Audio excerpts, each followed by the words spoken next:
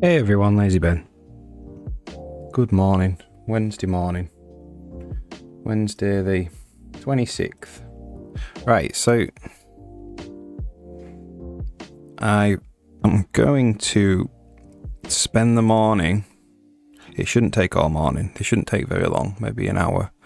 And just making previously undiscovered fast travel locations discovered. Right now, all the fast travel stations are hard coded to be is discovered equals true, which is not really. I mean, I want that while I'm developing the game, but obviously when you're playing the game, you need to be able to discover fast travel locations as you go. So I had a plan. This is called Whenever We Enter a Room, and this is more of an engine level function. It's not to do with the game, so I can't code it directly here, but I was going to put a hook in here, or fire an event that we've entered the room, what room we've entered, and then the fast travel station, the fast travel controller, can just listen for that event and check if there are any undiscovered fast travel locations in that room, and fire, and then send a notification to the game's HUD if there are any discovered ones. So we'll do that now. So what we want is an engine event called on room enter. Check we don't have one of those.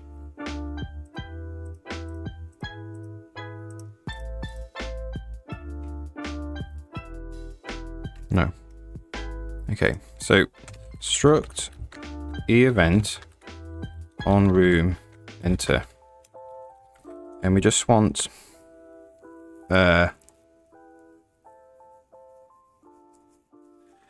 probably want a string.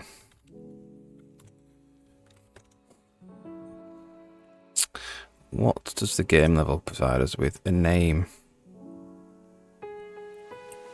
The thing about names is they're fast.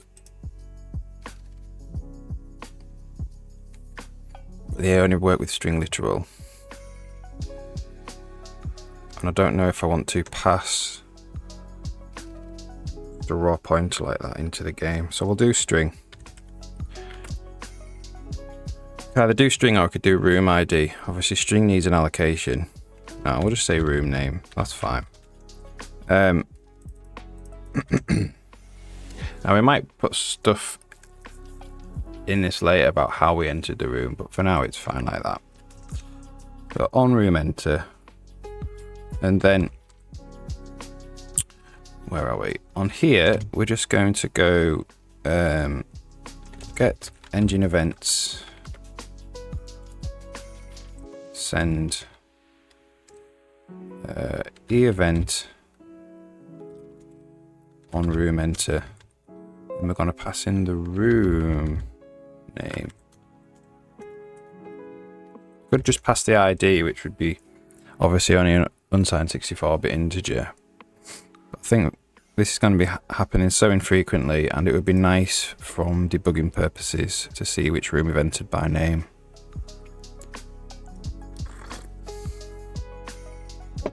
Okay, check that builds. Does not build.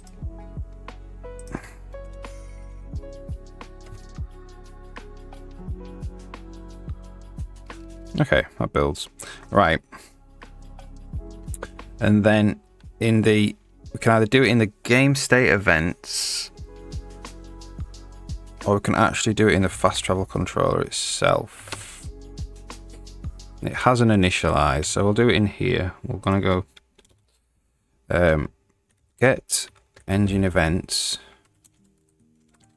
dot listen for event on room enter.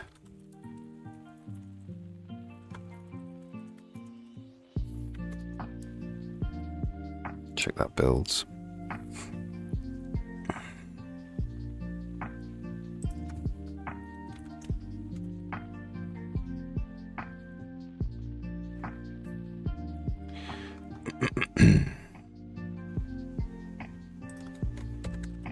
Let's get my syntax right.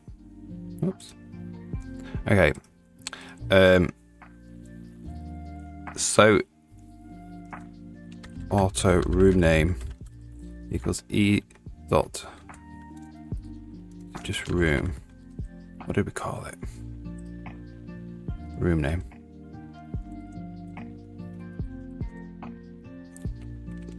Well, we don't need to do that. So we need to pass through this, and then we're just going to go for auto room in our station.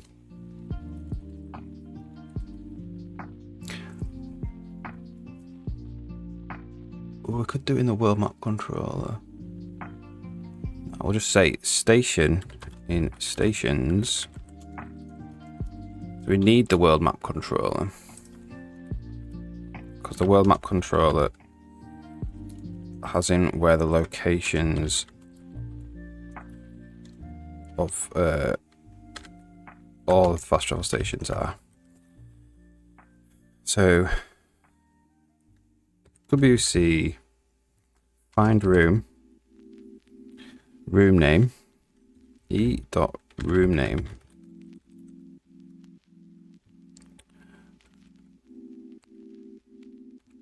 So let's just see what we have here. We have in here.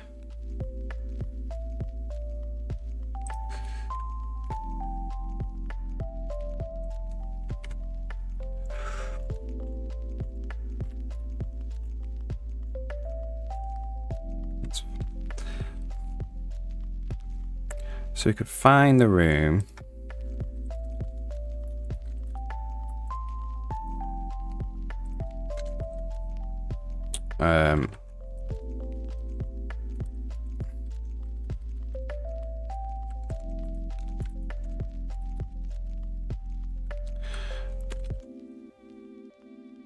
And then the room, so that's not reference.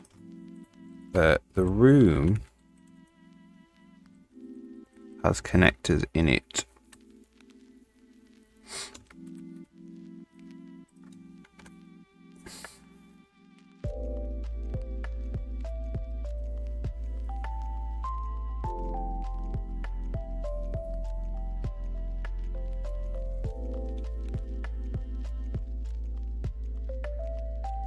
And connectors can be a fast travel.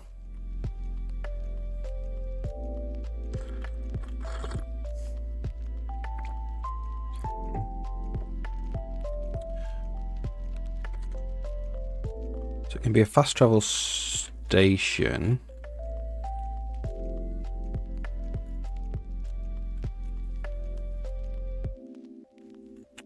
What I want to know is how I get particular fast travel station IDs. So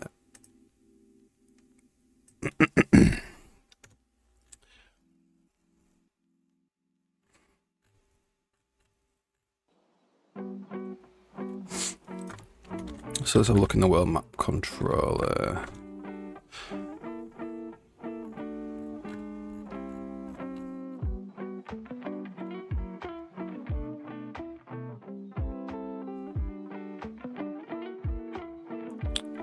So we have to get a fast travel region. Let's put this here to look at.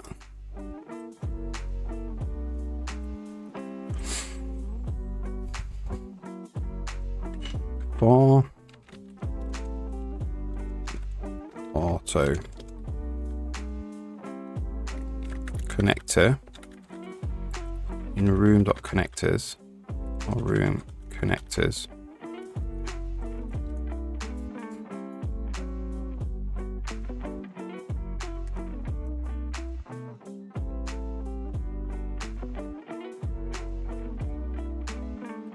we get the fast travel region. What is the fast travel region? Got the station, the location, the points.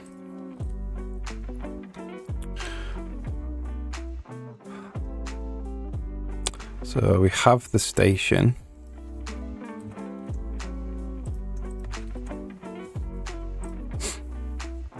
So I wonder if we should write a function to get a list back of all the fast travel stations in a room.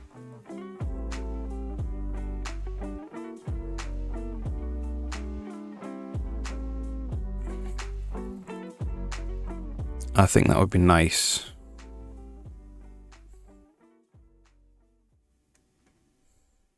Because then we can use that here and here. So we'll do it here. So this is going to be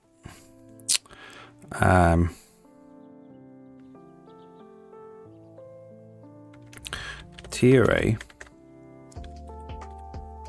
So temporary array of. Do we want to actually return the fast travel station? We probably do. Fast travel station. Get stations. Const w string view room name. So that gets the stations in the room.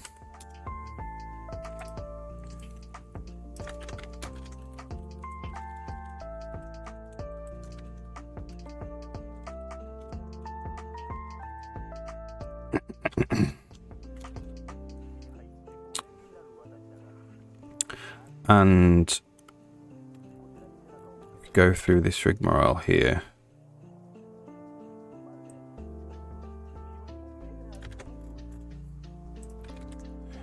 World map controller, find room, room connectors. So we've got the fast travel station. And then we just want to go result. So we're going to call this a station name, and then we're going to say if station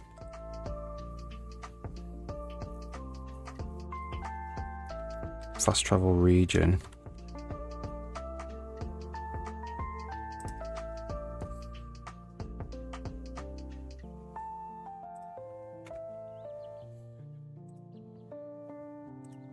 have the ID, no, which is the station. Get station, get fast travel station ID, station name.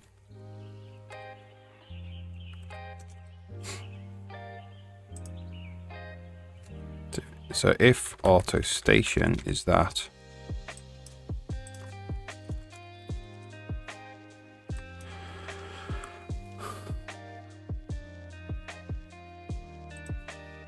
no, I don't think we do actually want to. We don't want to make a copy of the station. I don't think. No, we don't want to do that. So this is going to have to be a fast travel station kind.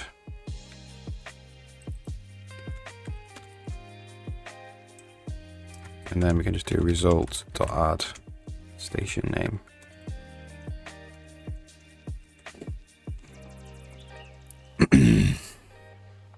We might just do add unique because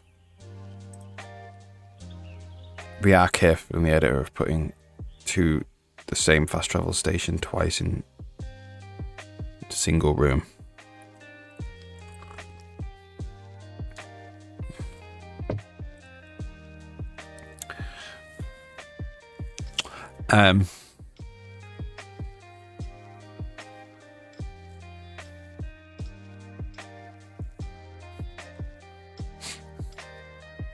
So that obviously requires a temporary allocation.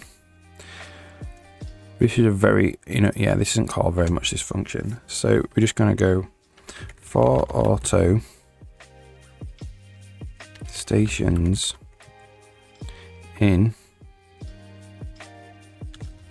get fast travel controller, get stations in room.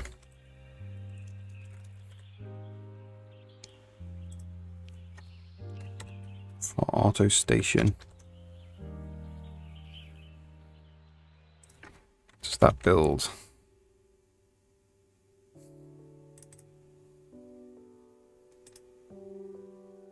Room dot name.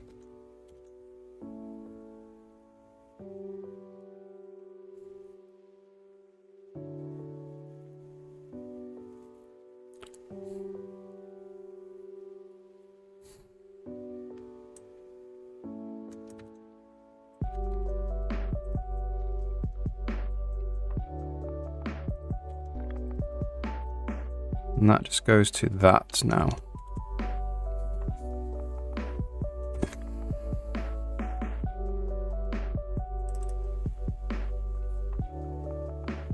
Ooh, we do need the connector though.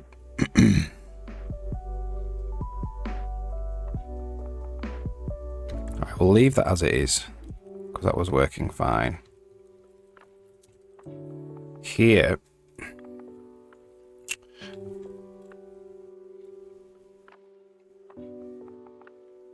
we can just go for auto station in WC in get fast travel, get stations for e.room name.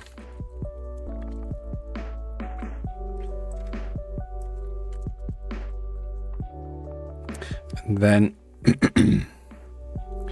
so that's actually station name, and then we want to go if auto station equals get station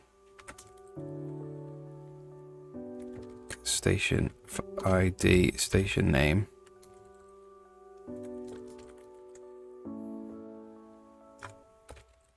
if station is discovered, continue. So if it's not discovered, we do station discovered, it's true, and then here's where we fire the event.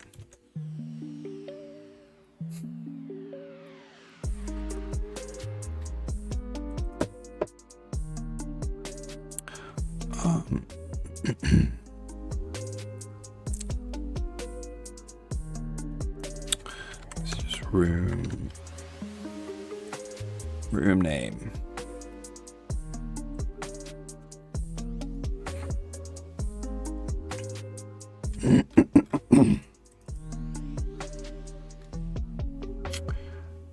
Use of undefined tap map world map room. So world map room is in the world.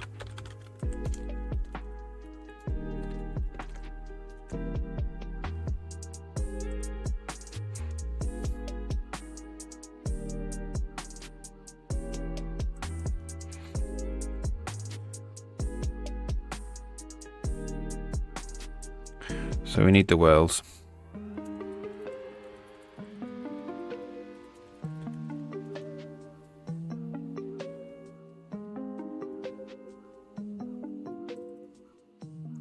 What's the problem here? We're returning the wrong thing.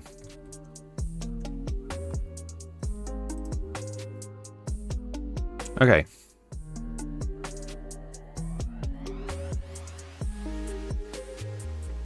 So let's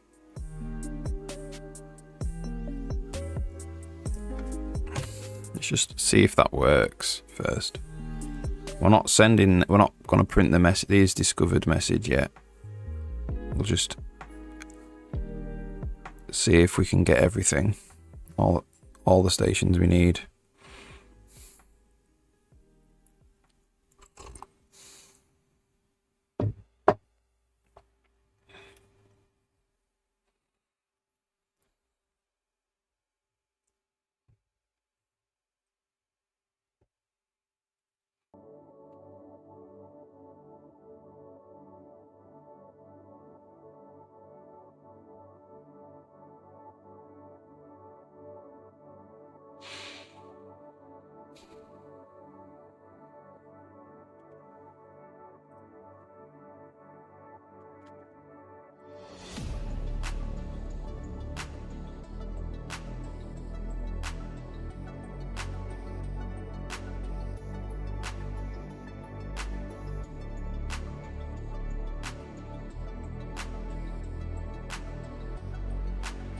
I was checking it was royalty-free music then, because this music seems a bit too good to be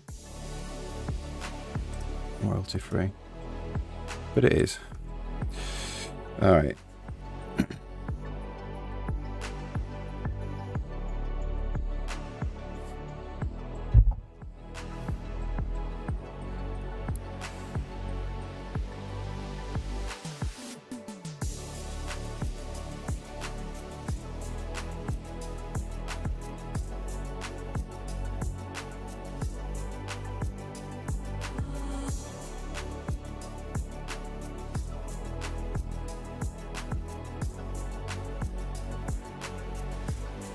At the moment we're booting into the editor because we were doing the spline stuff yesterday. Okay, so we've entered a room. Room name is empty.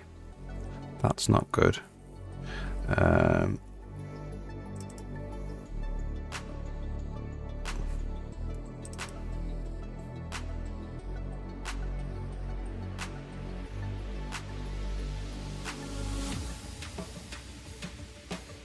it's not empty. Well, is it empty? It looks like it's empty to me. Definitely is. So why is it empty there? What's happening?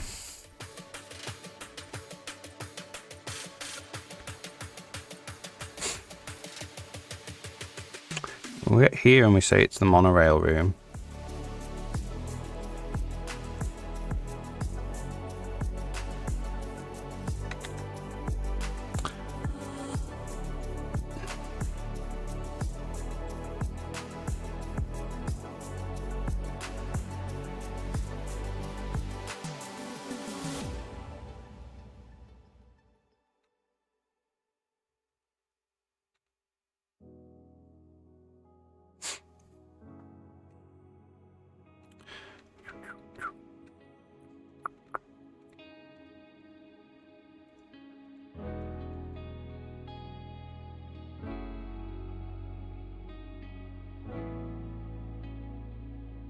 Data on room, enter monorail room.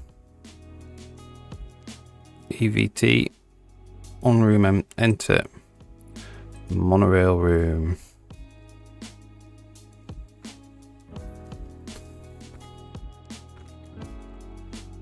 It probably could actually be a name, come to think about it, because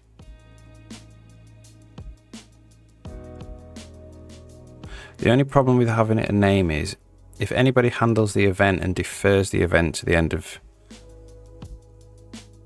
the frame and then that name gets released, yeah, it has to stay a string. It has to stay inside this event. On room, enter monorail. So that got the right event.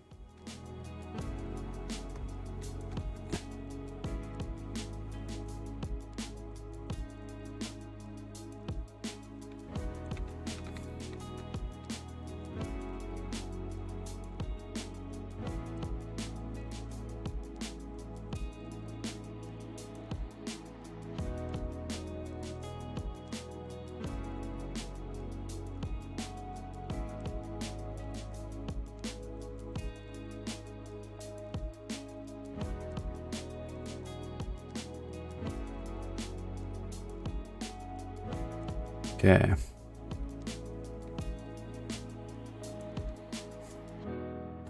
So this is us actually releasing a string now.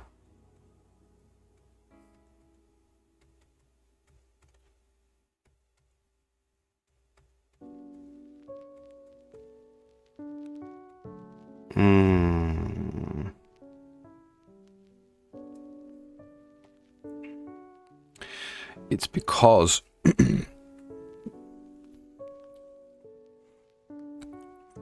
we've moved it into here, I believe. Is that how we want it to work then?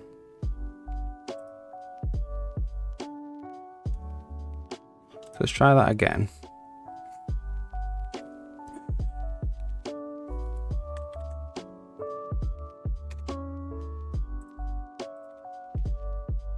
So we send it.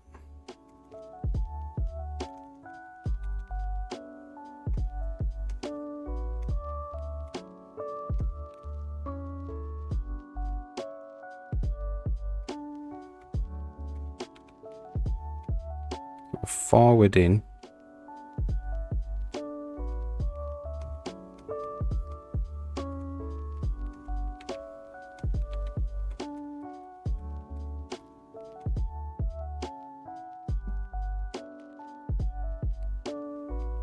There.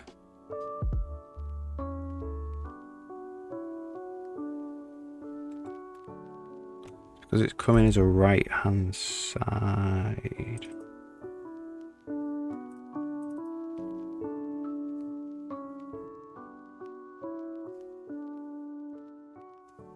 Not sure if we want that.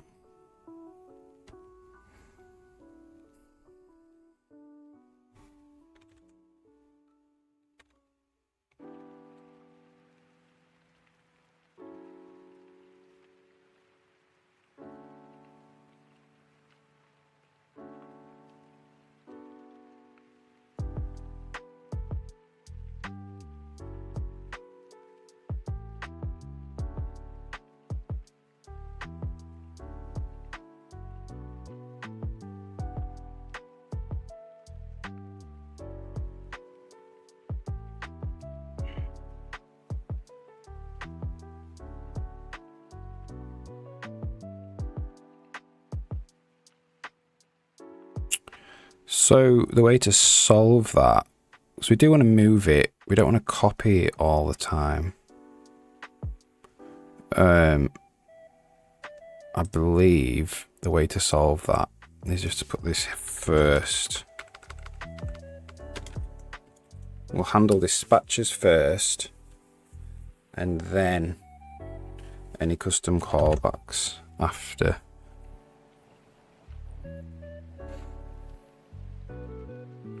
So let's see what game events does as well.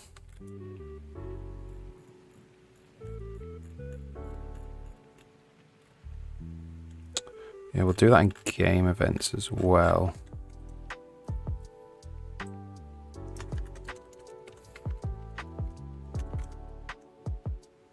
It'd be the same thing.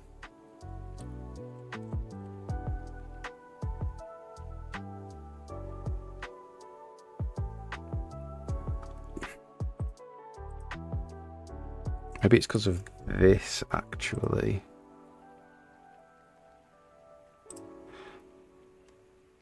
Let's try this. Let's not try pass it through like that. Let's try pass it like that. Let's see what happens. I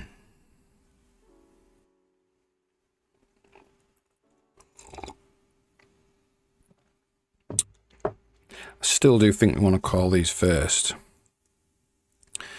because that could move the event out of there into there and then destruct anything, which we don't want to do.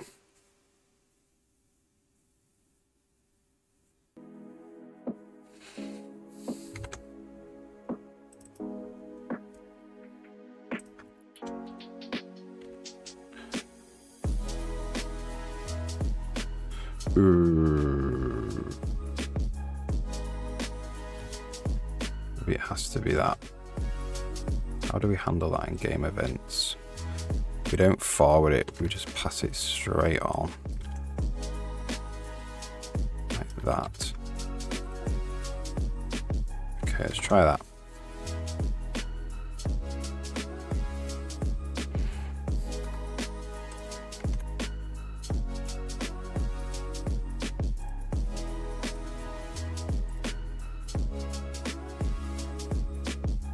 It's the same here as well, actually.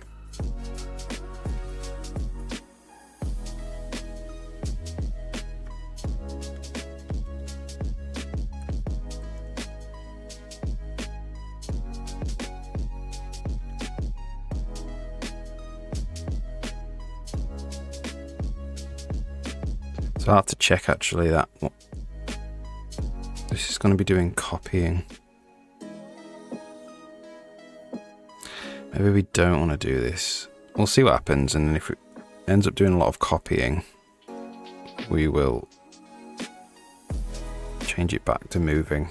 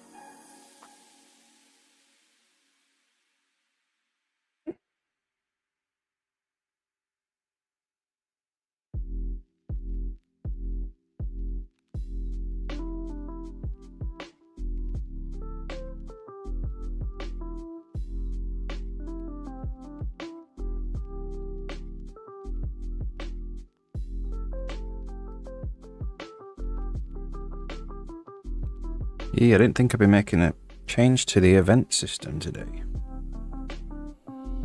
See, you think something will be easy and not take a long time, and then you get led down a rabbit hole. But this is good because that's kind of a bug that we've found there. We just now have to make it work the way we want it to work. I don't want to introduce a load of unnecessary copies. What was happening is we're moving a string into the event, and a move will mean the source event, the string gets nullified. So you send this in here, and then this is a move. This was a move. And it meant that this event claims all the resources of this. And then because these dispatches was called later, this ended up being a blank event. Which is amazing that actually, I haven't found that earlier. I think it's because it's mostly in game events. And game events do it a different way. Alright. So we allocate the string. We do the dispatches. It didn't even compile. We do have the room though. And there are no fast travel stations in the monorail room. So that did work. Now I want to see what happens here when we're making a. So we are malloching.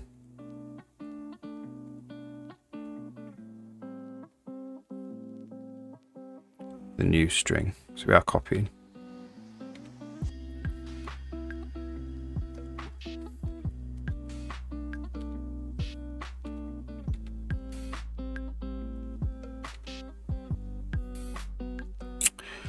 So, and then we're moving after that. So we've made a copy of the string. Is that what we want to do there?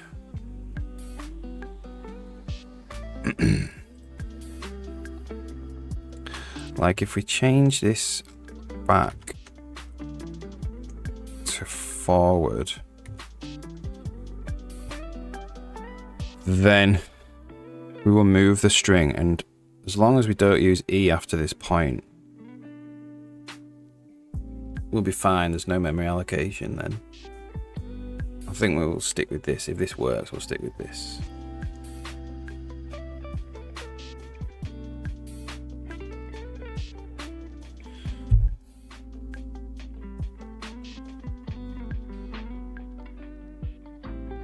And then we need to check the case where we create this event and pass it in as a left-hand side.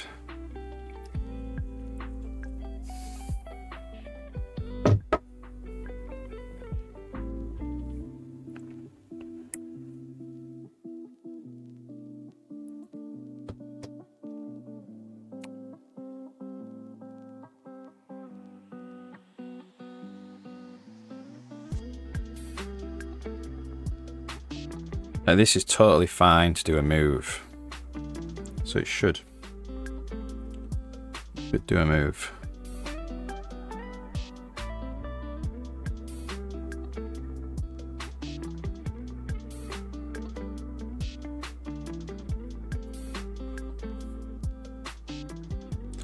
I want to try and get this done within the hour. We're going 35 minutes now.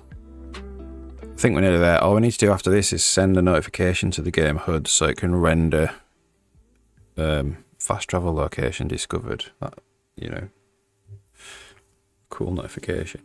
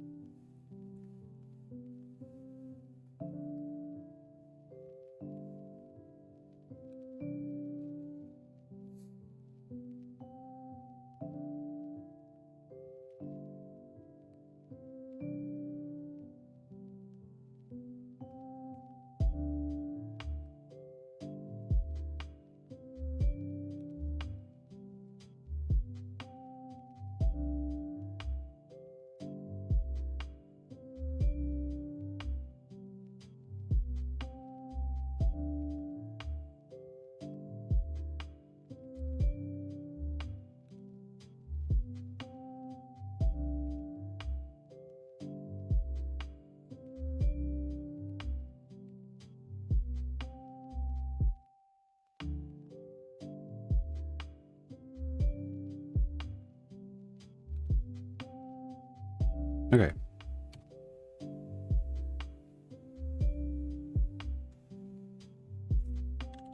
Launch the game.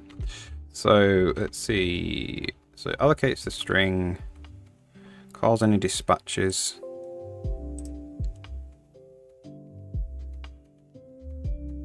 He is still alive.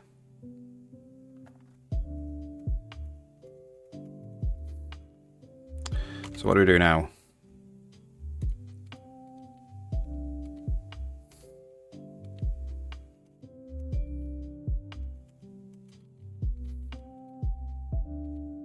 So we're zeroing out the storage.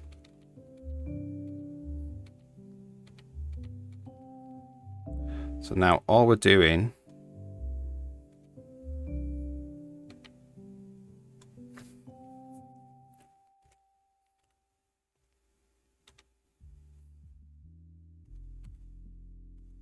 allocating some storage and we're moving.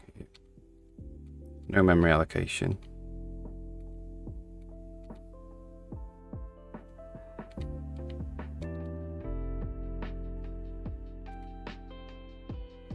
Remove the buffer.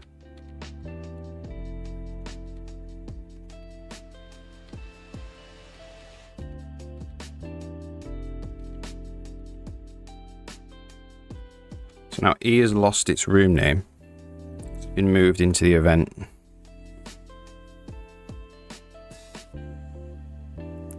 But there was no memory allocation, which is what we want.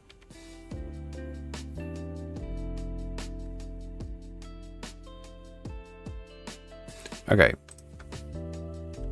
so let's see what happens now. Let's go back, all the way back.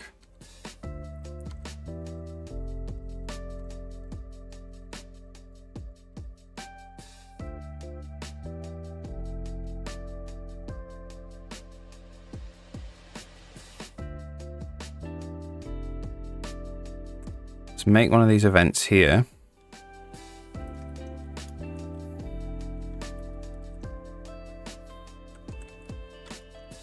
pass it in like that. See what happens when you even do that. So basically you can't do that, which is totally great. You have to call standard move on it.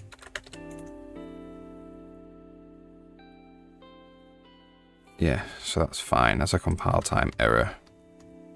Can only pass it in as a right hand side. That's exactly what we want. Okay, so assuming this event's there now.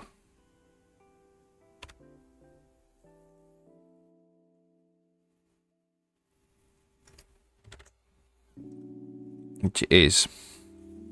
Monorail doesn't have any in there. So let's go to the next room along, I think does. This is the fast travel room, so it definitely has fast travel stations. So it has transporter room 1. And it's saying it's discovered. Awesome. So let's make blah, blah, blah, blah. We're in the fast travel controller now. Let's make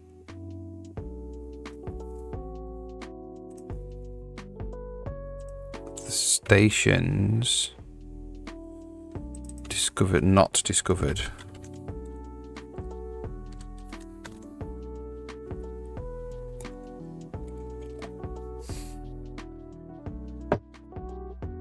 And then we want to send an event. We want to send a game HUD event. Where do we do this? Let's do this in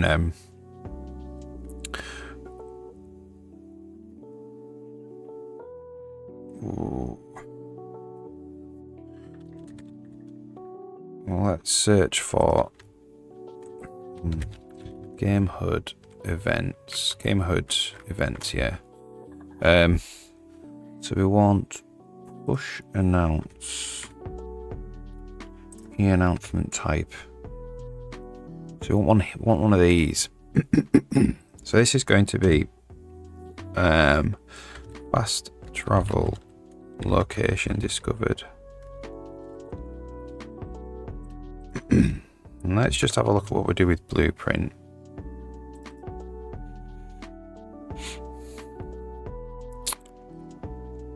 So it's a push announce. It's very nice and straightforward.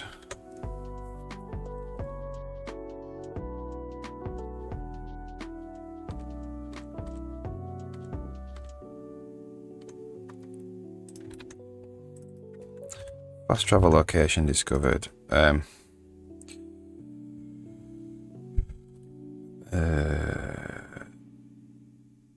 Strings en.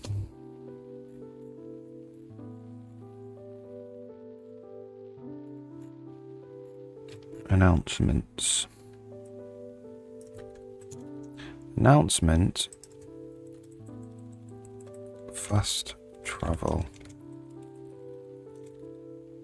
station discovered. Fast travel station discovered. Might want to call it something else. Transporter room discovered. Oh, it's not station, it's location.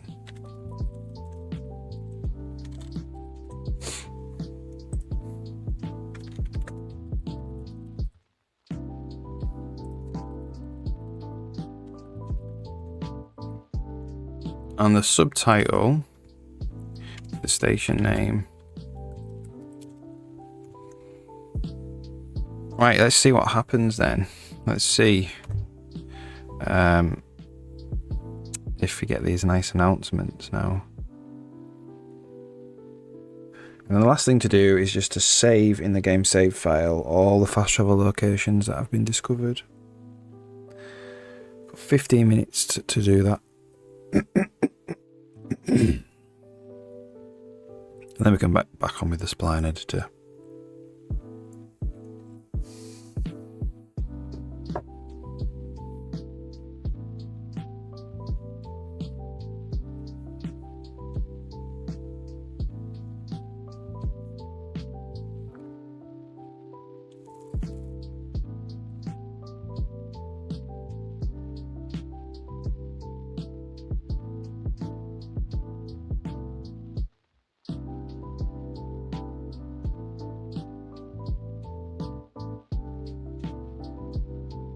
Alright, so let's launch the game. So we're walking to here. Fast travel location discovered. So let's walk back out of it. And walk back in again. And we don't get the announcement because we've already discovered it. Fast travel location discovered. Transporter room 4.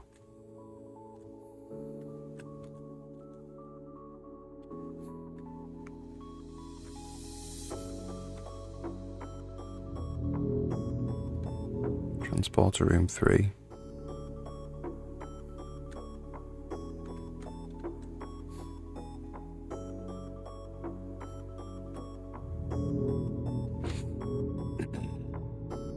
Okay, so what I actually need to do as well is in the world map controller.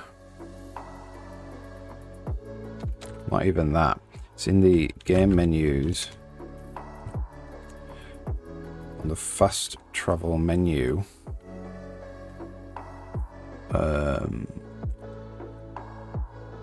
We only want to show discovered locations.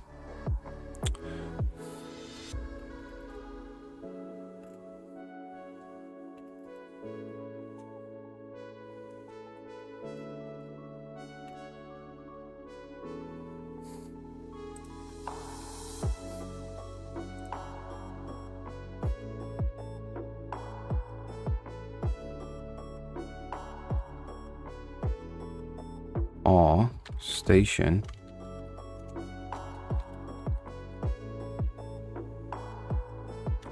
no,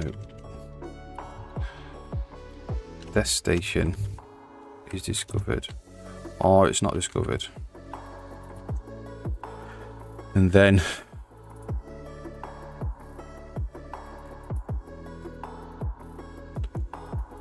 we already checked there. Alright, so we can check that now.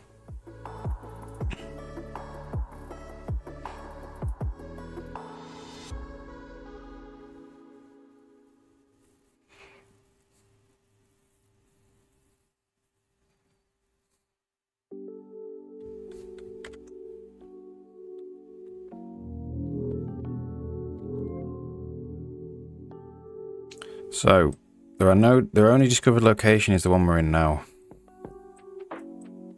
Transport room 1. And then we'll go over to here. Transport room 4 has been discovered. And there it is. Fast travel to it.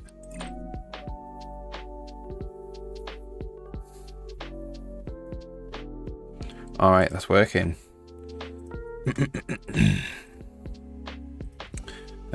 So fast travel stations discovered. Discoverable. Alright, so the last thing I want to do in the last 12 minutes is in the game save. I just need to, in the fast travel controller, we already do that. Even better. Okay, so we already saved whether it's been discovered or not. So we can test that. Let's discover this one. And discover this one. And then save. And then we'll reload the game.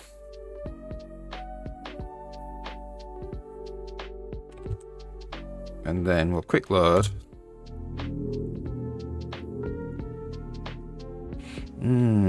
It showed the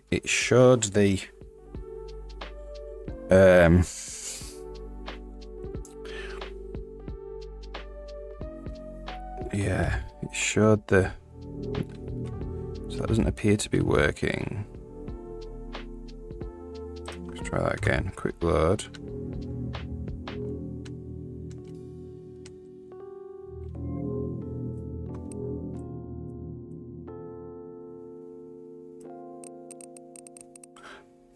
So it's not showing transporter room 1 on the map, but it is showing it in locations. Interesting bug.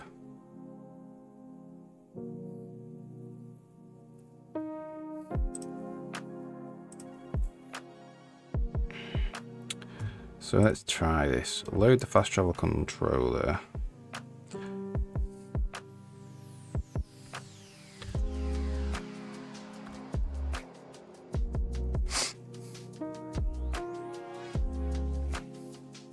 So what I actually want to test first is whether we're receiving the event before we are loading the game. So in the fast travel controller,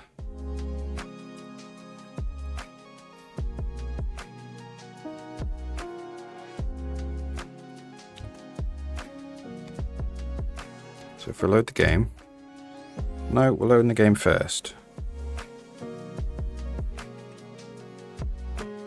So we've set them all to be not discovered.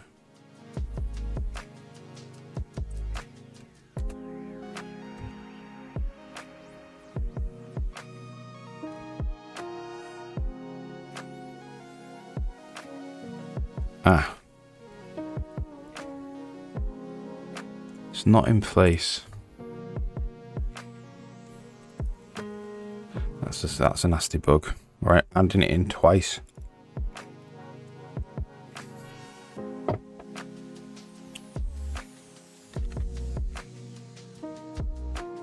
Right.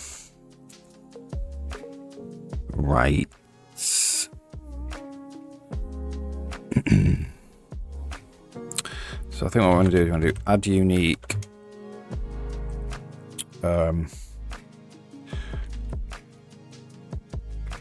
Astral station data kind. Does that work?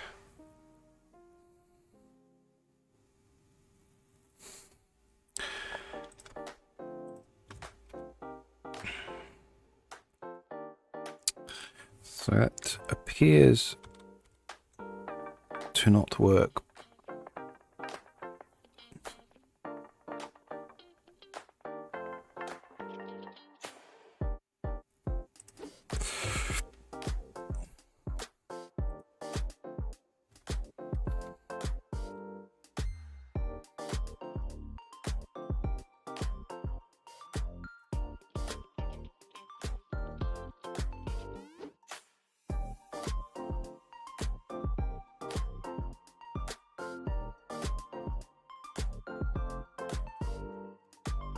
Why isn't that compiling?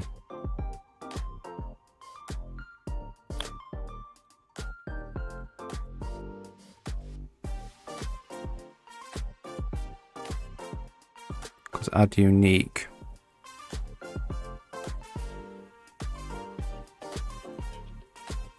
No, that's totally fine.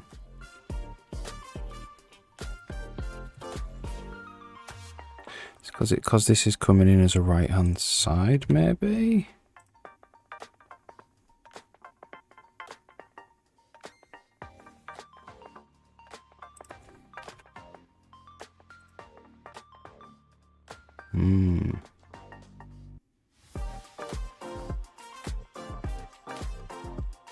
Right.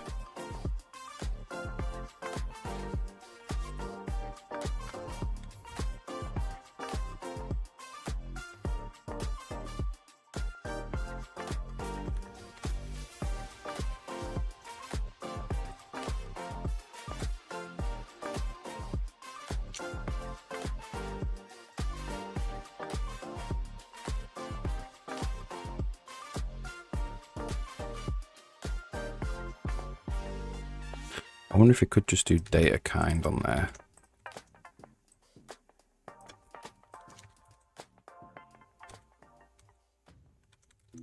Try that.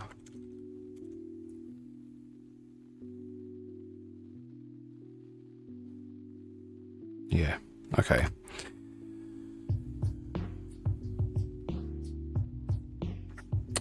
So let's launch the game. That probably fixed it.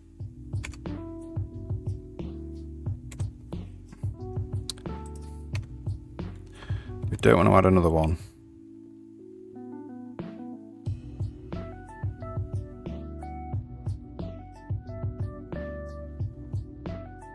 Alright, cool. So let's relaunch the game. That was a good job we did that, because that was a bug.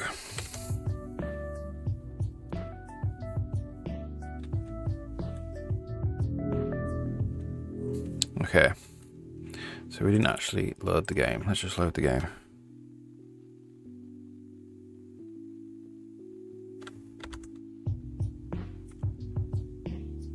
There we go. So it didn't call the discovered because we've already discovered it. And they're on there. Cool, that's it. Job done then.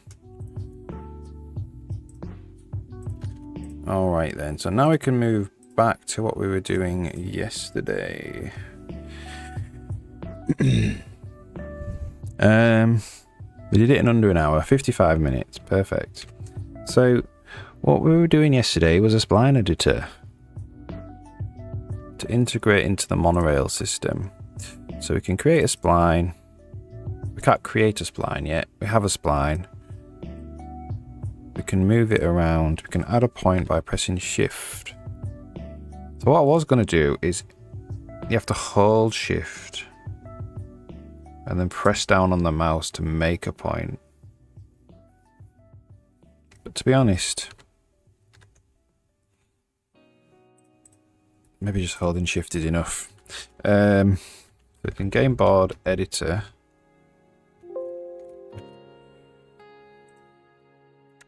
and this is it.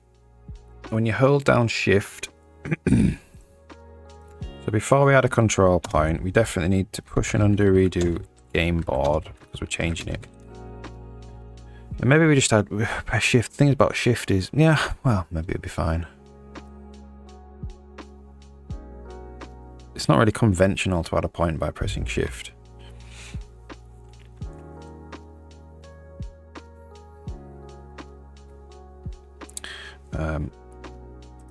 So click on it and then you press shift. It's not highlighted, shift does nothing. So you can basically do this and then you can press shift and it puts a point there. So the only thing is it picks the nearest like line place the point.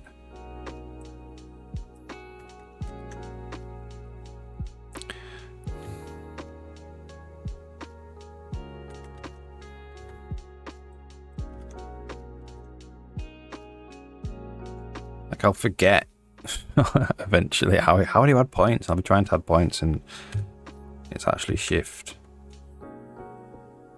How do we add points with the other things? Not that.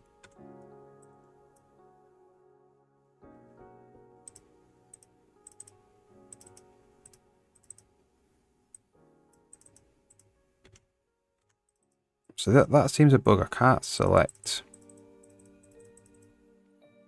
the pond there.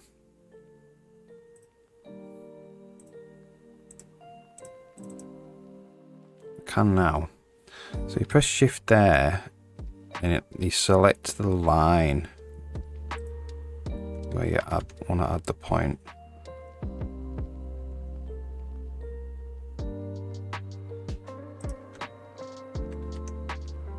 Whereas on here, you just press shift and it adds it where the mouse is.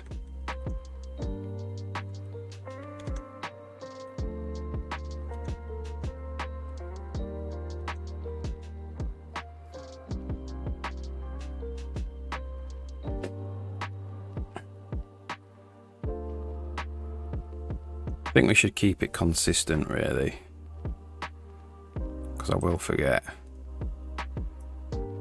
So when you hold shift, we'll start highlighting lines. So let's just F0 this out for a sec. And we can get rid of this. So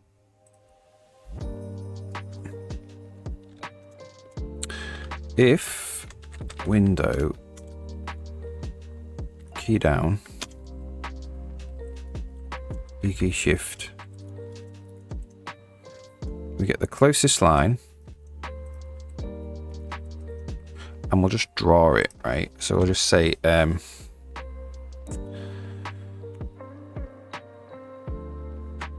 canvas draw line in world from control points closest line I0 to control points closest line I1 float color 1 1 in max. Okay, so that should just select the line that we're closest to, and then when we do key down and press the mouse down, that's when we place the point.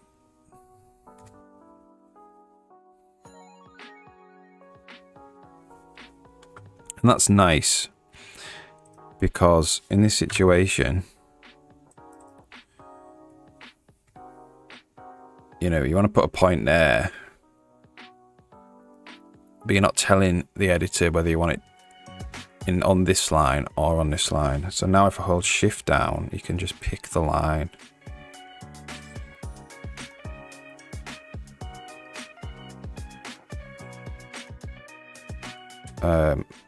If shifts down, we want to stop highlighting the highlighting that line. Where do we do that?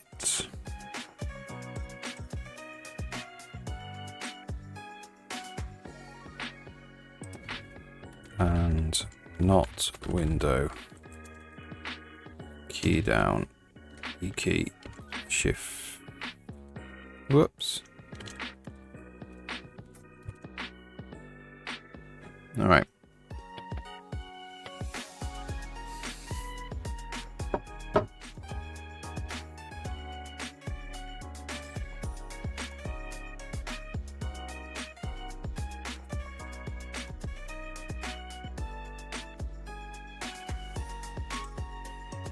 Let's just set up some filming for YouTube.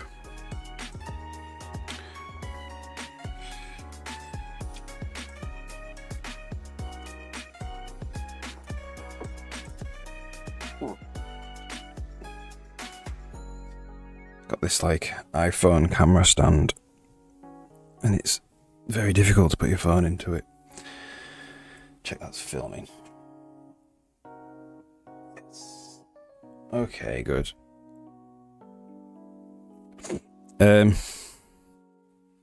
So if we're holding shift down, we can't highlight the line in theory. So if I select it, there we go. So we know what line we're going to append to. And then when I press the left mouse button with shift down, so if window dot left mouse button just down, we'll do that. Okay, so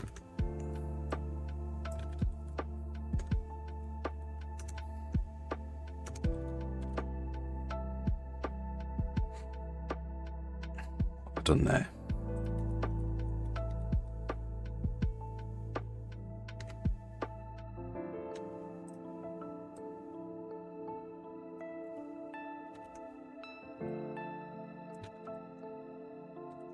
That's this.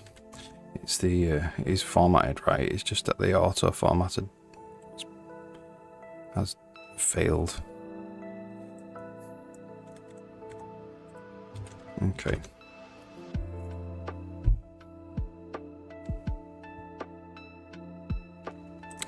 Right then, so we should be able to add points now. That more intuitive way. More intuitive for me, anyway. So, just do that. So it doesn't remain highlighted, which we definitely need to do.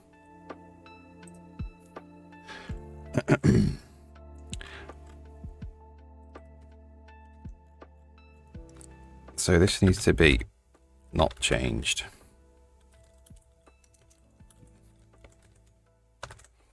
So whenever we change something, we keep it highlighted. Changed is not there.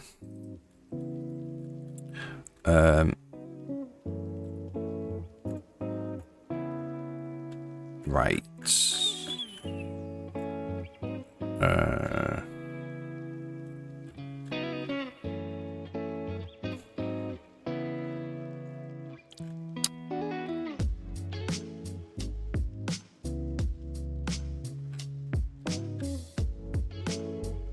Ooh. So this change is actually per spline, per path.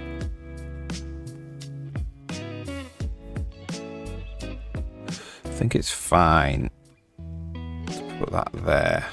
No, it's per path. We're only actually changing one spline at once.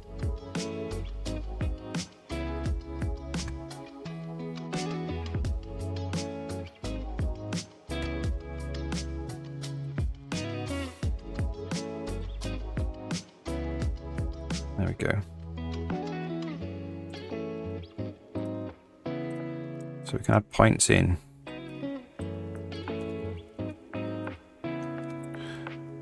Add one there, add one there, add one there, add one there. So what happens if you want to add a point to the end?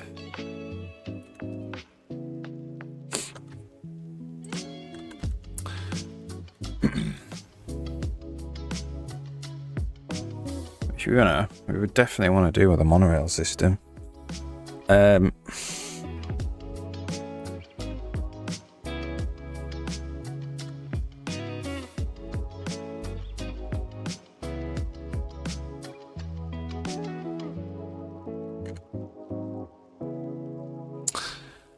Right.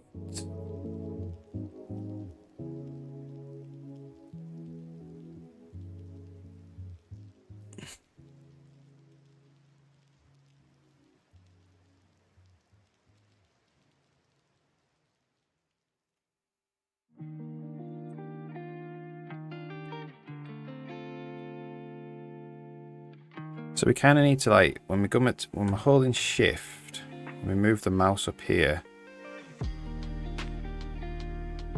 it needs to draw. So if you get too close, it needs to draw.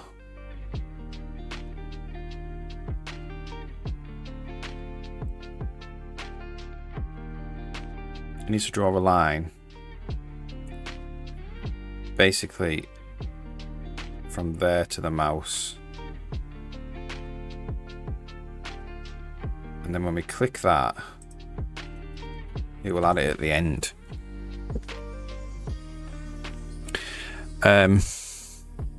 So it's to detect when that is happening.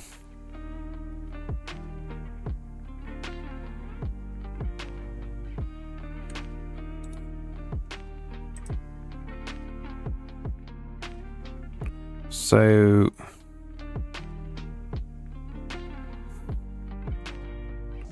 what would be the state that that is happening?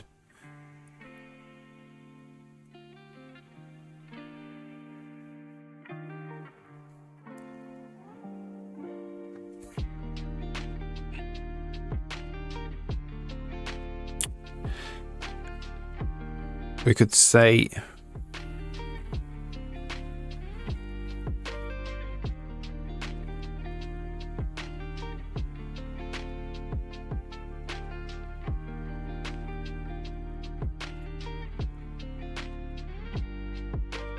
if it's an end line and the vector between there and there is shorter than the vector between there and the mouse.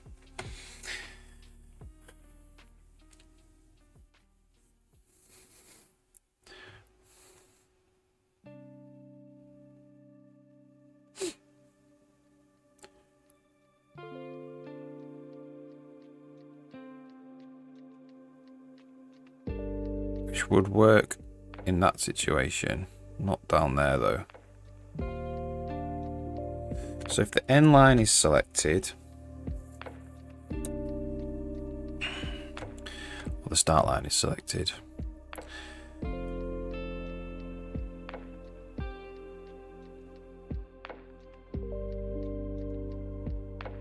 yeah, we'll try that. We'll see how it feels. All right.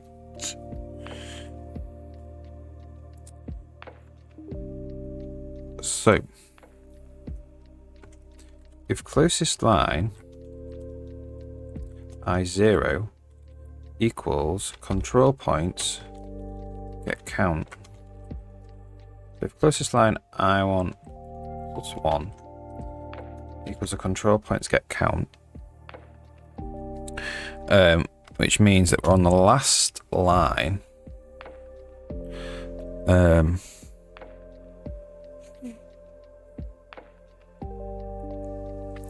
We want to say, so we want to go P0 and P1.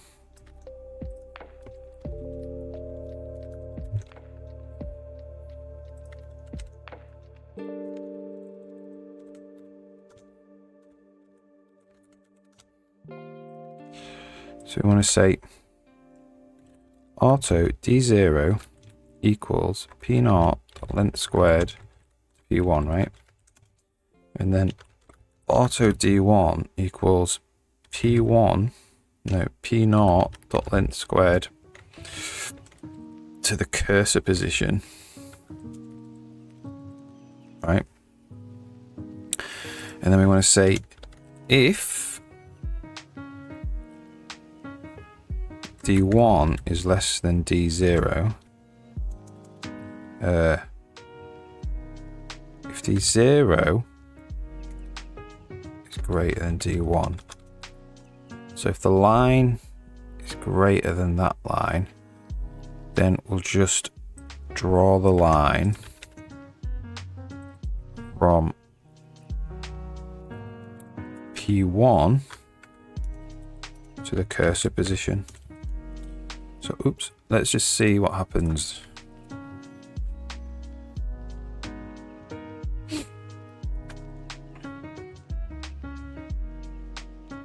That's a problem. Oh. Do we have distance squared? Yeah.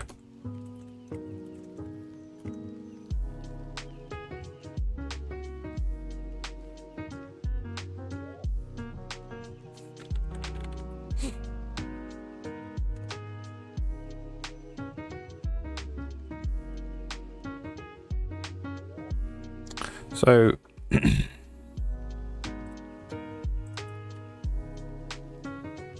so that's all. It's the other way around.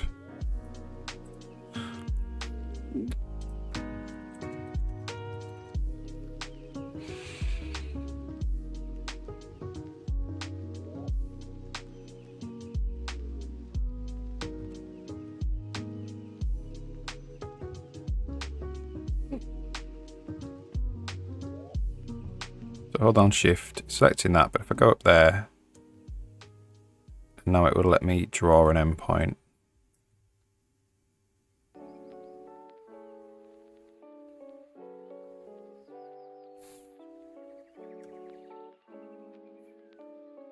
All right. So also we need the case else if closest line by 0 is 0, right? It's the same kind of thing, but it's P0.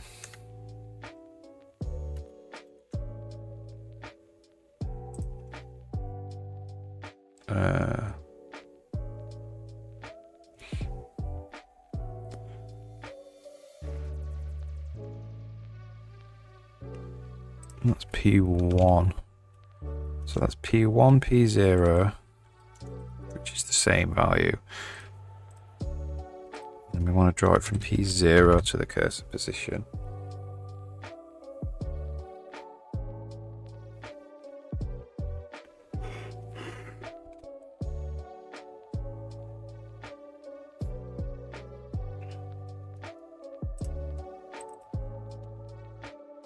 There we go.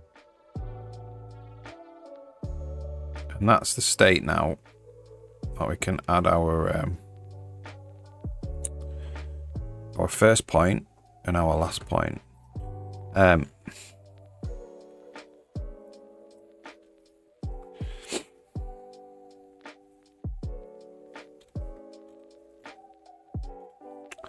So not changed.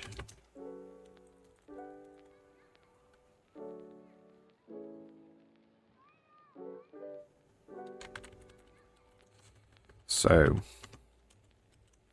all we need is the actual line index that we want to append. So that we want to add the point into. So we're going to do standard, optional, size T, new point index. And then this is new point index equals closest line I want, right? So I'm going to say if not new point index,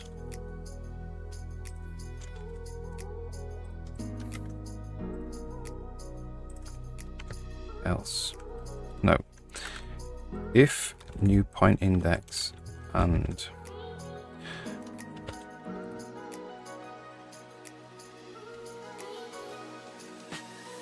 then this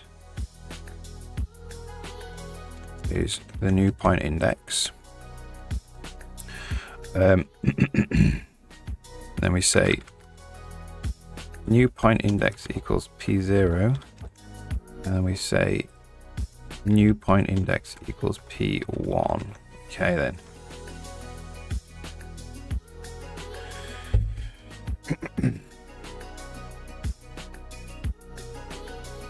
It's a problem.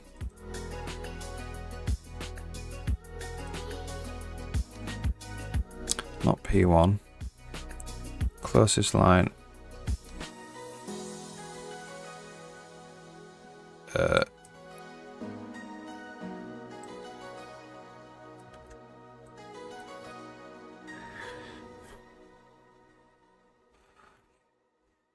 I want to know if add at. Well, we'll check. If add at, if we're just appending to the end of the array, what will happen?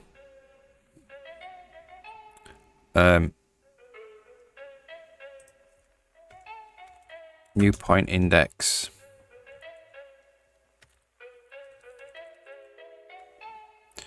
Equals 0. I would just say closest line, I0, whatever.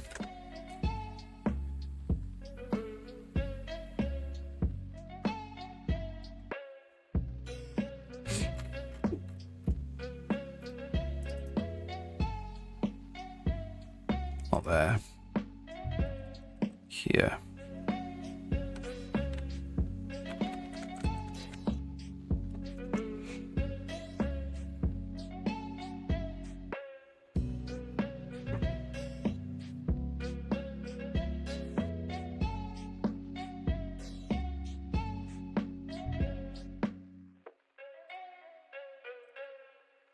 Right, so can add one to the in the middle, can add one to the end, can add one to the beginning. There we go.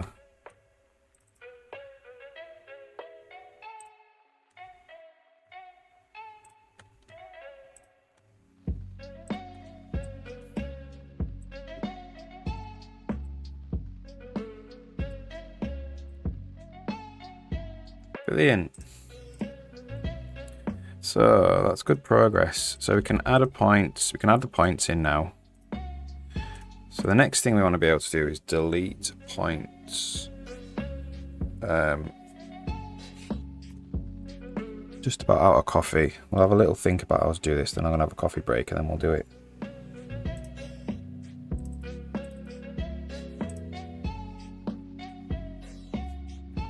So right now, if you click on a point, it immediately unclicks itself.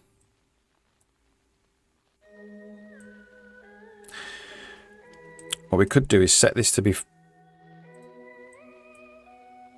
We could set it to be focused.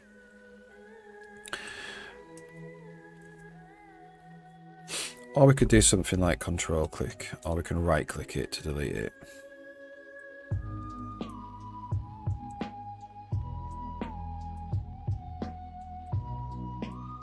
Yeah, well, maybe just right click it to delete the point.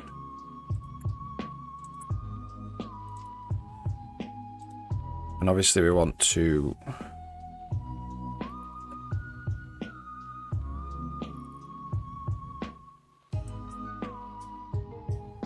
we probably don't want it to have less than 2 points. Or 3 points. Probably 3.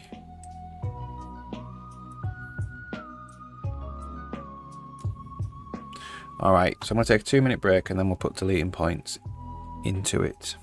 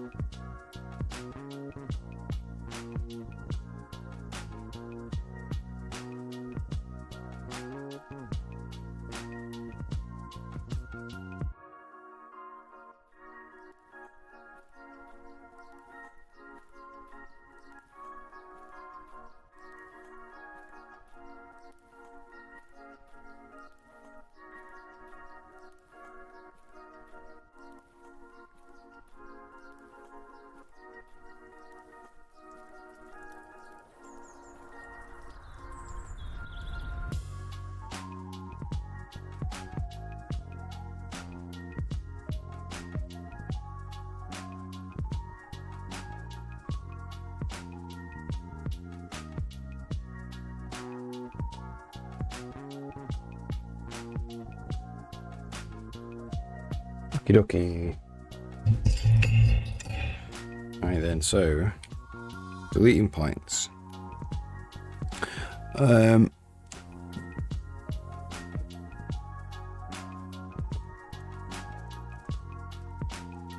a snack. Awesome. Ooh. Dropping it everywhere. Okay. Deleting points. So just right click on it.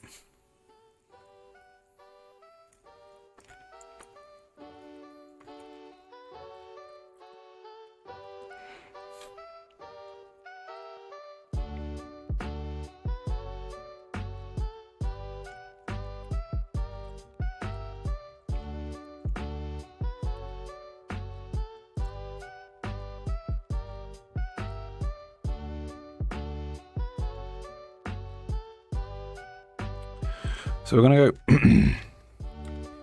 if canvas is hot, point ID.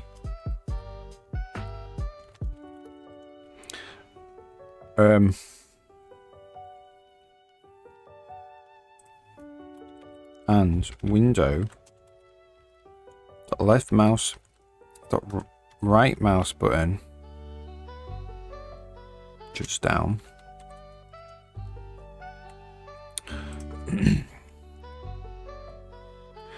Maybe we want right mouse button just up.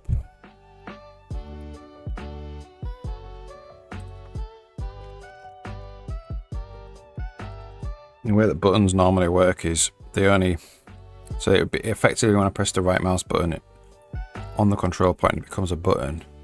If I was to then drag off the button and release it, I wouldn't want the point to get deleted. So I'm just going to go right mouse button just up. We don't have, which is the same as this, just up. Okay, and the window mount is just up, just been released. So if we're hot and it's just been released, we'll just log a message. Delete me.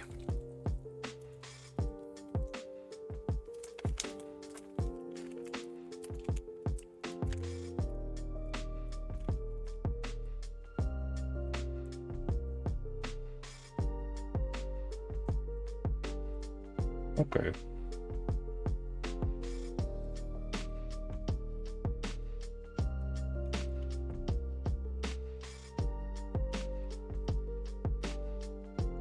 Bing, how's it going? No problem. Don't mind that. Hope you're alright. Making a spline editor, so I'm making a way to make curves. Building a monorail for the space station so you can travel around in the monorail. First thing I need is to be able to draw paths for the monorail to travel with or along.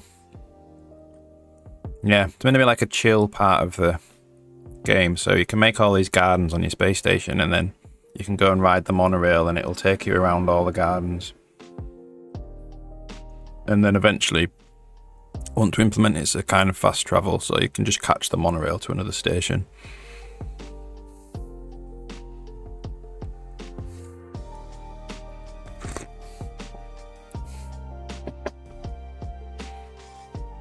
Be a big system this, because I also want all the NPCs to be able to ride the monorail and stuff.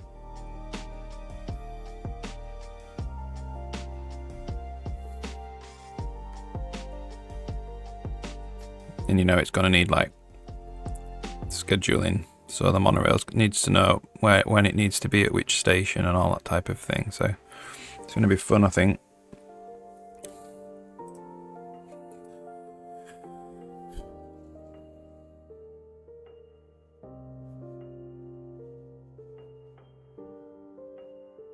But that's all in the future. Right now I'm just trying to make a curve.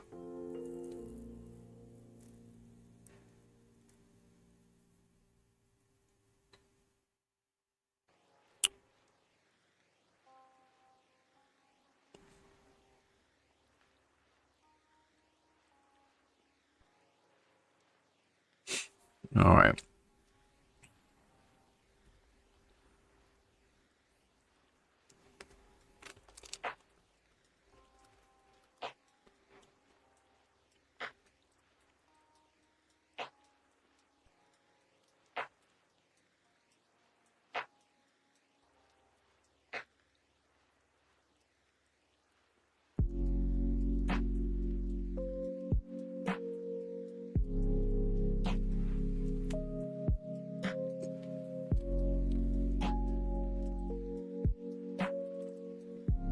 Click that. If I right click this now, I click off it.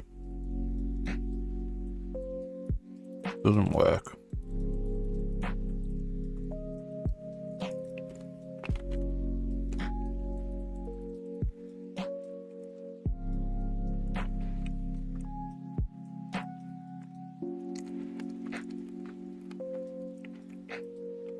So the right mouse button just up's not working.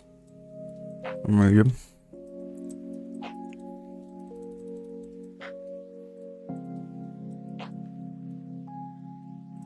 Here's the thing.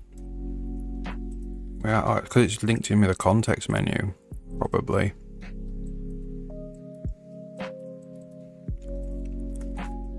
Okay, let's figure out.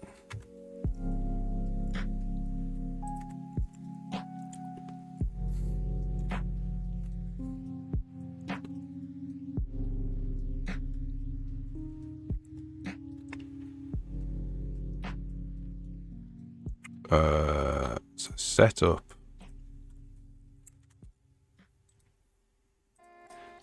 So you can't get up messages. Right. Maybe I'm just not listening for them.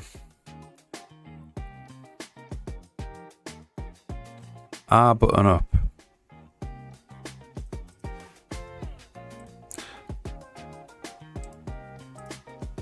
Whoops.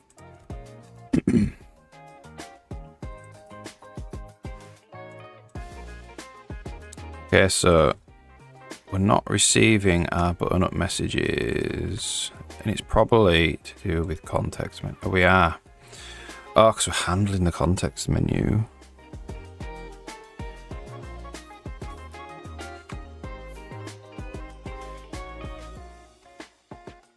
All right, we probably don't want to do that. I mean, we do want to handle it, we just don't want to return after. Let's see if that screws anything up. This is quite a low-level system, this. This is Windows stuff.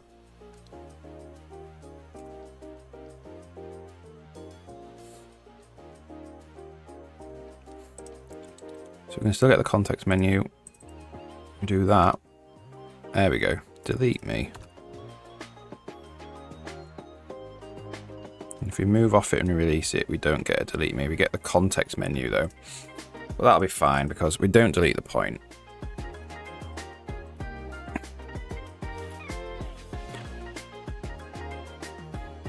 Right, so we need to delete the point. We are on. So what would be the best way to do this?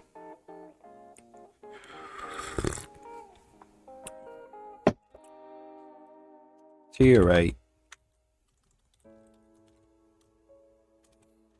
Well, we could just delete it right here. So we could say if control points .get counts is greater than 3, we'll do control points dot ordered remove p. Then we have to set p back 1. Else we need to push a message. Editor, push message, push time message. Error. Cannot delete point. What'd you say? Curve needs at least 3 points. Okay. And also, we need to push an under redo state here.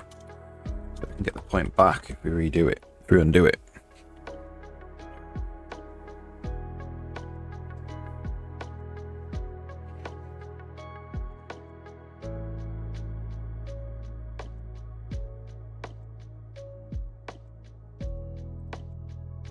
So, deletes it. We need to also regenerate the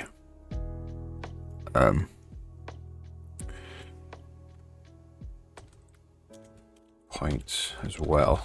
Change the actual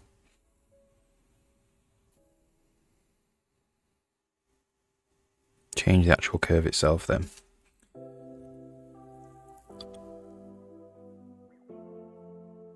Okay, let's try that again. So it deleted 2 points there. And it only put 1 back. It's because it's firing 2 times.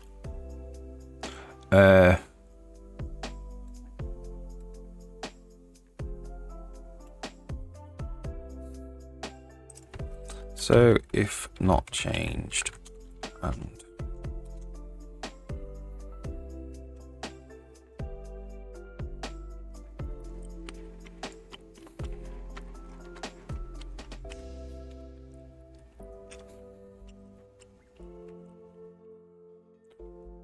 so we might get 3 of these messages as well. There we go, that worked. Control curve needs at least 3 points.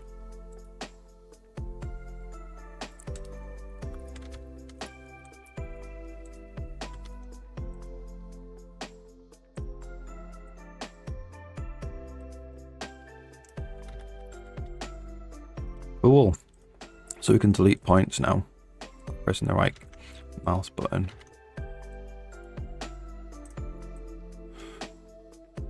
You can add points by pressing Shift.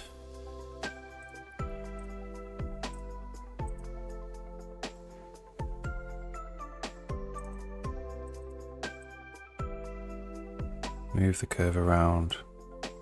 Alright, so I think we've got all of the curve manipulation in now.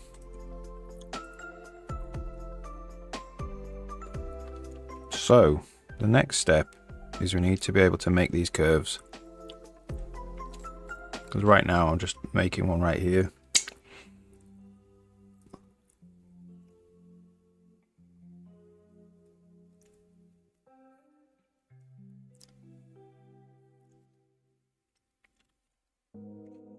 So, the way that I generally make things is I press Tab on the keyboard to go into the stamp mode.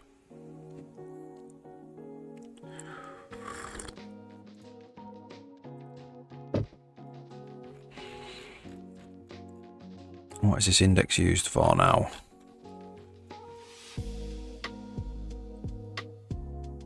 Nothing.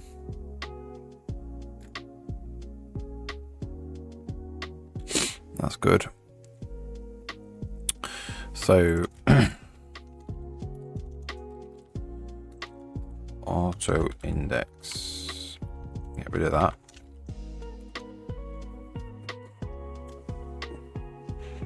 So instead of creating a new path, if path is 0, let's check that works now. I've deleted that.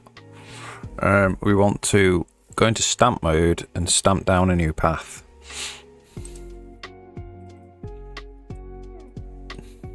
Okay. So let's if 0 this out.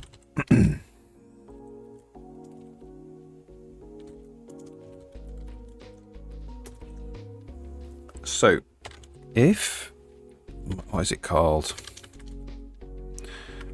Stamp mode. Stamp mode is equal to stamping.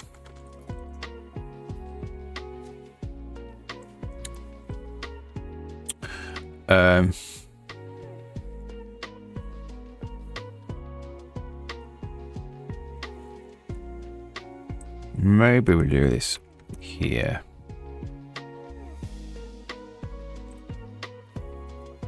If we don't have drag at the cursor position, if we're in stamping, else.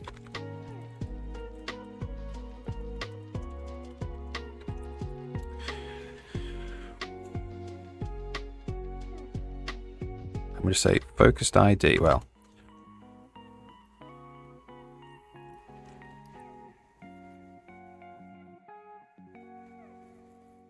so if when we move to stamp mode, we want to unfocus.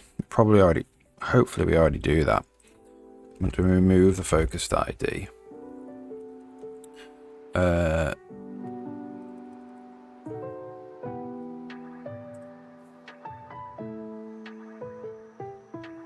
If it's not the rivers mode, we reset the focus ID and we clear the focus. Good. So if we're stamping, we're just going to do canvas, draw, quad outline, or quad in world, rect, cursor position, we'll inflate it by 0.5.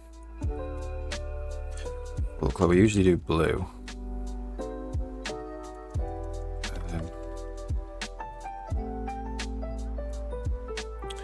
Let's get the colours.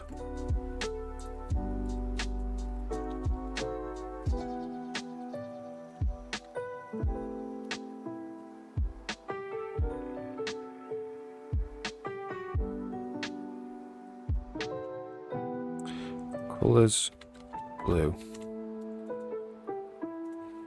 Z.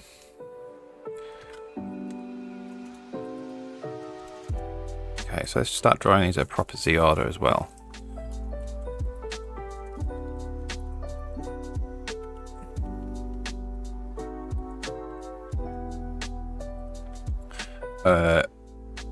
Z order gets Z, easy layer, quad. Okay, and these are lines.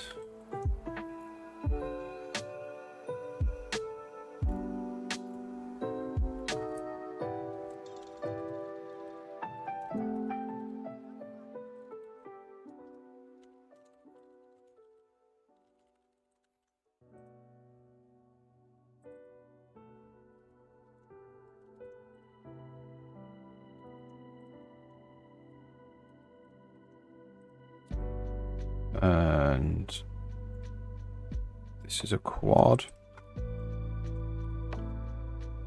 Z order gets the easy layer quad. It's a line, there are lines.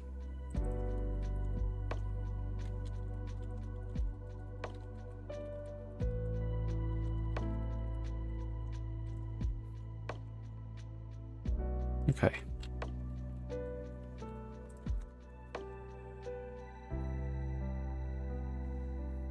Lines, undeclared identifier, what is it called? Lines with a lowercase l.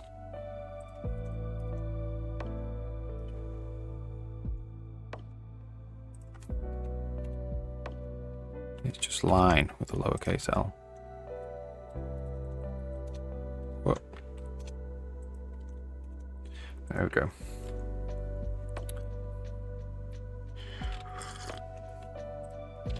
So let's quickly put this back in and check we haven't screwed the draw order up.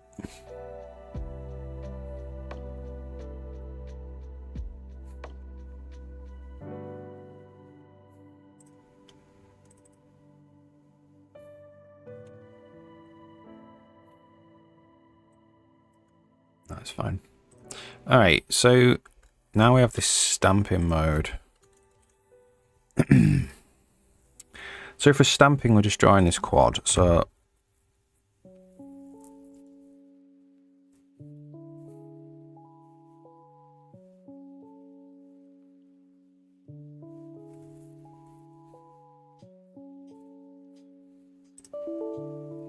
oof.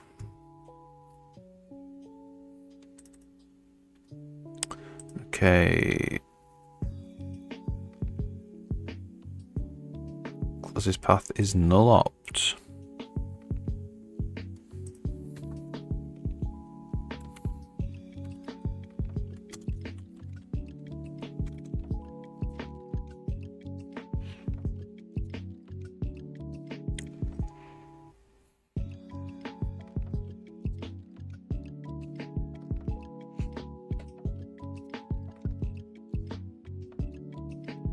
Alright, so I stamp by pressing tab.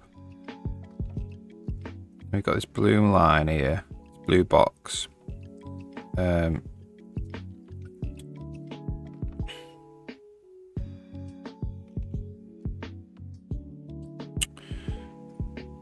then when I click, I want to put in a new path. So I either want to show a blue, I want to show a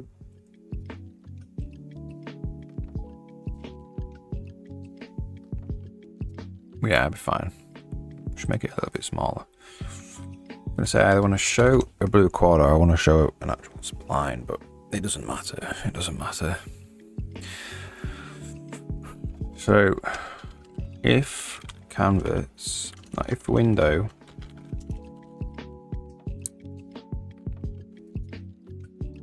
left mouse just down,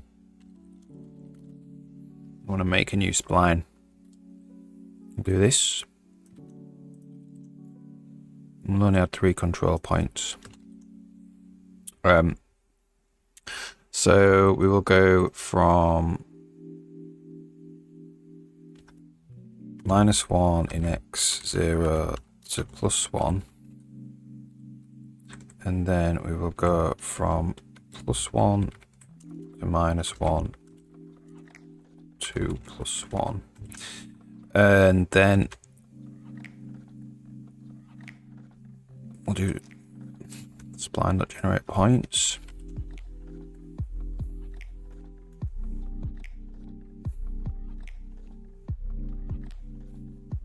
And then this needs to be translated by cursor position.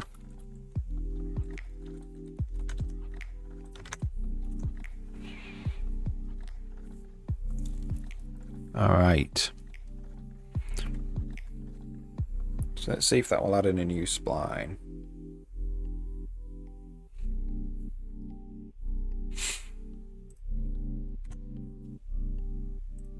There it is. What I also want to do is I want to set the focused ID to be the path.id, and then I want to set the stamp mode to be equal to none. That will focus that path, turn off the stamp mode, and we can start messing around with that path.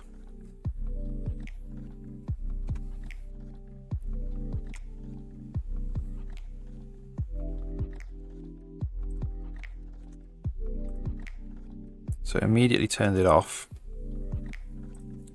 We'll say changed equals true, right?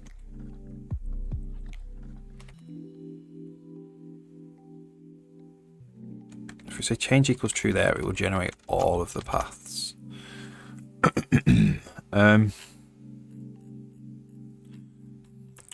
So what's happening there is we are focusing it and then immediately unfocusing it.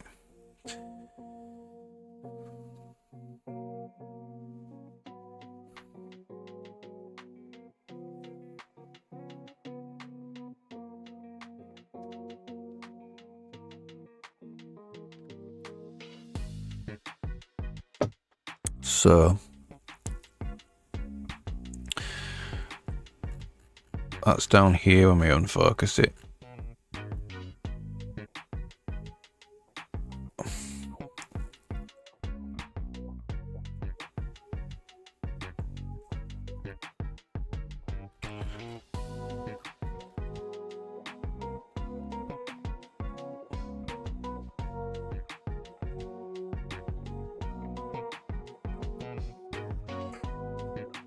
So,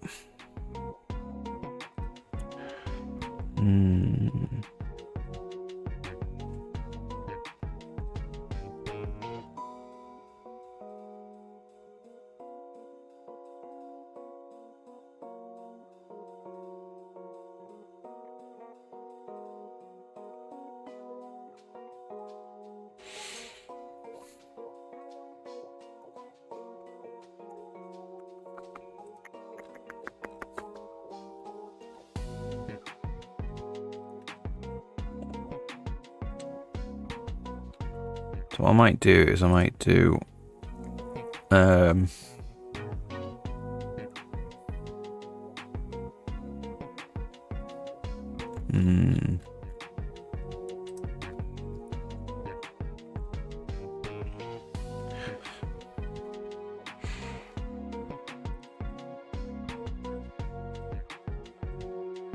let's get rid of that. So I might just do a general bool suppress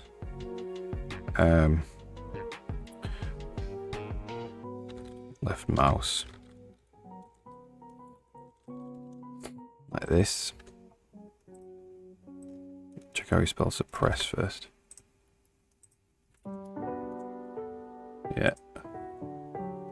And then so this would be a general suppress left mouse that we can use.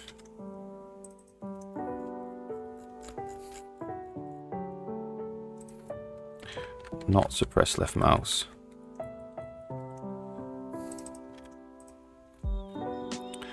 Which means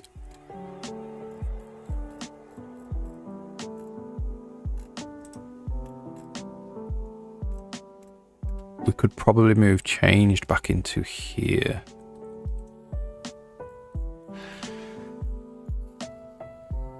And then this can be suppressed left mouse.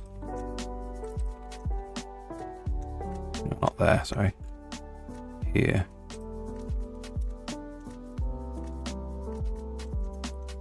Well, no. Keep that as it is. You can either use changed or suppress left mouse.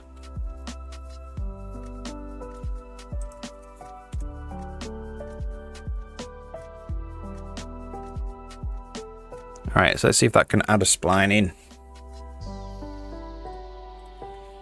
And have it be selected. Yes, there we go.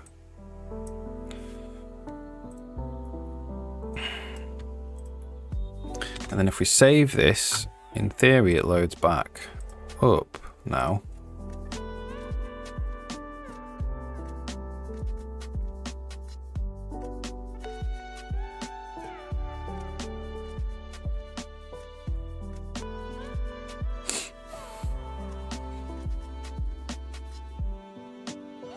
Okay, so if we go into spline mode, there it is.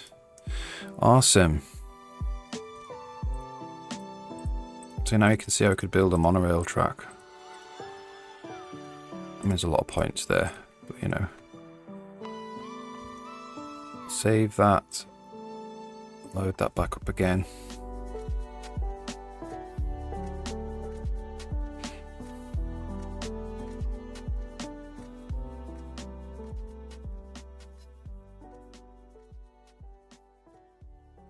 So we're doing on a way actually of deleting now an entire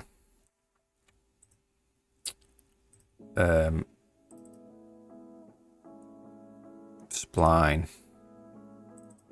So what I think we're going to do is we're going to start populating this left panel with stuff now. So when you double click on a spline, we'll have a delete button in there.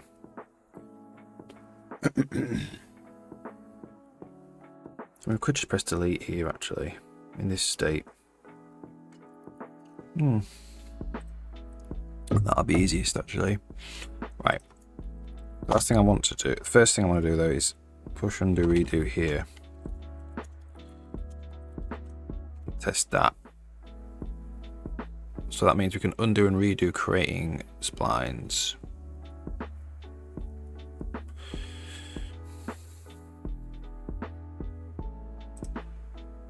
So let's tab, create one, delete, create. delete. Now we have a problem here with Control and Shift.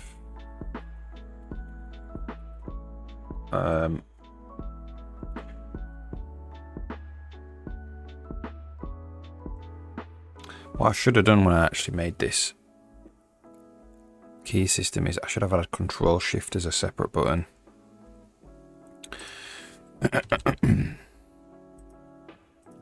Now I have to be like, not Shift.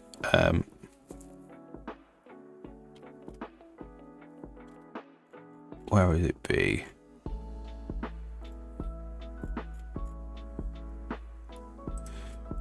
And not window key down, key control. Make sure we're not pressing control either.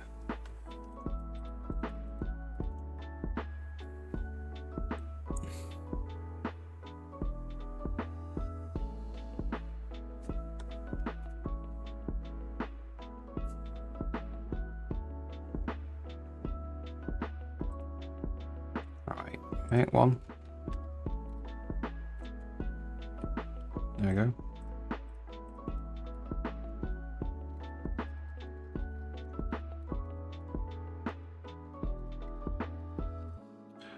So the next thing I want to do actually is delete whole. If path ID is focused ID. All right.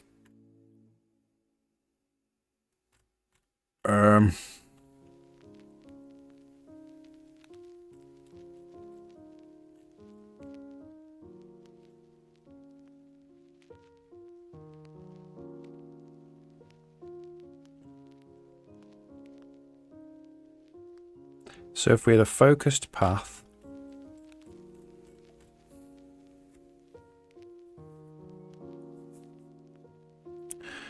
we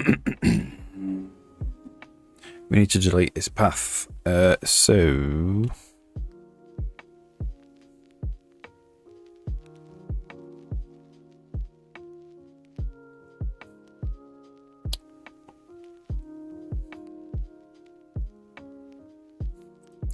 I'm just going to go U64 path to delete.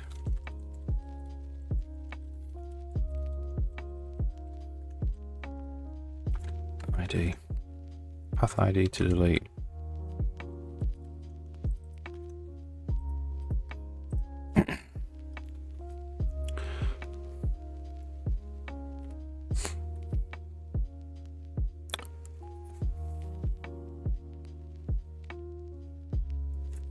There's two ways we could do it. We could say if window dot key down, key just down, e key delete.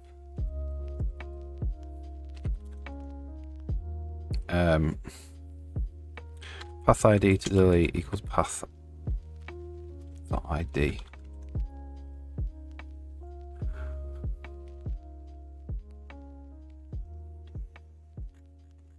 And then right at the end of here, if path ID to delete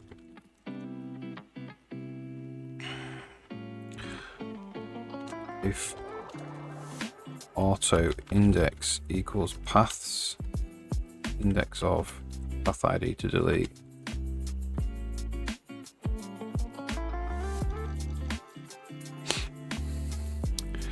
We can't search for paths by index. That's fine. By ID, I mean. So bool operator equals usage for other ID. Return ID is equal to other ID.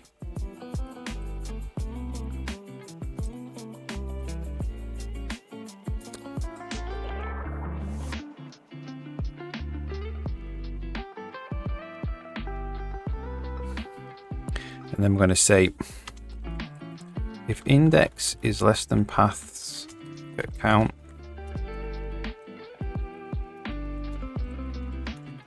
Paths dot remove index. But we want to do a push undo redo game board first. Okay, so that should, and then we also want to do focused ID equals 0, and then we also want to do canvas.focused get reset. Is it clear focus?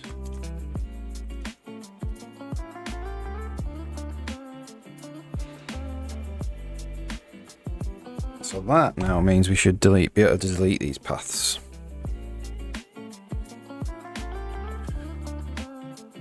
So we've got adding paths, editing paths, deleting paths now.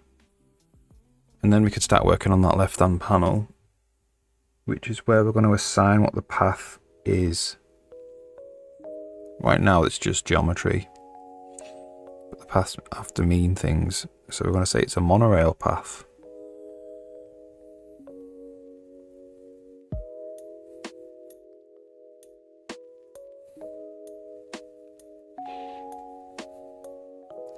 And then we need to obviously assign, we need to link paths together in different rooms so that the engine knows what path is connected to what path.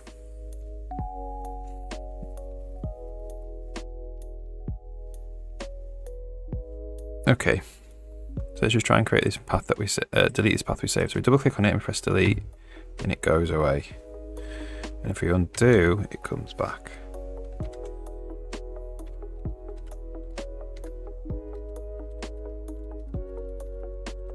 Awesome. Alright, so if you double click on a path now, we want to start populating this this left hand region with stuff. So draw, what is it called? Tick left panel. So we want tick left panel,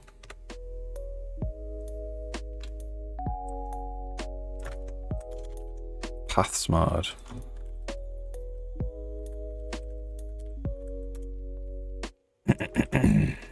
Okay, good. So else if edit mode equals egame edit mode paths tick left panel paths mode game board editor canvas. Okay.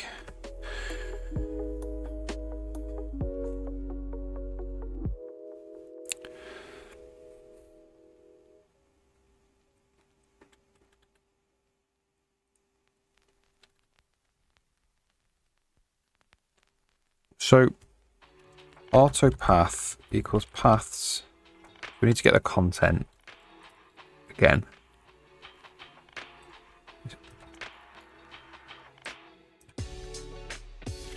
Auto path equals paths.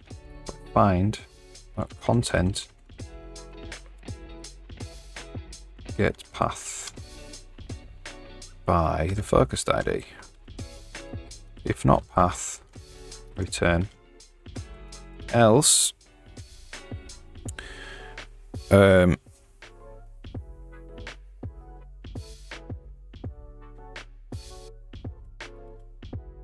probably just want a button which says copy path ID to clipboard.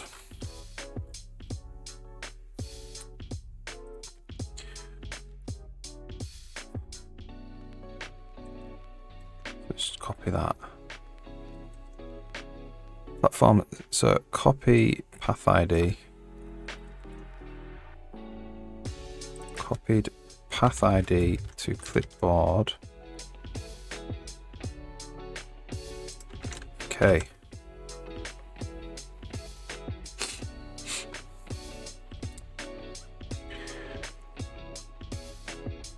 Content get path cannot convert argument 1 from standard optional size T. Okay. There we go.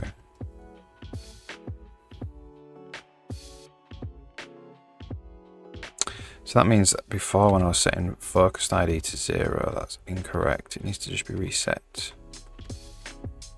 There it is.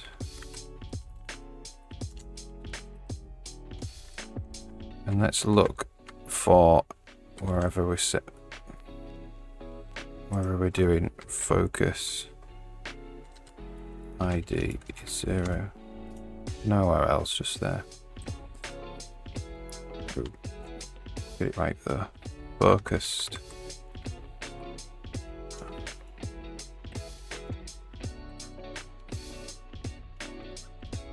Yeah, nowhere else. So what's this problem now?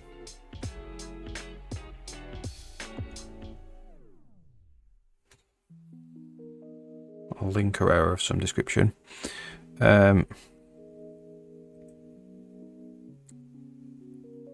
Tick left panel, paths mode. Get path has not been implemented. Game board content.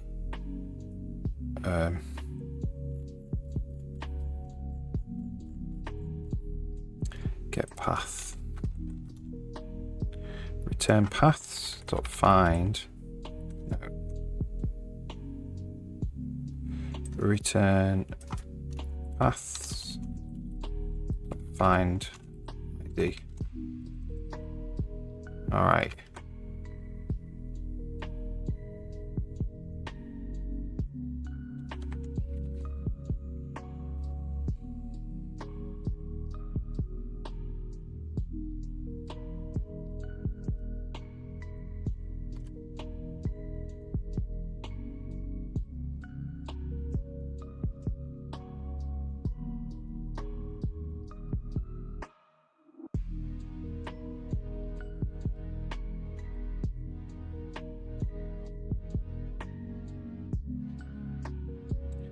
So if we click on this path now, there we go.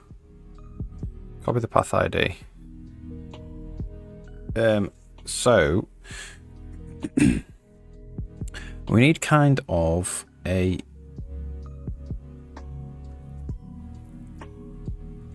we need to say that this path is a monorail path.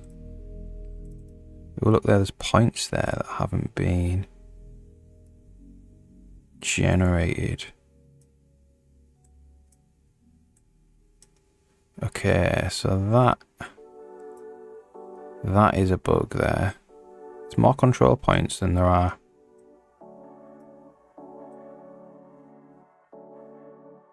I know why. Okay. It's because we're not deleting the weights as well.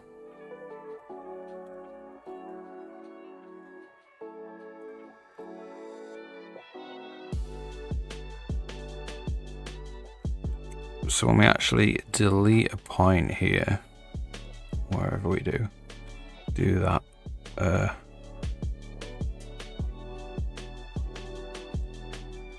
we right click.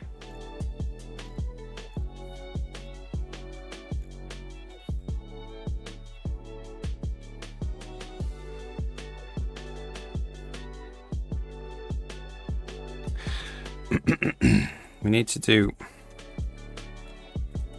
path, get weights, ordered remove E. Now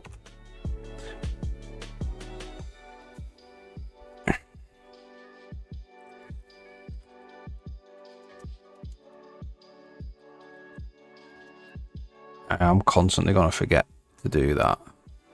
We probably need a remove control point in the spline itself.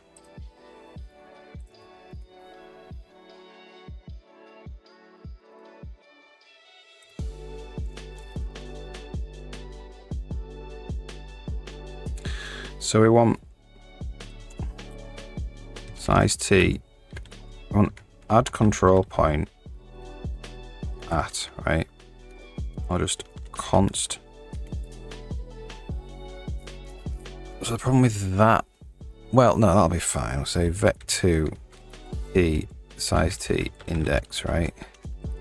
And then we want void remove control point size t index.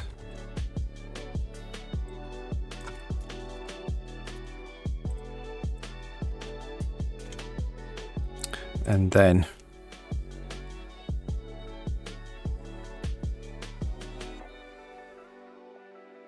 we do auto result equals control points add at p index weights add at 1 index, and then return result. And we're just going to say control points dot remove ordered remove index weights dot ordered remove index. Okay, check that builds, which it does not.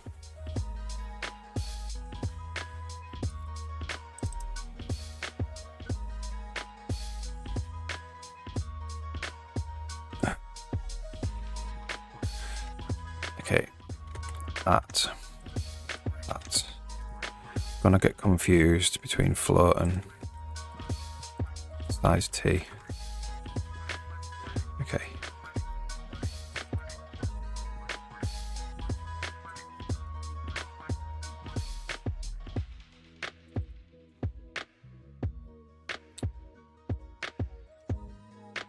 Sand in the wrong place. Alright, so the game board content, the game board editor now. So this is just going to be path.spline dot remove control point at p.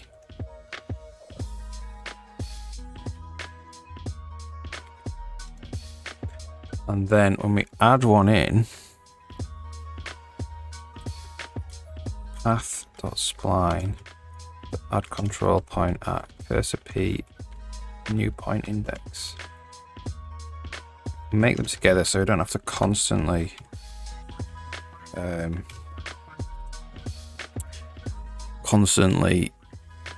remember to add in points and weights at the same time.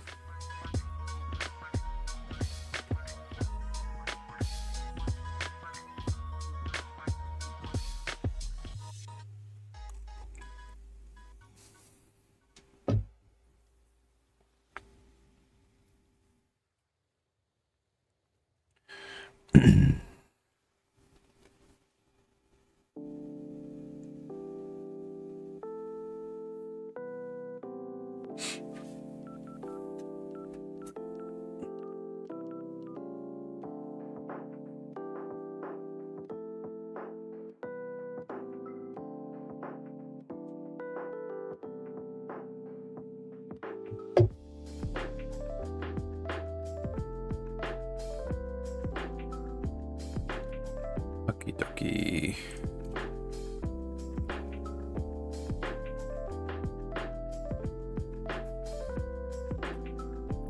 So let's check that works.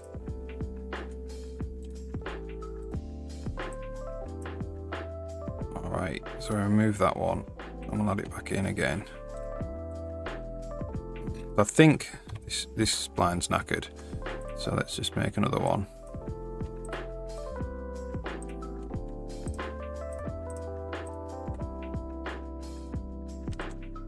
And then let's reload that.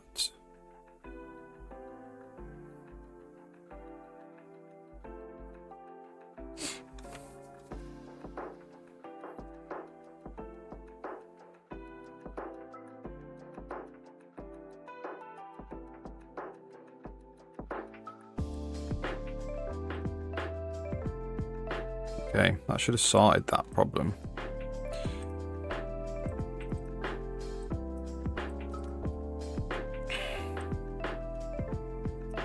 All right, so we need a way we need to be able to say that this spline is part of the monorail system.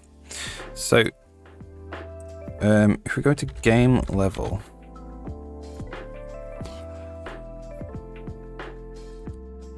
so is it going to be spline stored in the level or stored in the world?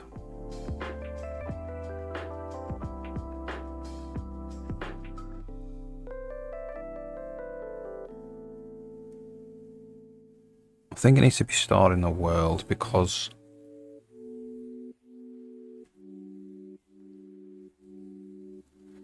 we'll store it both, all the paths in the level and then the monorail path in the world. That's what we'll do. So I have typed monorail before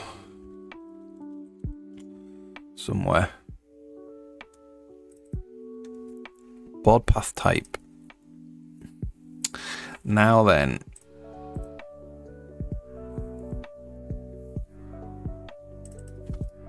I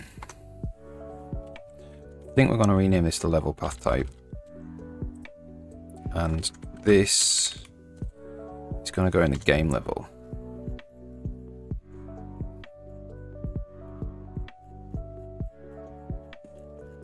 In the right place.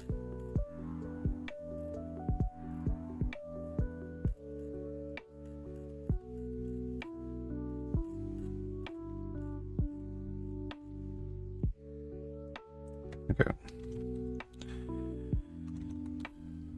Now let's check we can still build that.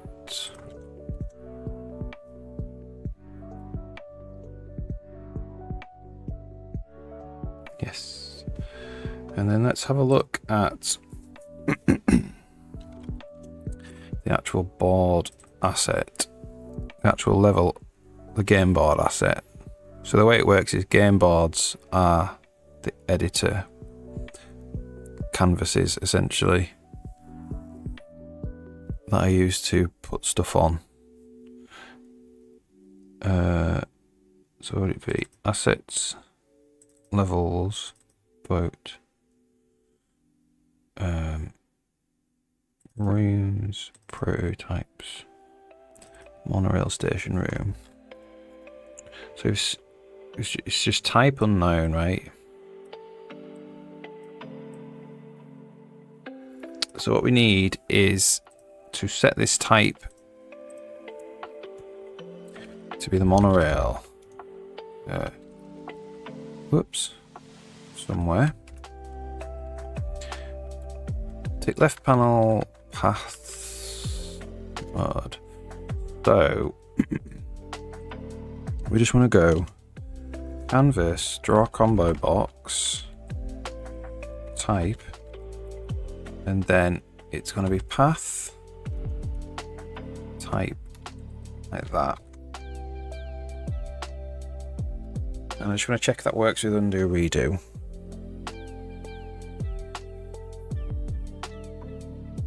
I haven't done any editor programming for a while, so I'm not 100% sure.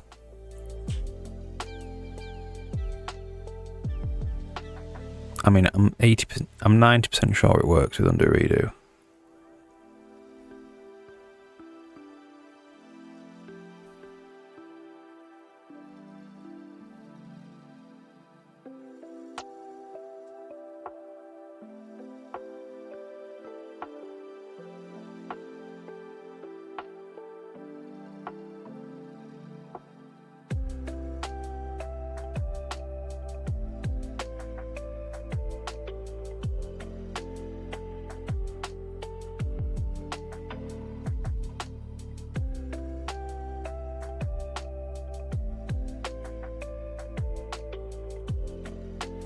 While I'm waiting for that,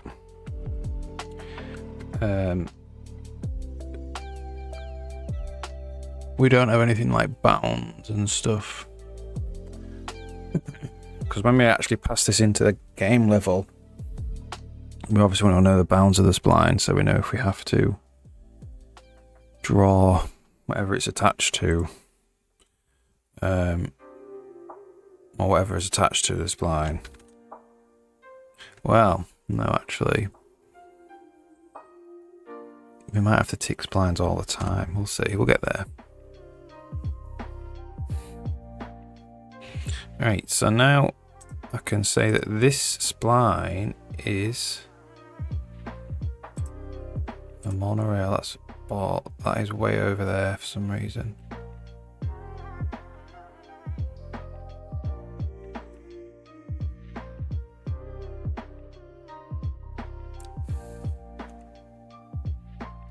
So what I might do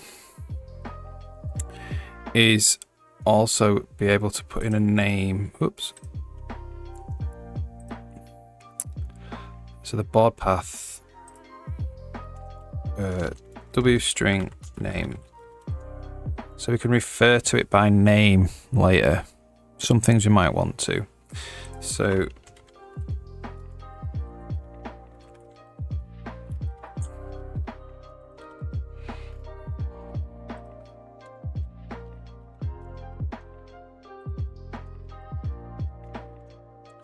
like that. And then in the left panel, we're just going to go canvas, draw text box, name, path name. Oops. So the paths have a name and a type.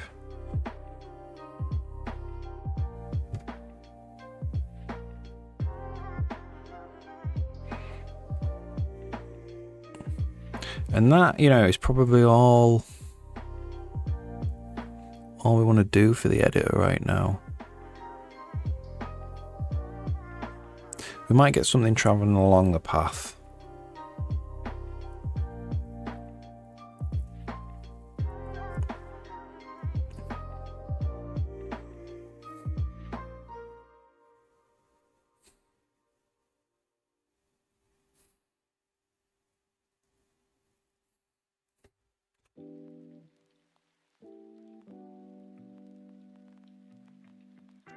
Okay.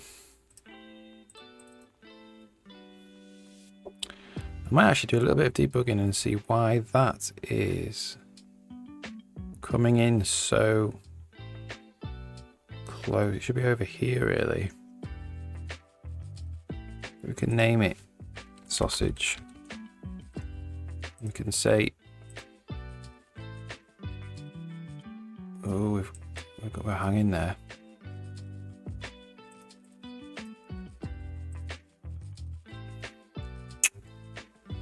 Where are we hanging?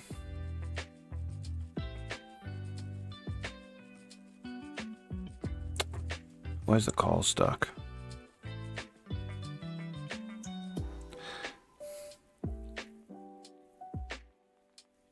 It's hanging in external. Oh, it's hanging in the what thread are we hanging in? Not that one. Not that one. Probably nothing in it. We'll look at the main thread.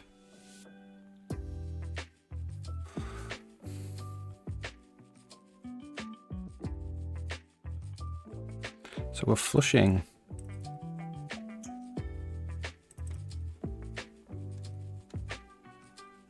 So we're waiting on another thread.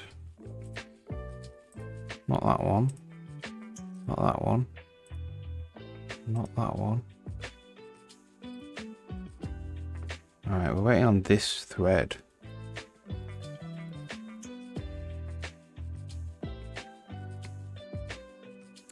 String format iterator.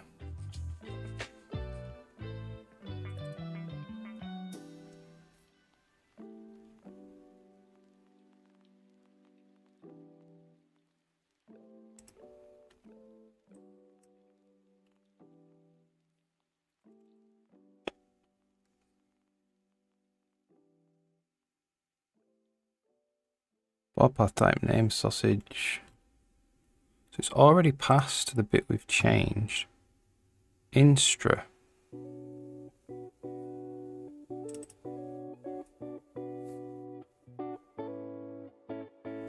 What type are we reflecting here?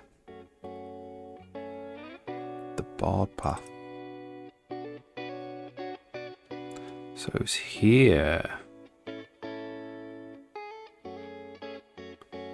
path name is empty. Okay, let's just check that again. Oh, it didn't get built. Alright, let's just... Right, so this needs a rebuild now, unfortunately. Visual Studio didn't build it by the looks of things. So, while this is building, I'm going to take a 2-minute break. And I'll be back in 2 minutes.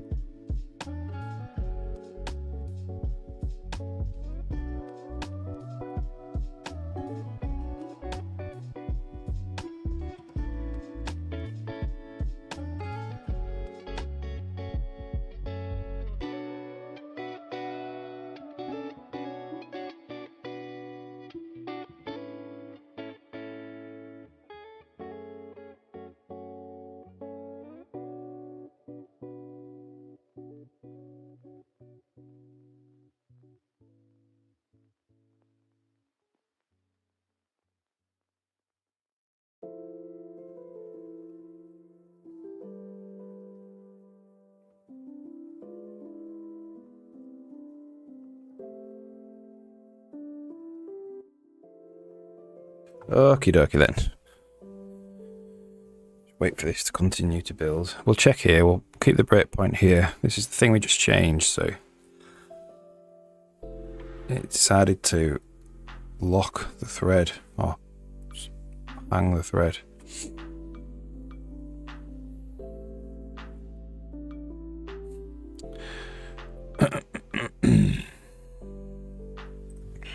Okay. This is loading it up. Hey, look, it is hanging it, look. Okay. The layout. Let's look at the layout.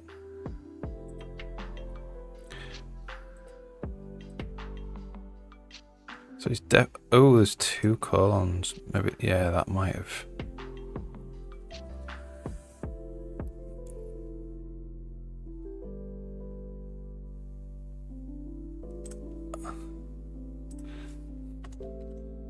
Well, let's keep that in and we'll see why that decided to hang the thread.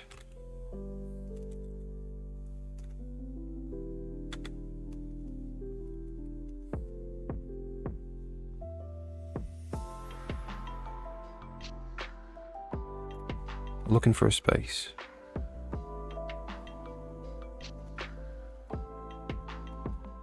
I'm looking for not a space. So we're saying if end is colon, it's not.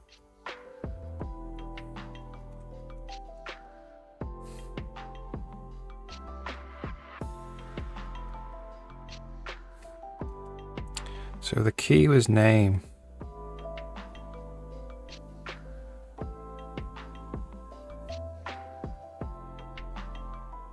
Which is correct. So we're looking for name colon. And we return name. Skip past it. Okay.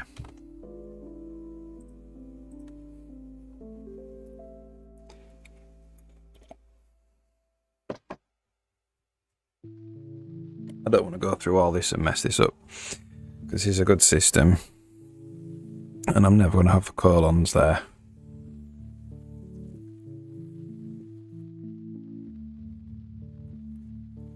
You know, I could make it more robust to, you know, what happens if you type in colons that's not worth the time.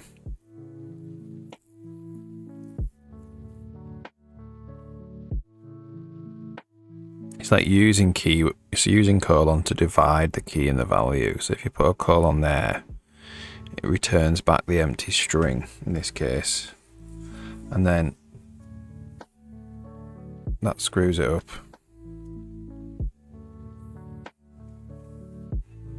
But I'm never going to be doing that on purpose. Obviously, might introduce it like that as a bug, but we'll catch that. Just like we did then.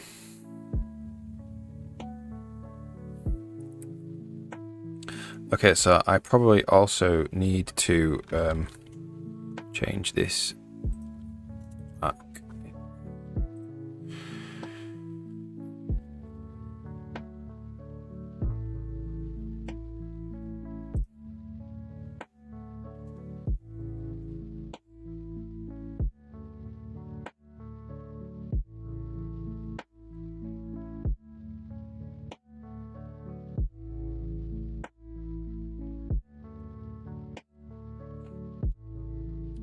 Okie dokes. So let's see if we can just load that back up now without it hanging.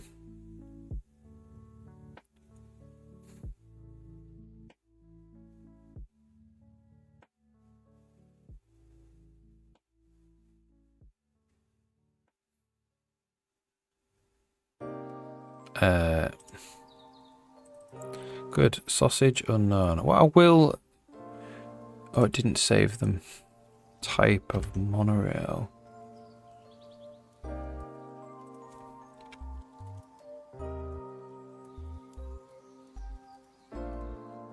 Well, it's definitely in there. Maybe I just did change it. Let's try again.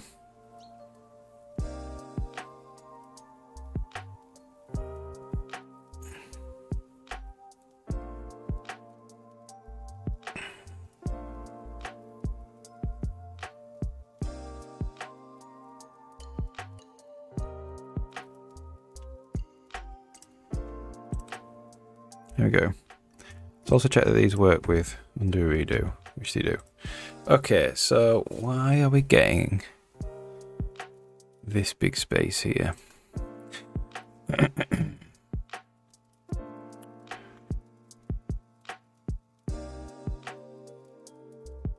So it's to do when we start this panel off.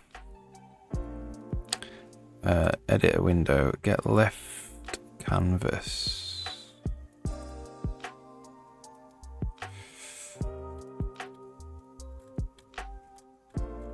So it's in before tick, left canvas.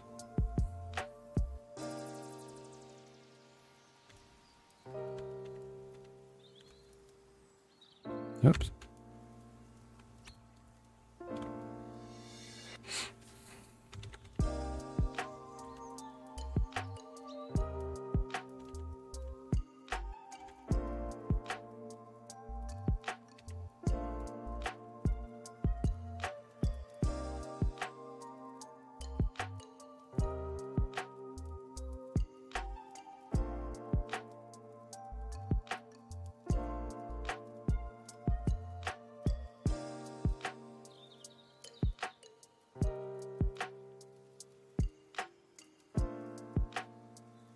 Nothing in there.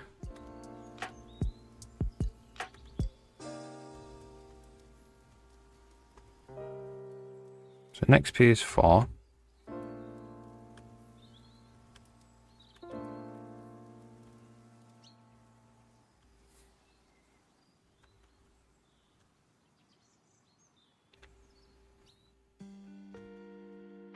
Tick left panel.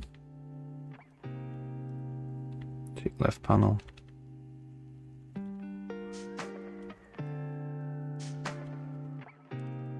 Paths mode.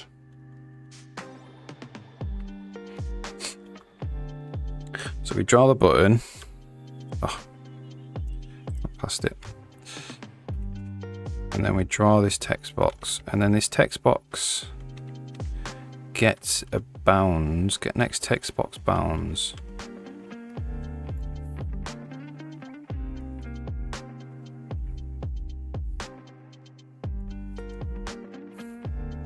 title bounds. So it's the current separator. It's at 158.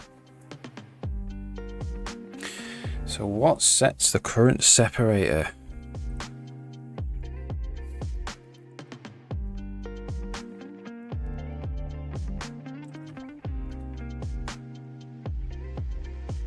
State. Get separator state. Current separator ID.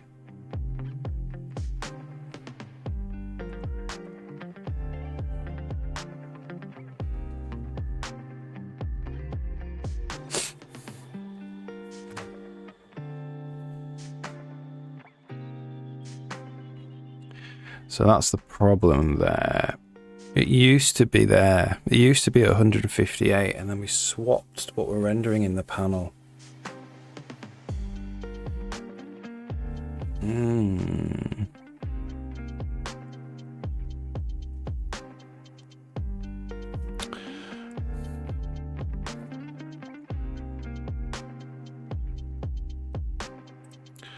So I think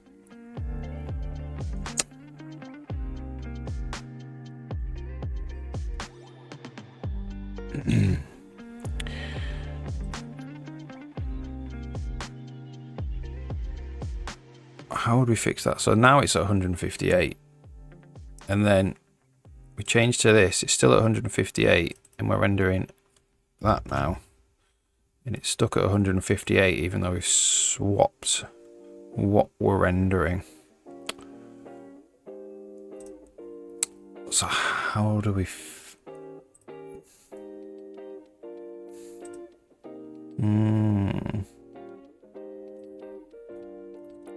whoops.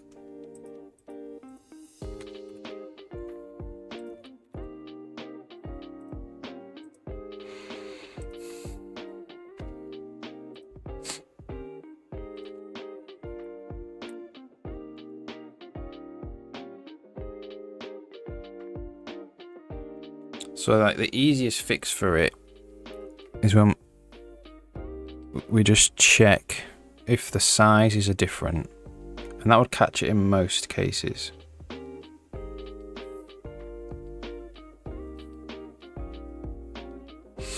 Or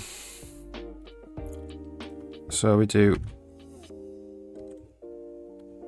draw separator.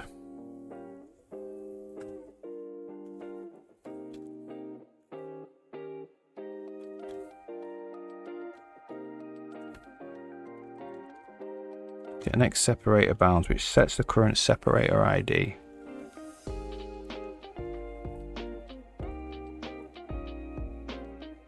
I wonder if you just hash all this.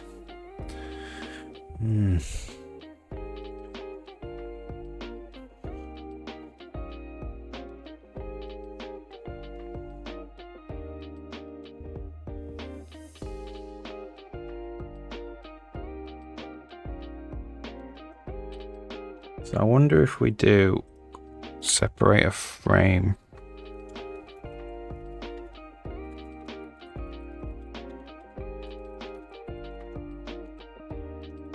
So we'll do get state dot current separator frame equals frame count.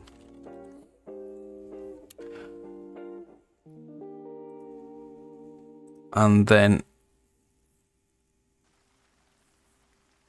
when we call get separate,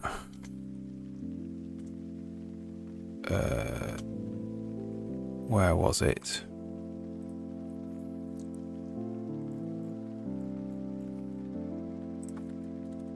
Oh, we're doing something when we're getting the separator state. Get next text box bounds. So we're calling get current separator, right?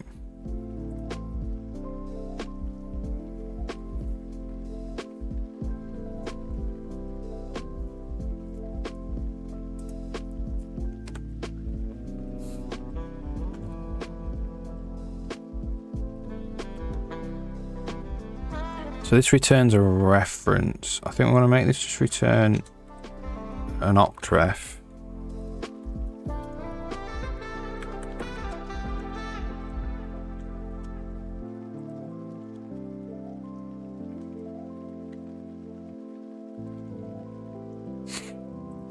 And then, so we're going to go if state frame count, current separator frame plus 2 is less than or equal to frame count, we do it, else we'll return the blank one.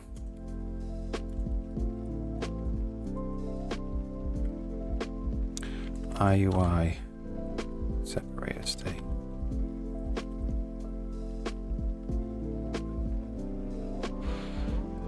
Probably just +1 actually. So if it's this frame or the next frame,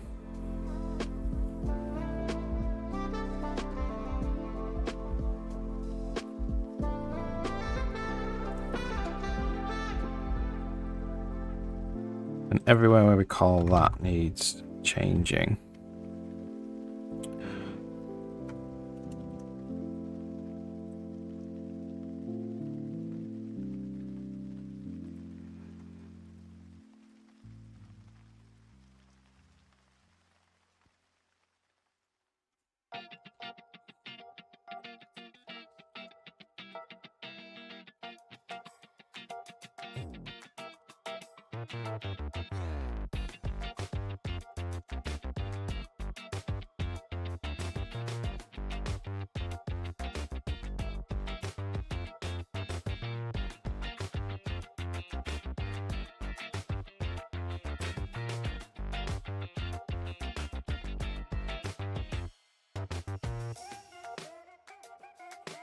Actually, let's go back.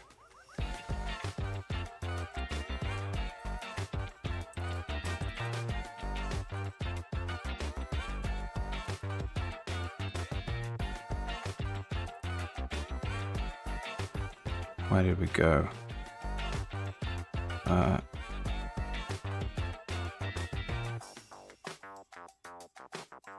Keep missing the text box one.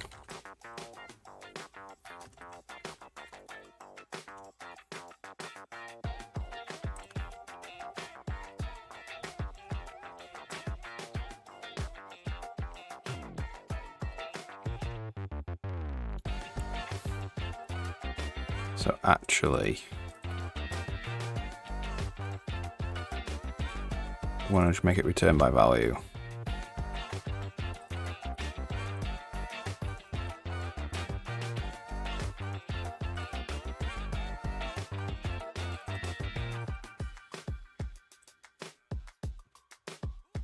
Can't make it turn by value because we'll keep it the same. We'll keep it the same.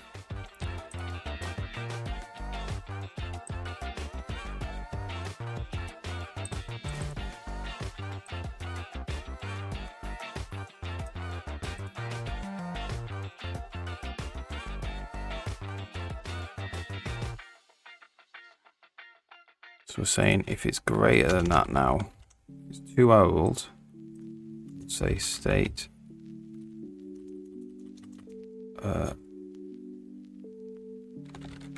get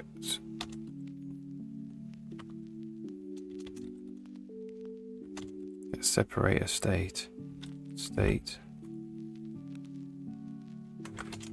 current separator ID. X offset is 0. We'll just reset it.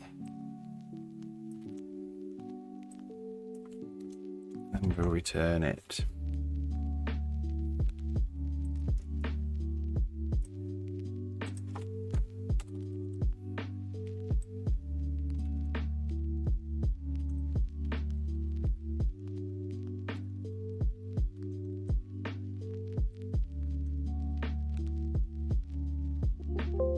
Oops.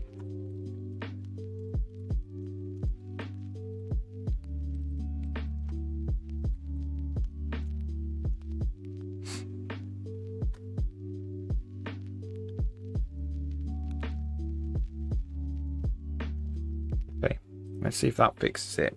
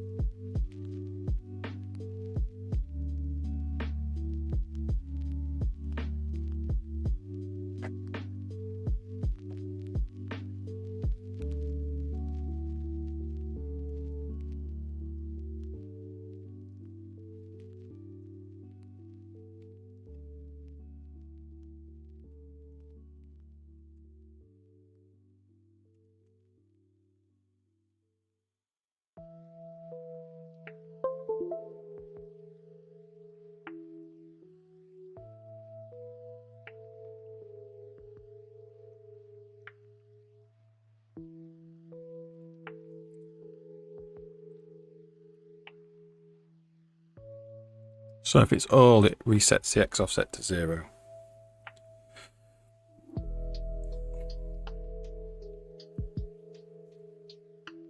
Which means when we swap contexts,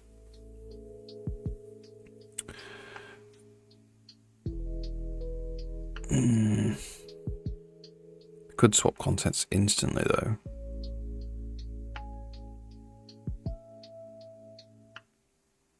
But then the next frame it will be old. Yeah, that'll be fine, that should work.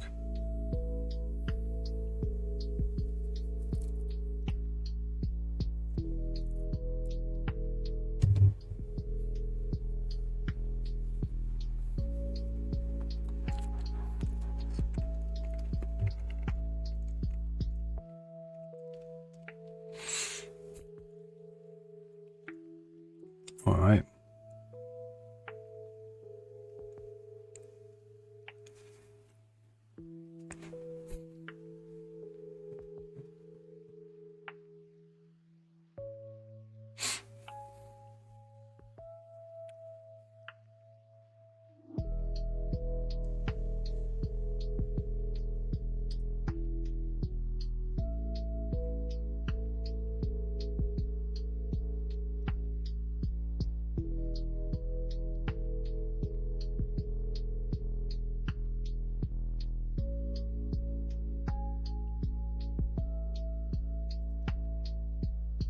Is that correct, that logic?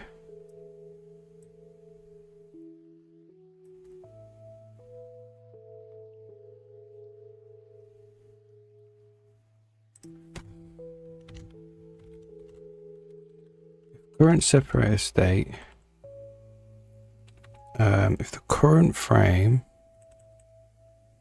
if it's equal to the frame count, then it's correct. I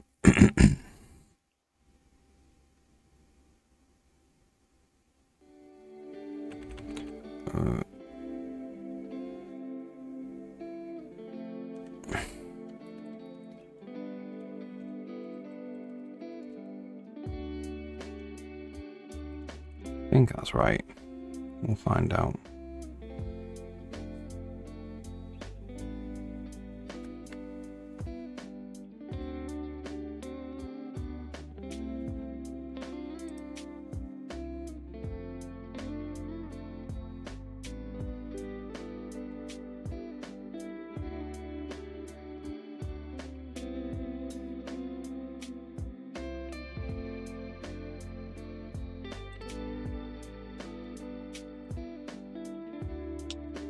If the current separator frame +1 is greater than the frame count,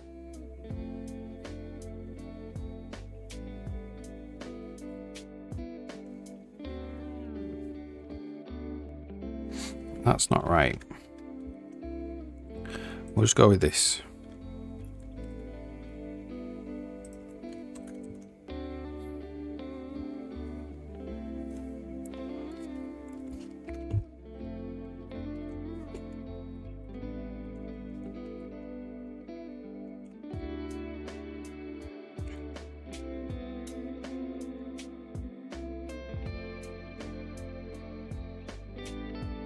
No.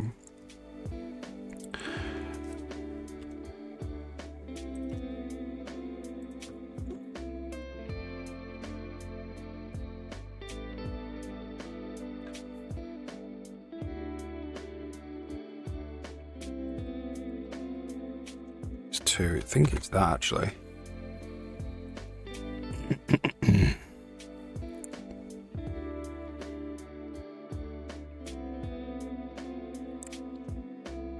Okay, so we've got this separator.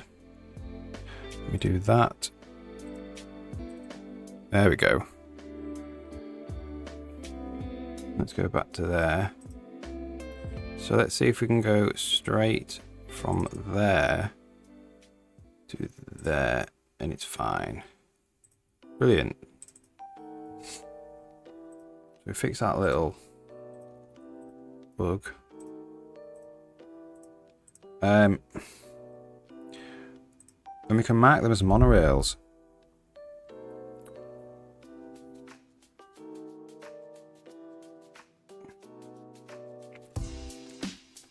Now, we probably do need to know. We need some like monorail state, basically. Because the path is just a path. If we mark it as monorail, we need extra stuff here to do with the monorail. So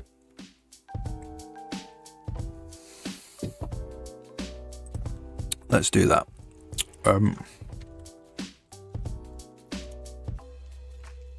So level path. Level path. We don't have level path yet.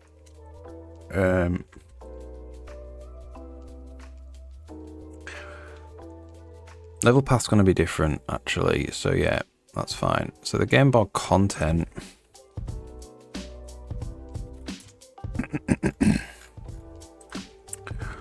Board path. We need stuff in here. Where is it? That is dependent on what you've selected as the type, right?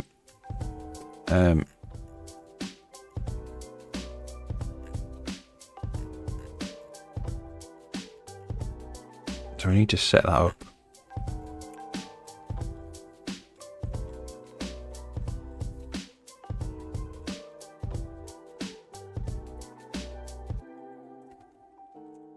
So that's what this hybrid storage is all about. Where is... So... Let's have a look.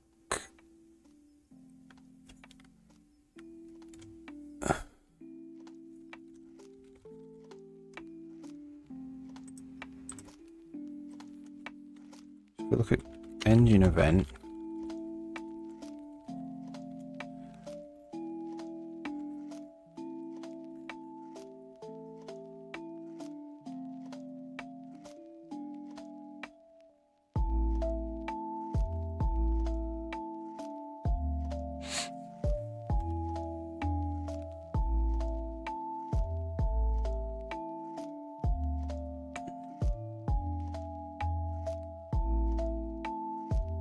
So I think what we might do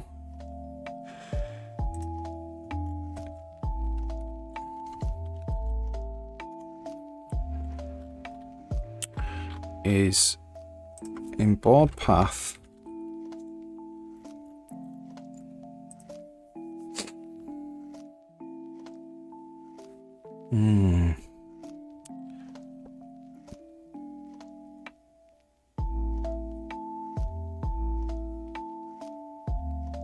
we might say hybrid storage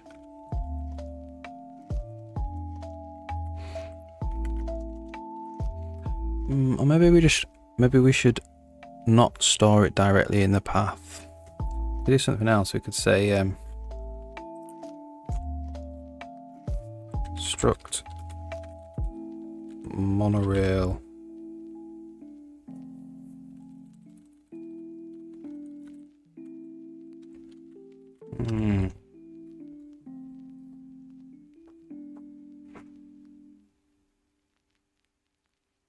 maybe we should.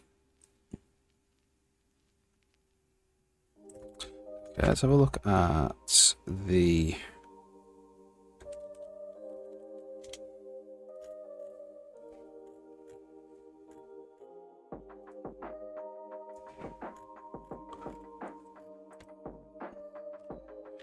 somewhere else we store stuff like this.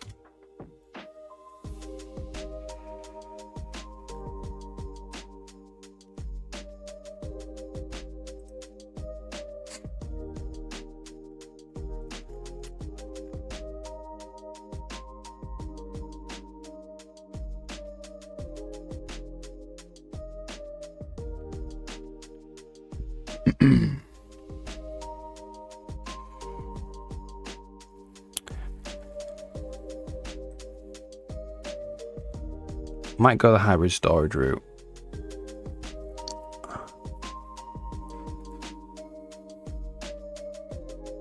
I think. So we're gonna have hybrid storage. Space, let's say 64, and we'll call it storage. So this is like something to put data, somewhere to put data that you don't know what type it is. Right. And then in the game level, so just put that over here.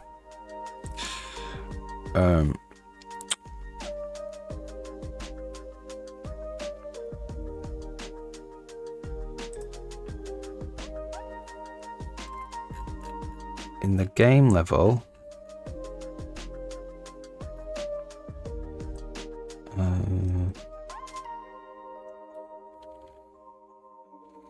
do it here.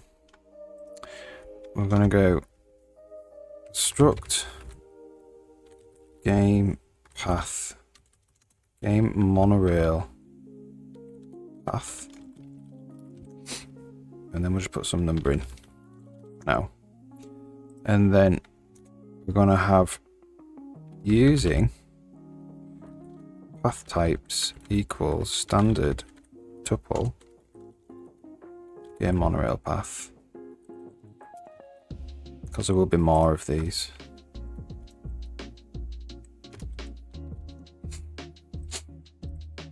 And then we want static inline. Well, we'll just say path types, get path types,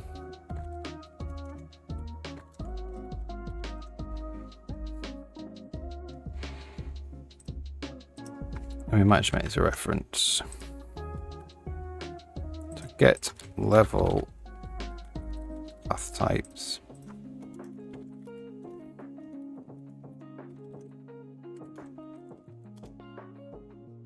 And we'll just say static path types level path types.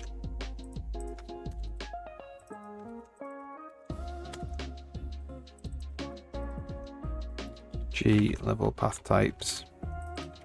And we'll return it.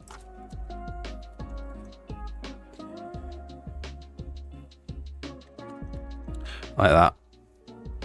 And then we're going to say template class storage type or path type requires type in tuple path type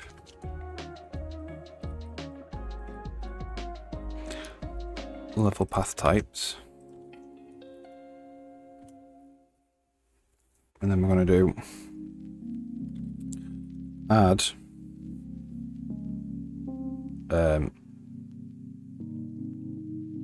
path add path storage or something. Add path type const path type that's going to be storage equals type, no, path type, like that. And then we're just going to make this private.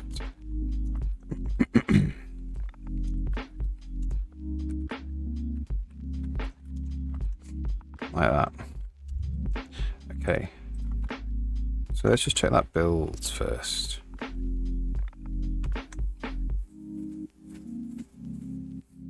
Which it does. Okay, so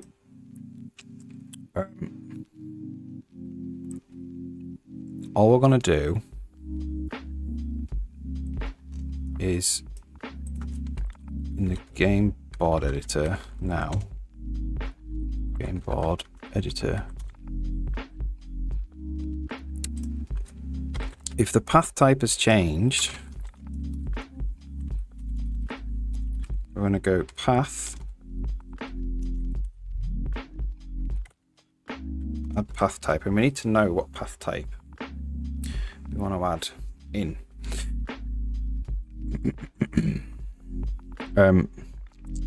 So the way we do that is we say E-level path type equals monorail, and then we're going to go for each type in get path types, get level path types,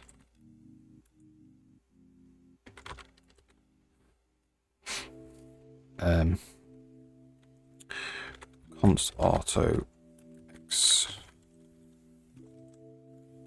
We're going to say if x dot type equals path type,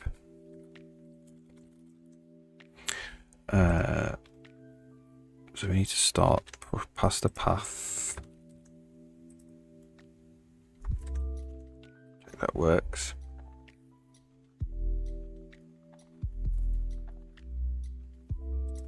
Then we say path, add path type x.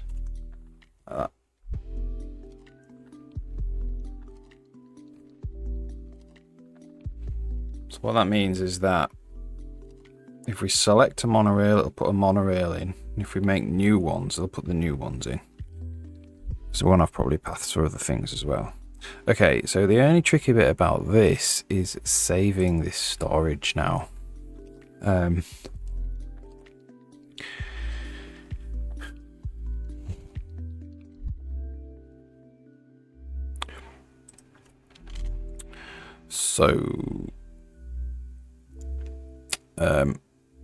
First thing we need to do is to say how we save these. So this is trivial.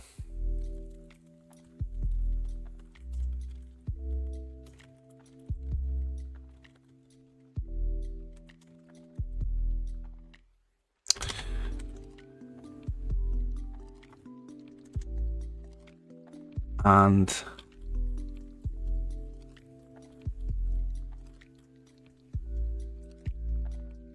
yes, I wonder actually, do we want to do this here or do we want to do it in the editor code? We'll do it in the editor code because we might end up with different data layouts depending on, you know, whether we're in the editor or in the game. This allows us to do that. So get path types now.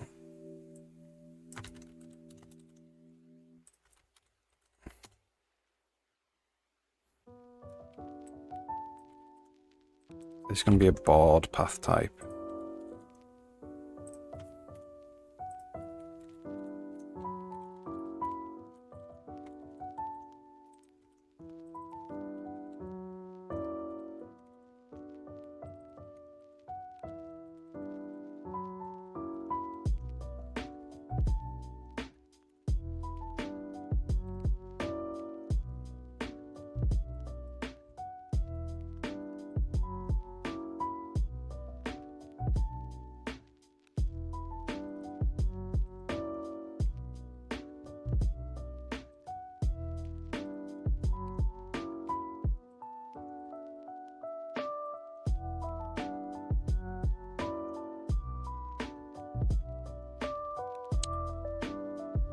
That serializes trivially there.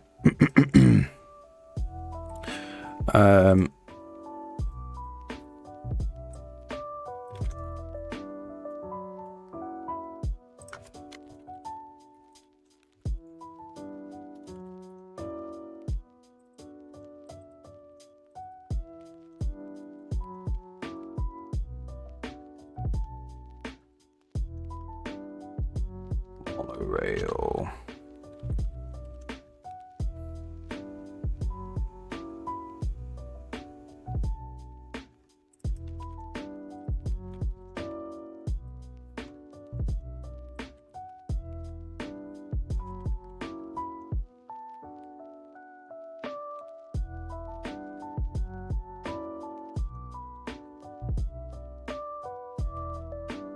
Okay.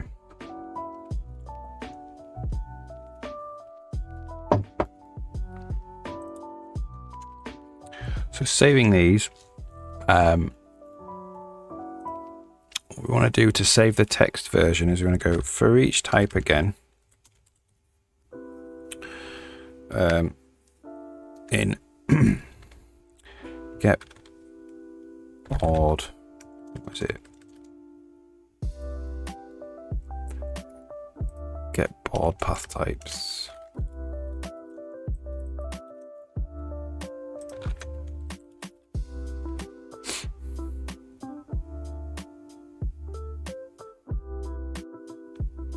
Pass L, and we pass path.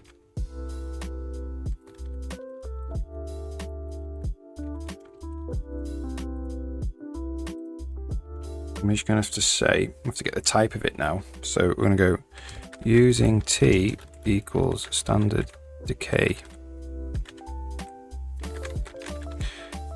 of the type of X. And we say if path, we want is type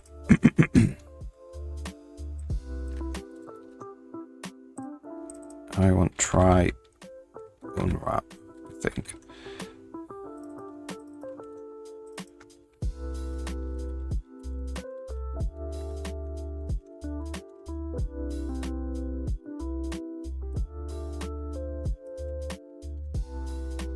We just return storage try unwrap path type.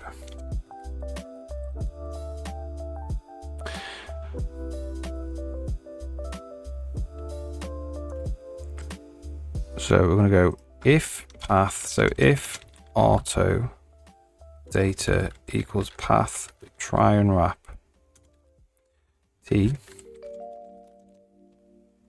we do L data, see if that builds.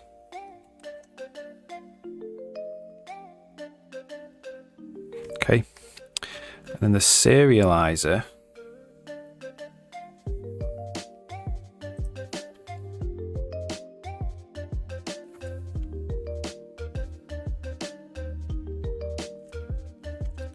for each type, get board path types. I'm going to pass in path and the writer.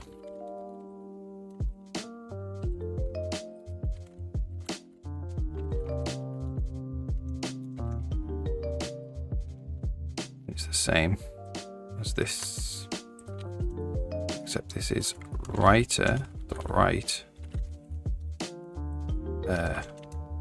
data,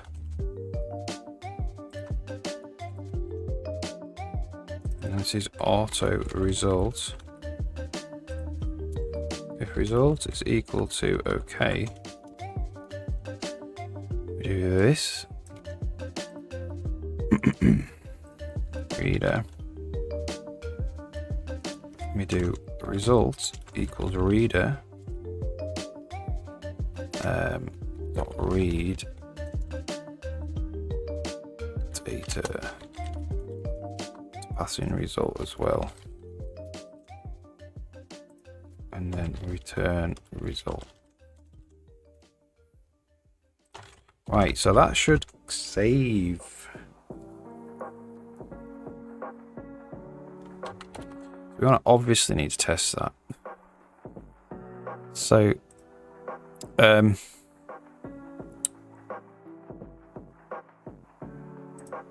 are we going? Gimbal editor. So we'll test the adding of a path type.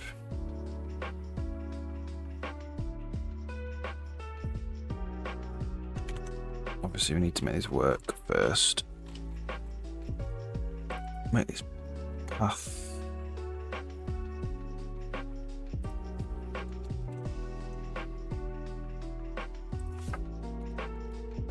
Let's compile even.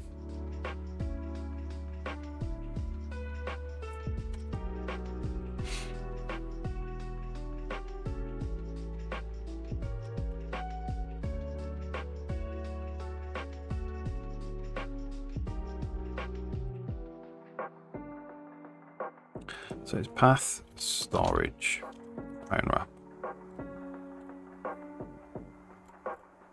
No, path has a try and wrap.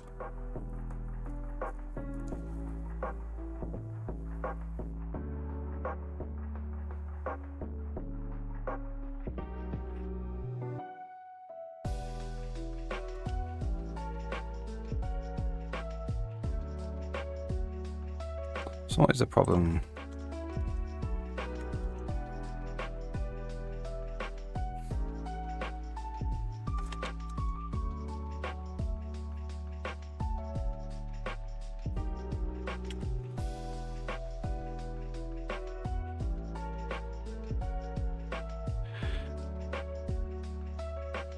Cannot find. So board path, try and wrap.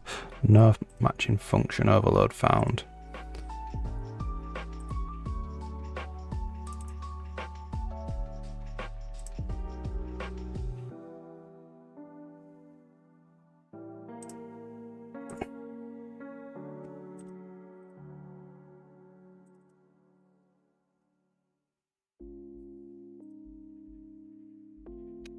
So it's not actually satisfying this. So this needs to be even more complicated.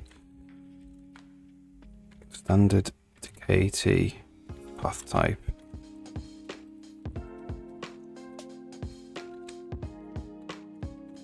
Try that.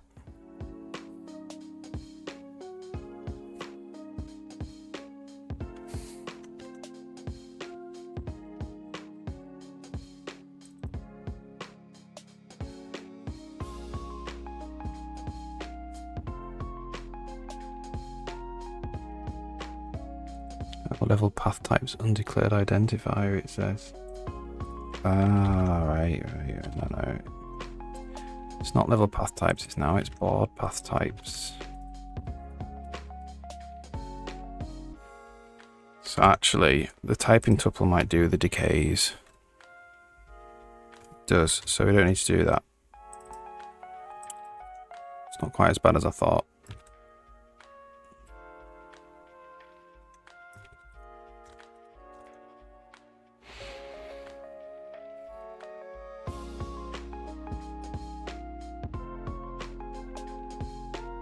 So once we get this loading and saving, I'm going to have a quick coffee break because I'm nearly out.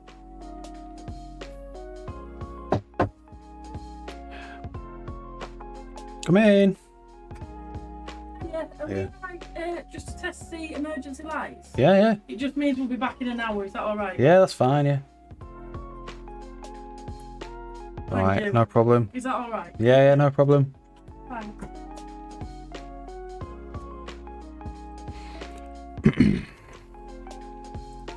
So this is get board paths as well.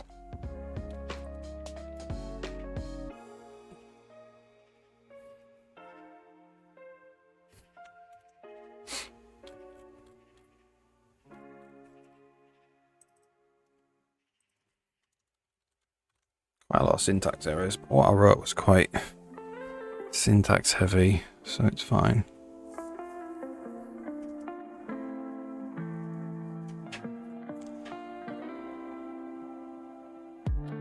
I wrote a bit of a mouthful there.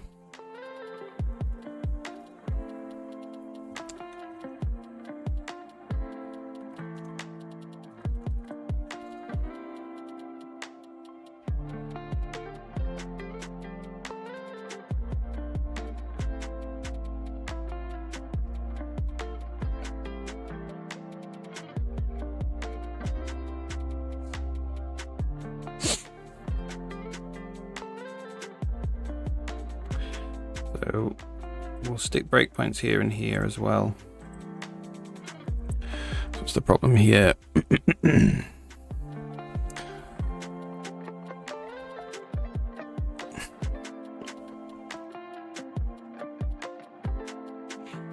This, unfortunately, is const.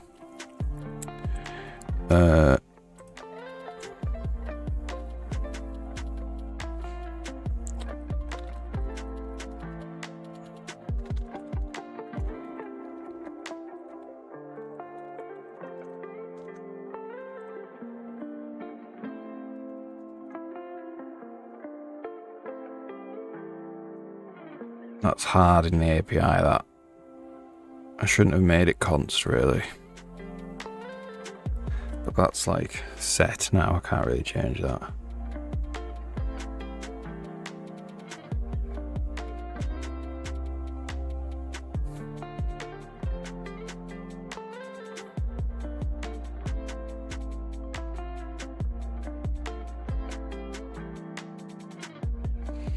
Alright, that looks good. It looks like we're compiling now.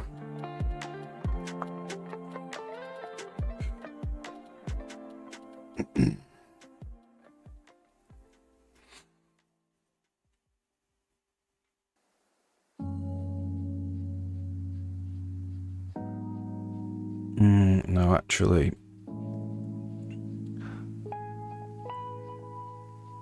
That works fine.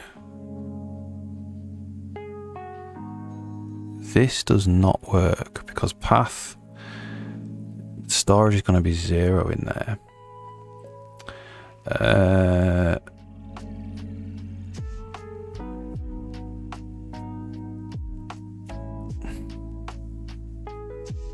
We do have the path type.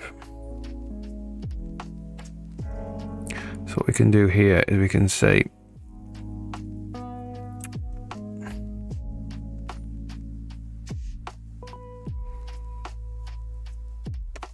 if path type equals x type, result equals reader read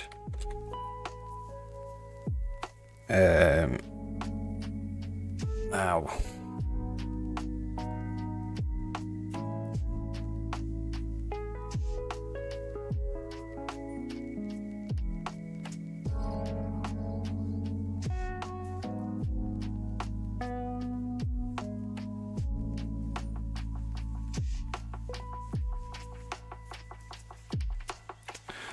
Reader.read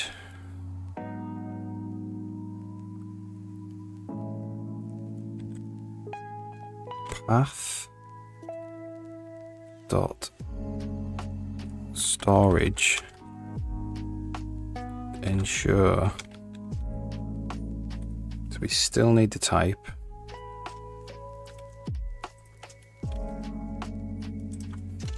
See. I think that's it.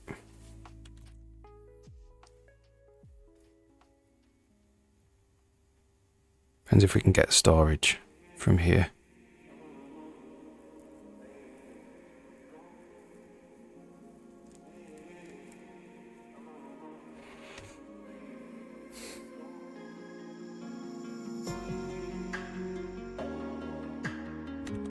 Looks like not.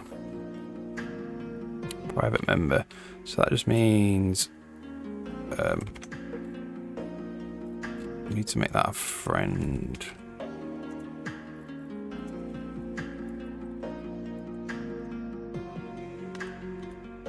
How do we do this?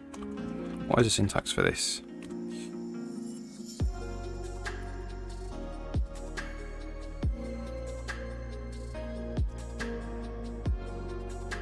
I think it's that actually.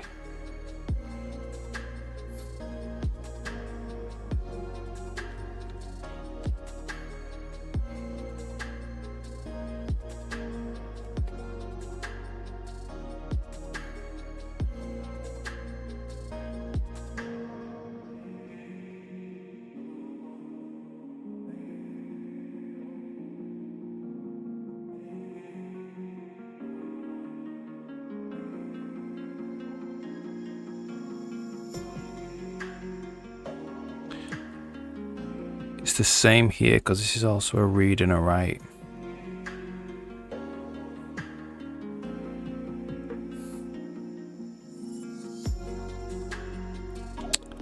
So we need to say if context bar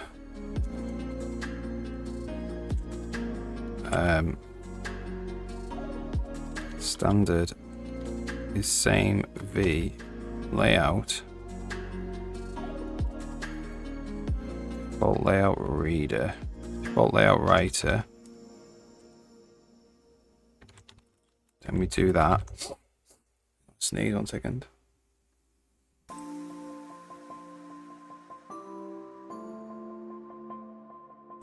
Can't do it.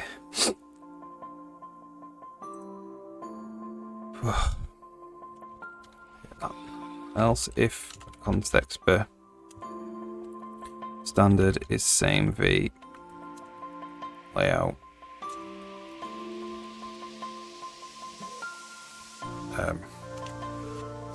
layout default layout reader. We need to go handle it differently.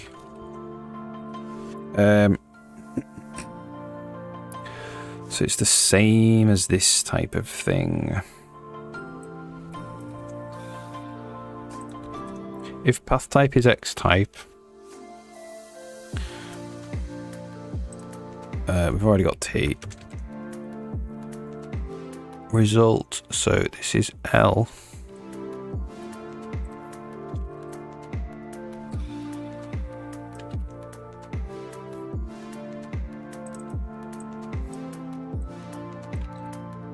Like that. Okay. The only question is these layouts here might be fine. They might end up getting changed. They might not be. They might need to be decayed.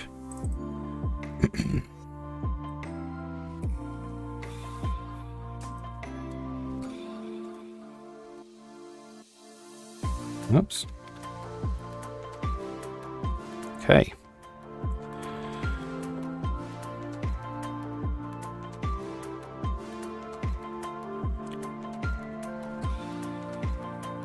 So it's turned into quite a mouthful, this loading and saving, but you only have to write it once.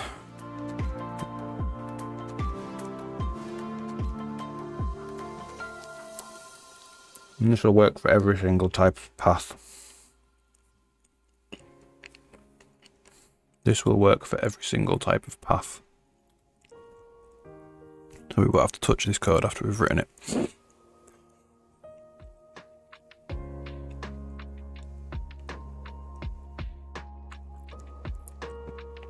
Okay. Why are you not building it, man? Okay. I'm gonna rebuild because it didn't build it. Visual Studios decides sometimes just not to rebuild template stuff. Alright, I'll be back in 2 minutes. I'm going for a coffee.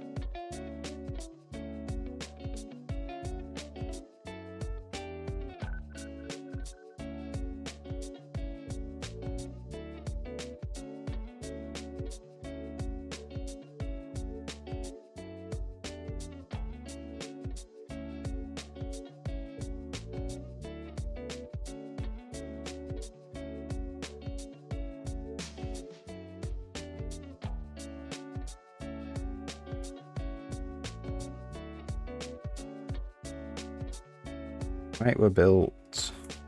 Hopefully we're built. So let's run. So immediately we're going to try and load.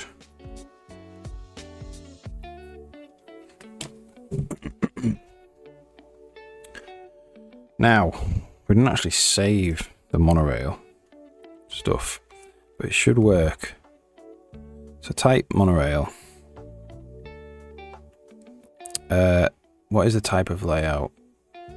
It is VM default layout reader. So I'm going to put one here and one here. Type monorail. X type is monorail. So storage is currently empty. I'm going to set it to board monorail path. And then we're going to load in a board monorail path. So L doesn't have it. She goes straight to cloth meshes. So what happens to L after that? Right, good. So that seems to have loaded it properly. Now then.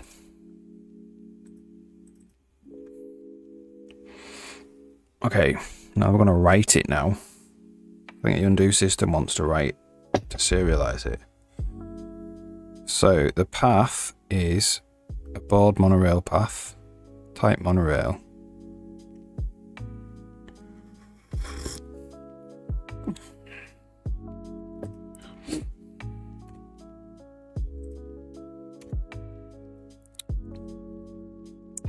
So we're able to unwrap it from the path, and now we're going to write it as if it's a monorail. Which is trivial, so it just copies it. Good. All right, so we have it now. So if I save it, I'm gonna write it. Data monorail.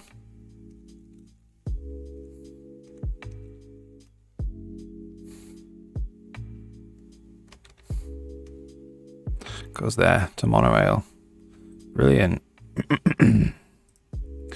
So I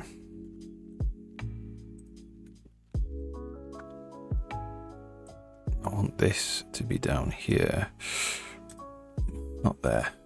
Oh, I've done that thing again. No, that wants to be here. Oh, that wants to be here. So this one wants to be here.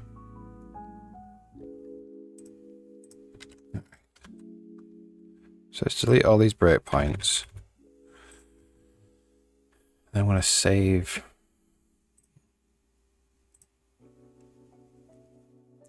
Save this window layout. Office. Yes. Oh, I already did that. Anyway, whatever.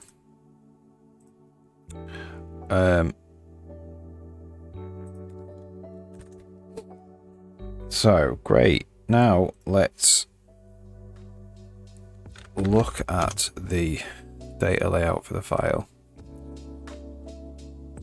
So it's a spline, and then after it has data, monorail, ID, monorail path, ID, monorail. Why is it ID? Did we call it ID? We did. It's not the ID, it's the type.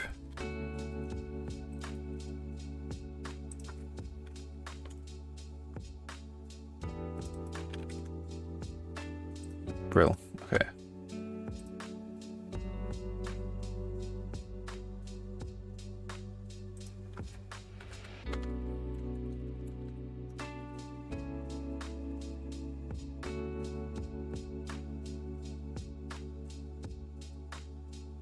So I think we're working now.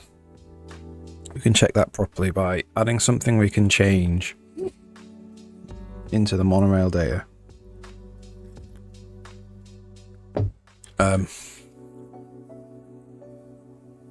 So we're going to want two IDs. We're going to want the source monorail path, and the U64 the dest monorail path, like that. We'll set them both to be 0, and then we'll include these.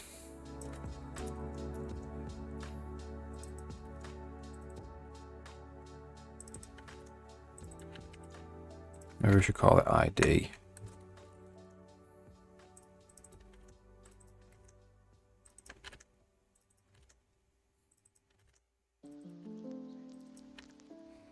That's something we can change.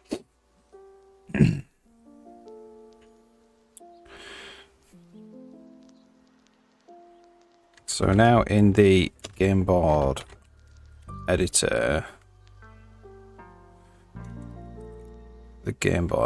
in the right panel, so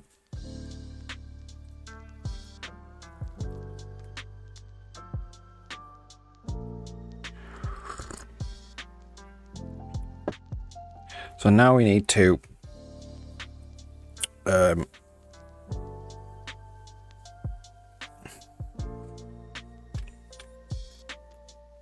basically render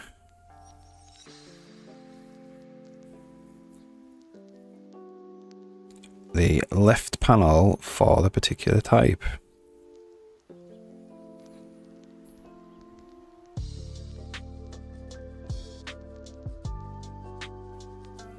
Okay, so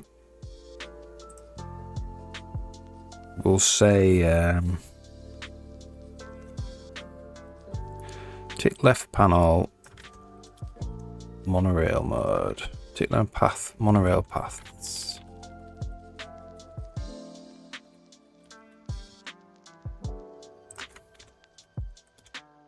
like that.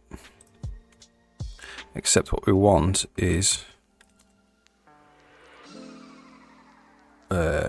monorail, what's it, board monorail path.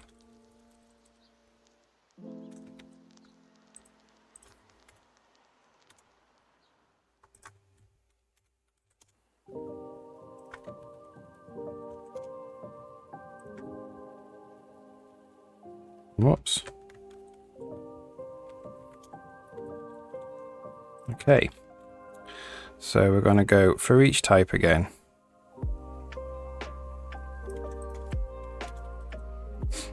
If x.type is path.type, we're just going to go tick, so it has to be path type. Oop.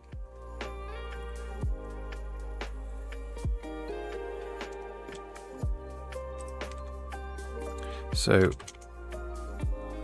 tick left panel, path type, game board, editor, canvas, path,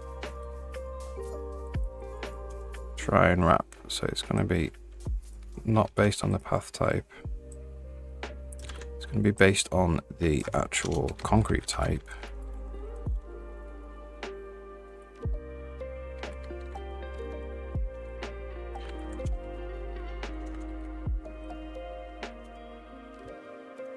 If auto data equals path, try and wrap T,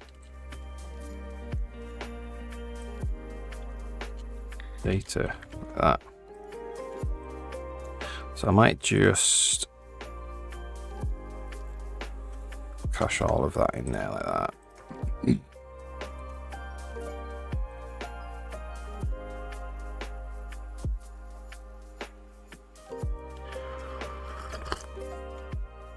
And then in here, so this is for monorail, we're just going to do canvas, draw text box,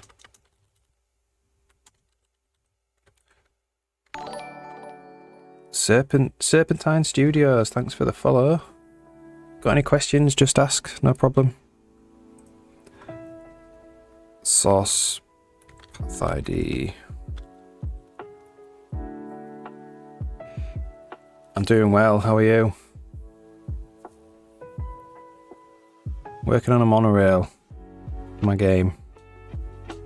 So you can... it's a gardening game, so you'll just be able to get on the monorail, travel around, sit on a space station, travel around the space station, look at all your nice gardens. But the actual thing I'm working on is a spline editor at the moment. So, you know, you're going to be able to draw...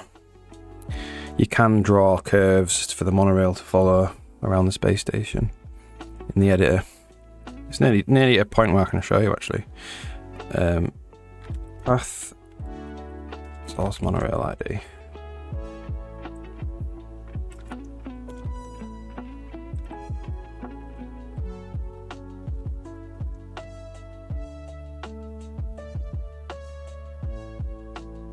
This is my own engine, yeah. Yeah, that's right.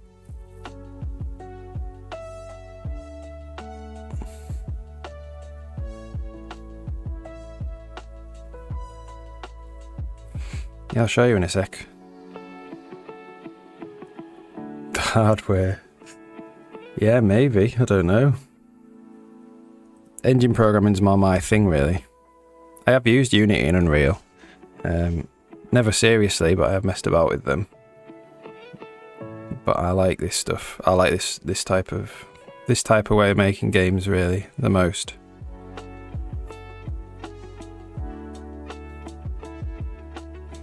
Alright, yeah, I've never used Godot. Well, I've maybe downloaded it and used it for a bit, but I've never used it to try and make anything, really. But it's gotten like really good, a really good push, hasn't it, in the last year or two. I've used Unity. Unity's great.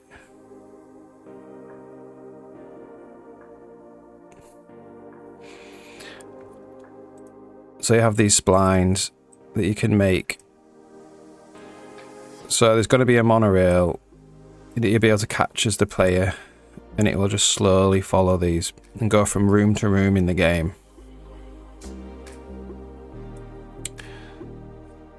So if we just copy this path ID and we just paste it into there,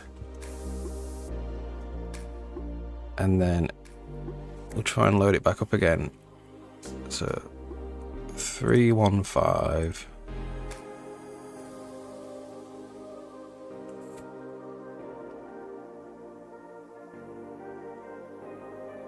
Yeah. Yeah, C Sharp's a great language. I've written quite a lot of stuff in C Sharp. This is C++, so it's not C Sharp, but I really like C Sharp.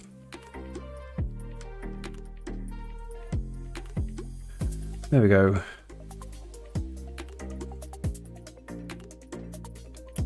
So I might put a little divider there because that's going to change when you select different types of path.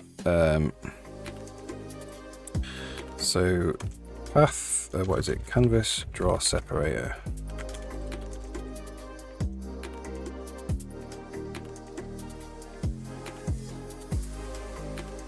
Yeah, the big problem with C++ is it's massive.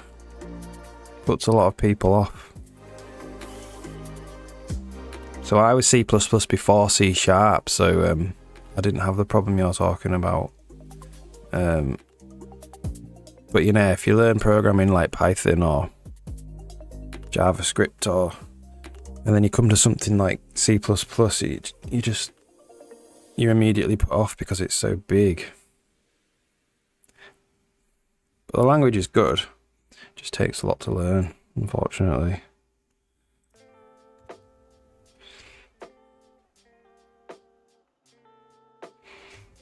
Okay. So you can click that now. There's that separator. There we go. So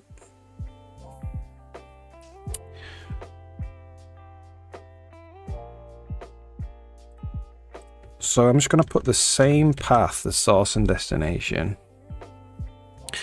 And what that means is I want the monorail to just go down here and then loop to down there like that.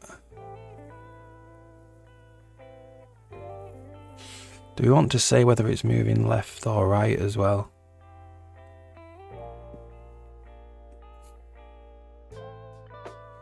We'll maybe turn that. Just decide that later.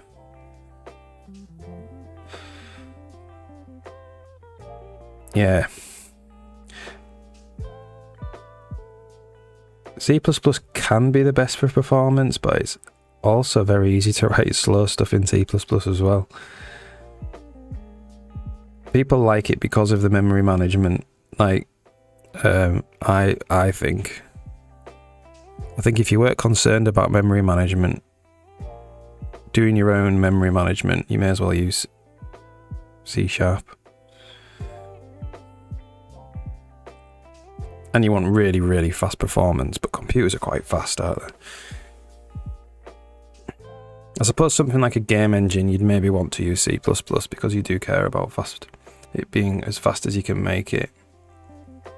But in a lot of applications, unless you're bothered about memory management, like I think C++ is really good for doing stuff like image, handling images and stuff, writing big blocks of memory like images and things. Do I plan on releasing the engine? Not the engine. I'm going to try and make a game I can release though. What I might do is one day I might do something like a Patreon, and you can support me through Patreon, and then you can get access to the engine maybe. The thing is with releasing an engine for public use, you have to spend all your time maintaining the engine, and really I want to move on to making games now.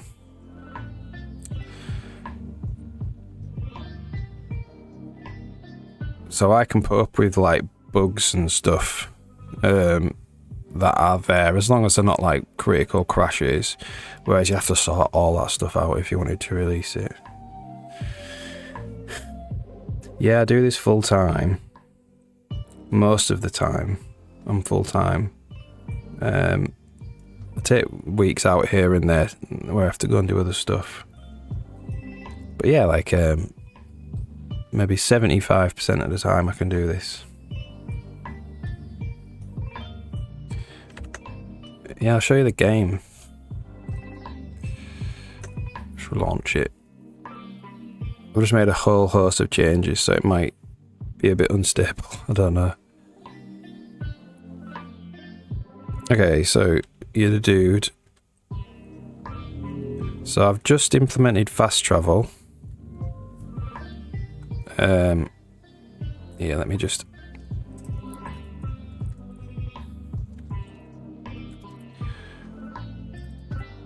I'll just make all of the fast travel stations discovered by default, so I can get around the world.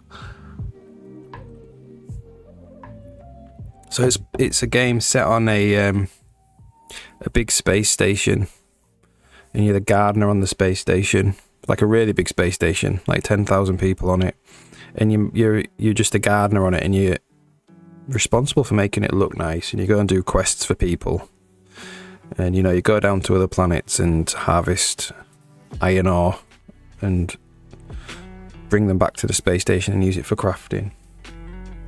It is the dream, yeah, for sure. It's nice. Alright, so I just implemented fast travel.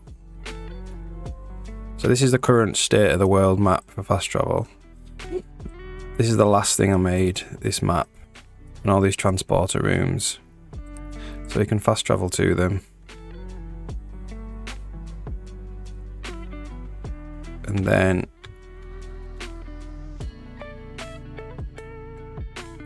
this is like this whole thing's a prototype, so it's about like gameplay. So I've just been not really spending too much time on what it looks like, but more gameplay. So you can, like, Sven's meant to be a droid that can destroy the grass, and then plant seeds, and then you can fertilize them, and then you can do things like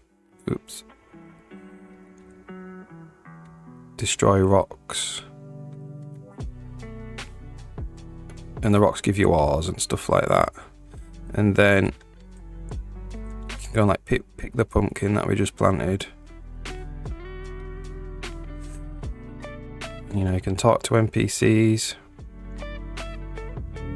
So the radar's to do with like the crafting system. Oh, thank you, yeah. Yeah, the lighting's good in the game actually. It's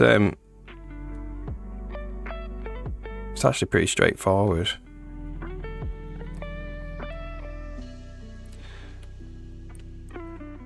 And there's crafting. So you can like, you get these blueprints throughout the game. So the idea is you go to the radar on your space station and you can, the radar's somewhere, where's the radar? And you can like, so that's the planet Zog that the NPC just gave us. And you can put data cards into the radar and tune into the planet. And you charge these data cards, so you're like receiving the data from the other planet. And then you use it to unlock blueprints for crafting different things.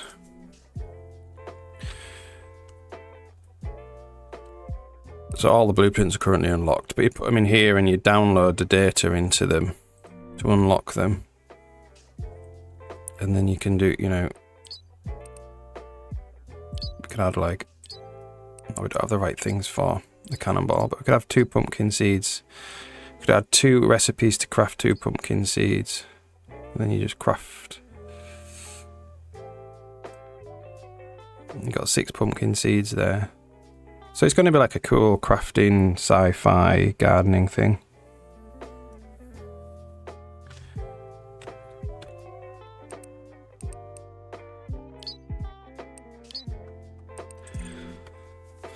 But what I'm working on now is a monorail. So it's going to be a big monorail that goes around the space station. And it's going to be used for fast travel as well. So you'd just be able to like go up to the monorail and then choose to go to the next station or whatever. But it's also going to be, you could just be able to sit on it and travel around, because you know, you're going to have lots of different gardens throughout the space station that you have to tend to, and it'd just be a nice chill way to look at them all, I think.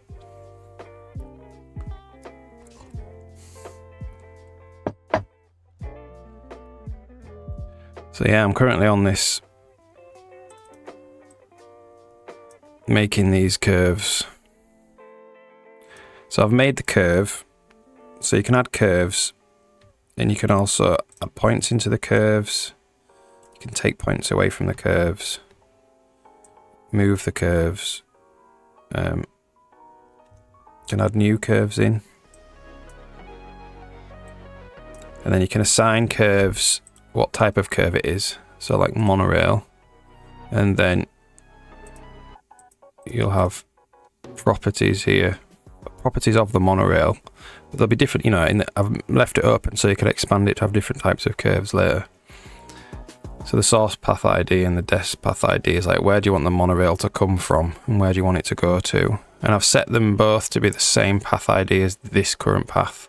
So the idea is that now I'm going to try and load it into the game and just have a rectangle follow this path and then go back to the beginning and follow this path.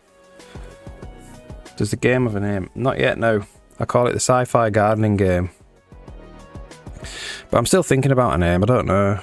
I don't need to think of a name for quite a few more months yet, until I try and, you know, sort out the Steam page and stuff like that. But the game's, I've only been making the game for, this is week 7 or week 8. 8 weeks. 7 or 8 weeks, can't remember. Let's have a look.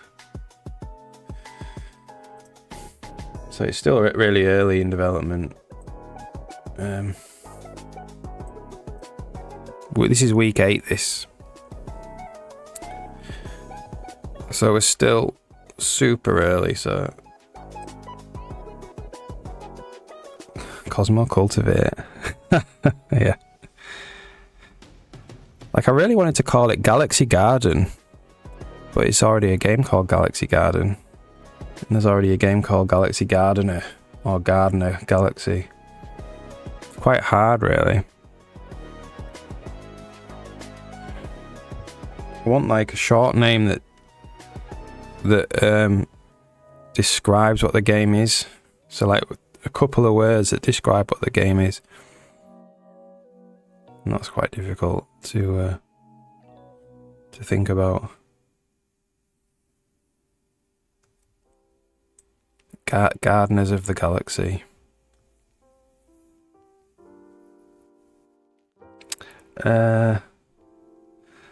Never released anything, no. So I spent the last... I've never really had the time to really sit down and concentrate on a game, but I have made games, just not games I think that are good enough for release. And I've made other engines before. For the past, like, I've been making engines for the past like 20 years now, since I was at uni, and little games and stuff. But I've always really concentrated more on the engine bit rather than the game bit, really until last year, and I was like, well, I've been doing engines for a long time, I don't know anything about gameplay programming, so let's do gameplay programming. And of course, when you do gameplay programming, you end up with games, hopefully.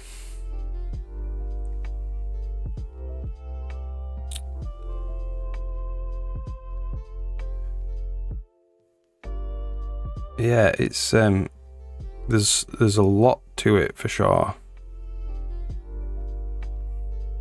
Definitely.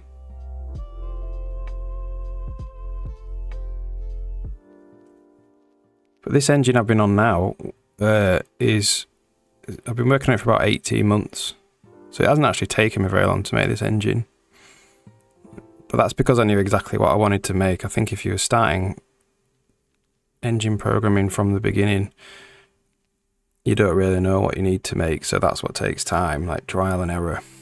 Trying to make something that's quite good takes a few goes.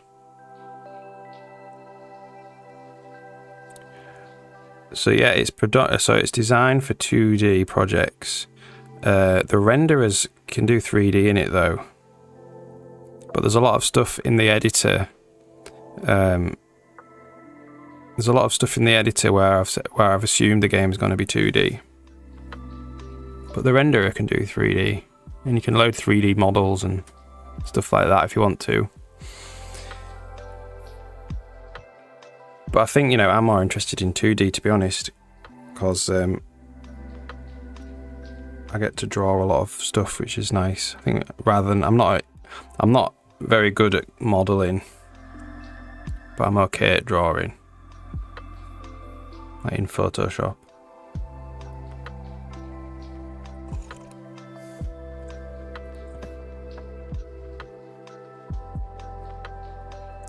But yeah, like it is a 3D, so it looks 2D, but it's just an isometric camera, so it is a 3D. There is depth. You just can't see it.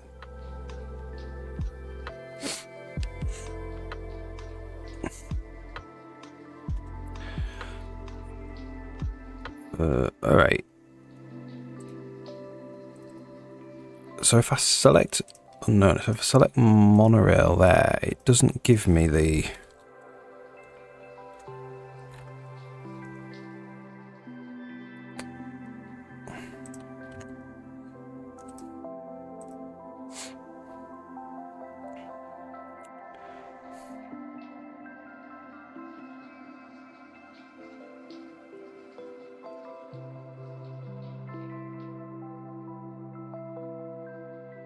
Yeah, I love 2D. I also think that so much research on how to make games look good has been done in 3D, and all the academic institutions, they only work in, they only bothered about 3D games, and making games look good in 2D, I think you can't just go to the web, download an academic paper and implement something in 2D because it's not there. So in a way it's more interesting, you have to come up with your own ways to do things.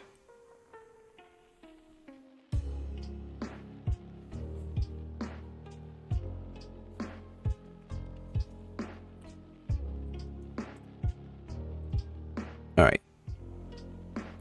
So set the path type to be monorail.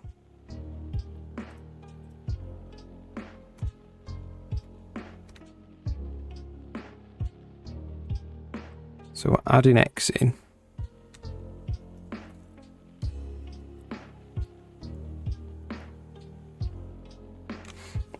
Ooh.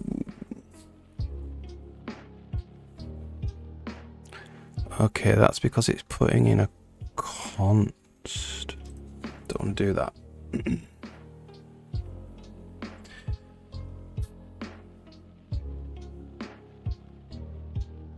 Yeah, I would agree.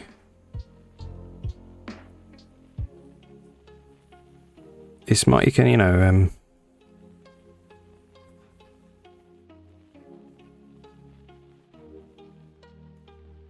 yeah.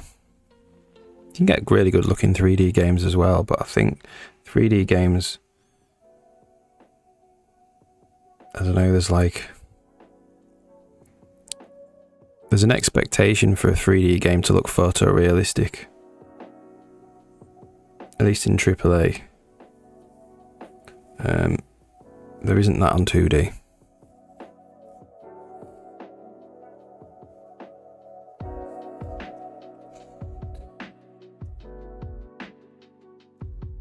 Okay, so I think what we need to do is we need to do that to get rid. Well, we can just don't want it to be const really. Let's make this like this.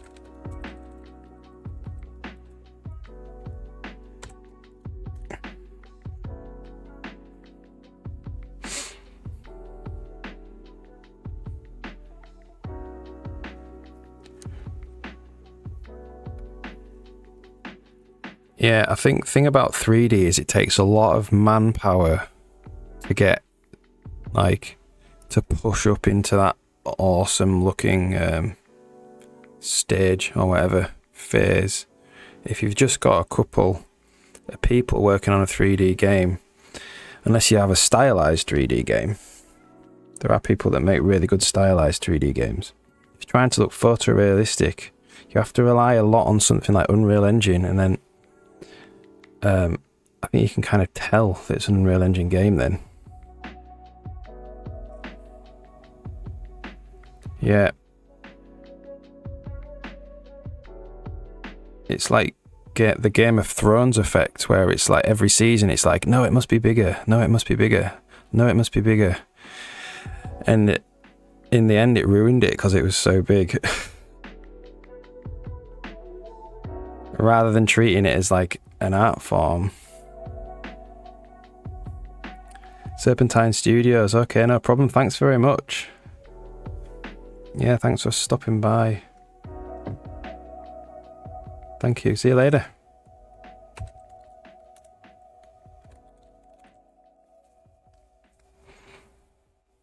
Timber, how's it going?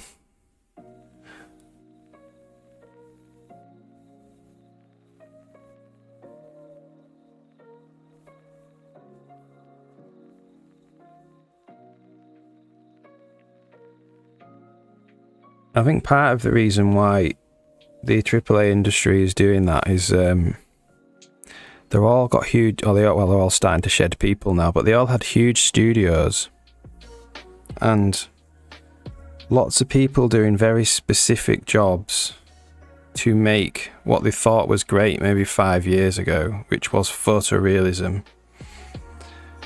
So they have to follow that path because they've got people to pay. Oh, good. Yeah, I'm doing fine. Thanks very much. I'm just working on paths. Working on the monorail system in the game. Yeah, they got people they need to pay, and they got to actually give work to. And these are very specialist people, you know. In AAA, you couldn't just ask an artist to go and work in VFX. I mean, they could probably do a good job, but they have their own specific VFX people.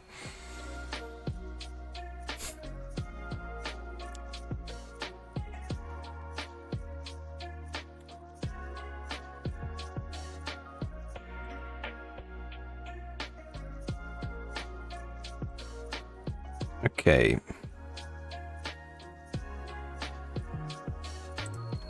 So we want standard DKT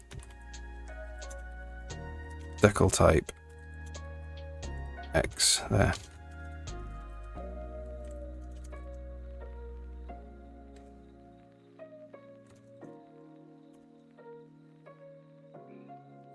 What are you studying today?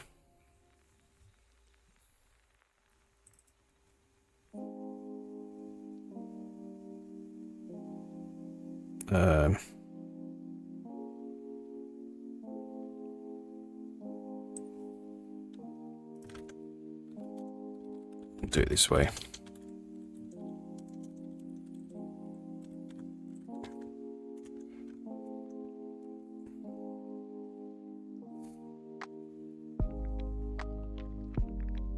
Okay, let's see if that fixes that problem.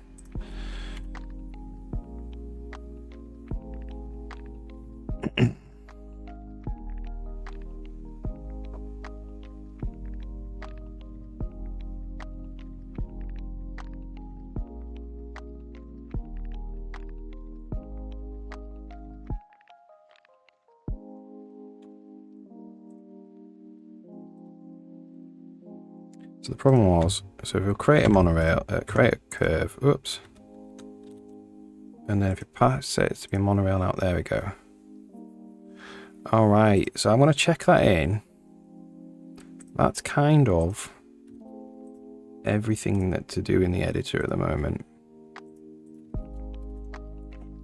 Working with cues, oh great, yeah.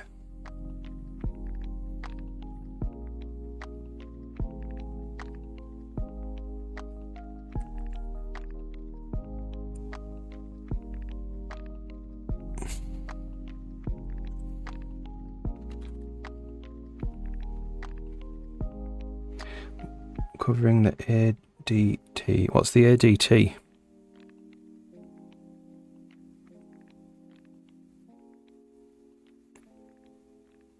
Learn how to do it with an array. Move into a linked list. Brilliant.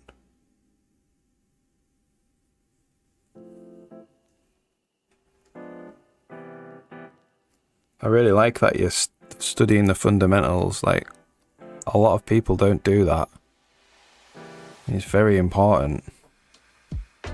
Abstract data types. Oh, right, okay, yeah.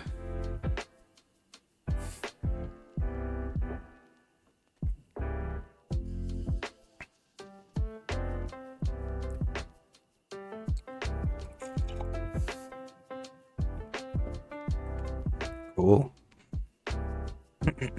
Yeah, it's very important to learn the fundamentals. I actually love programming stuff like that. Like, people always want to get stuff on the screen, but I like, I actually like programming containers. Must be rare. I would call like this stuff like queues and arrays and stacks and stuff containers. So, I actually like programming stuff like that.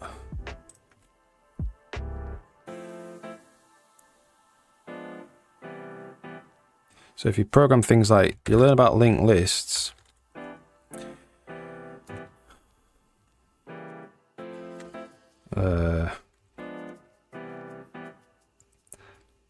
So this is the very foundation of the memory management in the engine, which is a heap allocator. And it's run on linked lists. Previous, next, previous free, next free. Heap M block. So this is a proper use case for linked lists.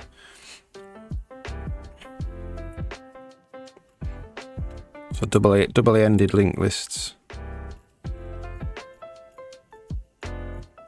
And any whenever you want to get some memory for the game, it all ultimately goes through this system. So it's a very fundamental system, this. But yeah, it uses linked lists. And then queues, I have under redo. which is well, I use stacks, but stacks are queues, the last in first out queues.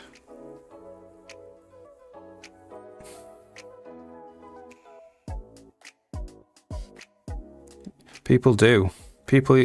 So they develop an over-reliance on libraries. That's what I've noticed. So they can do all that stuff. You know, they can jump straight into putting something on the screen. But they're just, you know, they're just learning how to use a library rather than learning themselves how it works, which, you know, might want to do that. That might be fine. Depends on the person, but I like to know how things work.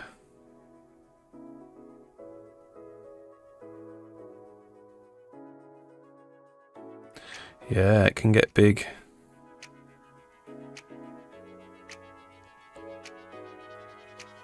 You need two things. You need the fundamentals, which you're learning, and then you need kind of to practice enough to develop the coding brain in a way. And that what I mean by that is you learn how to approach problems in a certain way that allows you to make big things. So you know how to approach a problem bit by bit, and you get an instinctive feeling for what is the next step. And it's usually correct after enough experience. So you might have something enormous that you want to make, but you know the very next thing to do all the time. And it's break it up into these little chunks. So you need two skills. That's it. The first one is studying, like the container stuff. And the second one is just by doing it, by getting some experience.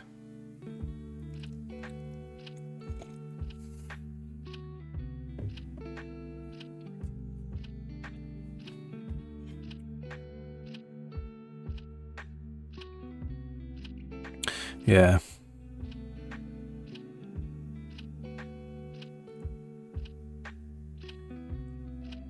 Yeah, need to kind of allocate a short piece of each day to doing it. I think to become a really good programmer, you don't actually need to program a lot every day. You just need to program every day, even if it's only for half an hour. Especially when you start off, because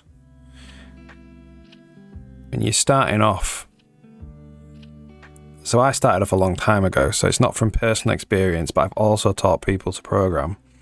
And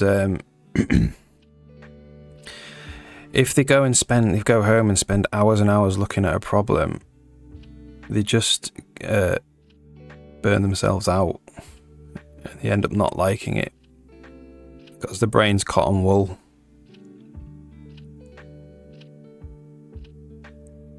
It's like if you're making a song and you listen to it too much and you forget if it's good or not.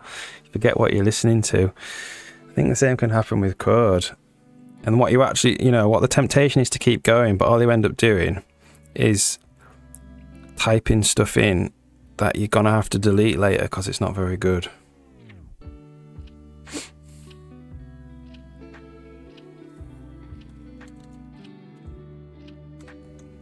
Okay, so we're at the end of the editor stuff now. The next step is to get these paths on into the game data.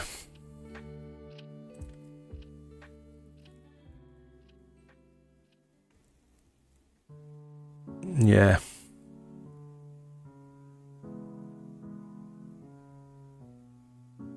Yeah, I mean, in my experience, I'll end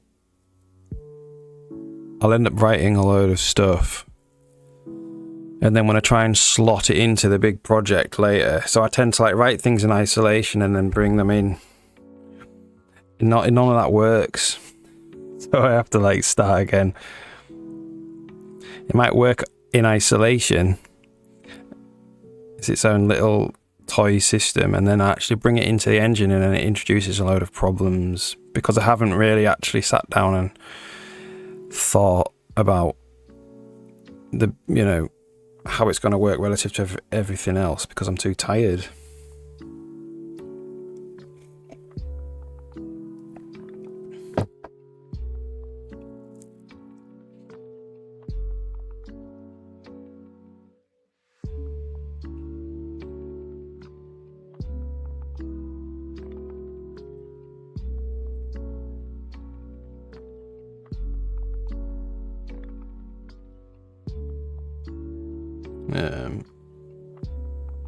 Okay, so game board content now has in a bunch of these paths, and we can try and unwrap what they are.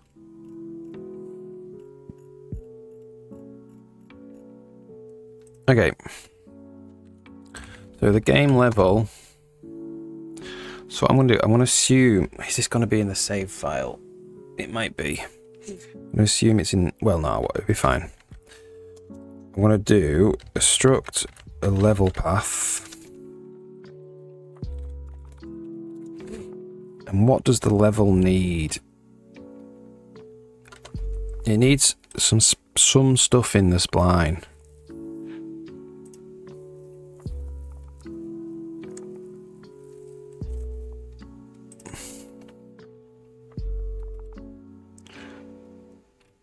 So that has not been implemented there.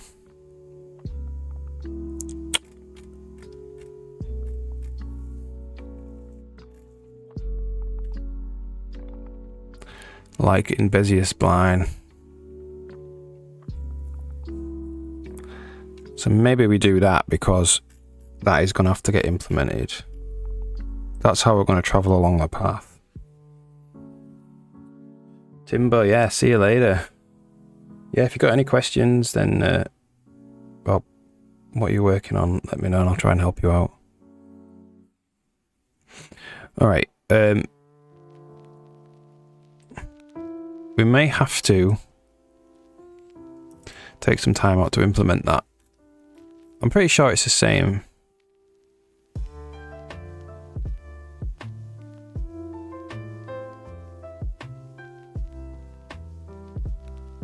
As this. We don't store compound lengths. We need compound lengths.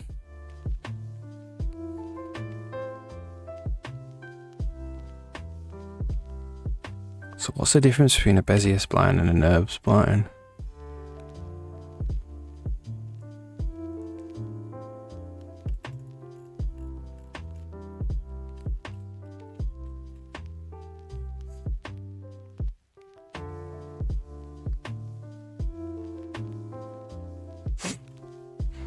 Okay, well, whatever. We can use NURB splines. It's just we have to implement some more stuff.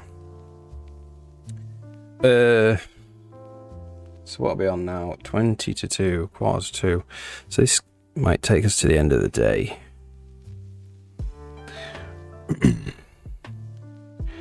I'm just going to stick this here. And then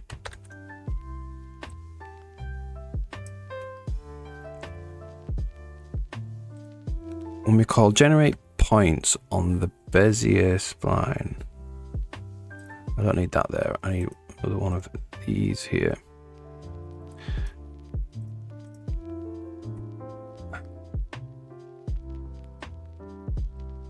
So we first test we need to do it. If we do need to do it, I mean, that's not strictly necessary. So compound lengths. Just storing up the distance between all of the points.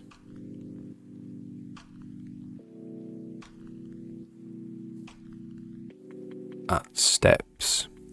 Steps is over 1 over max point count.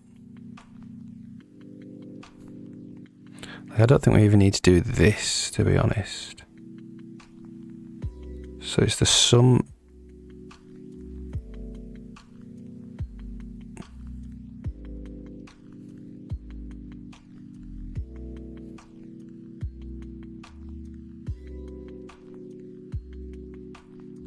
It's the sum from the end. from the beginning to where we are.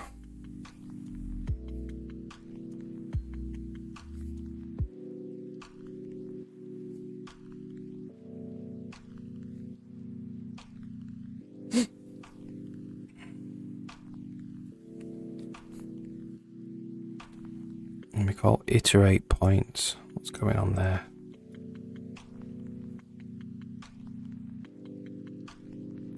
Ooh, right.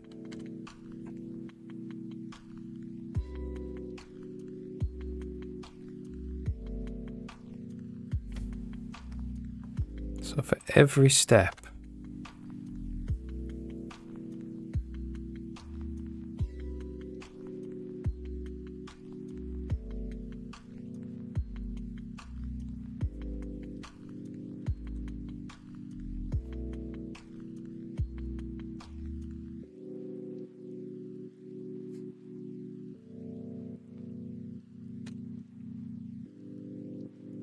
right.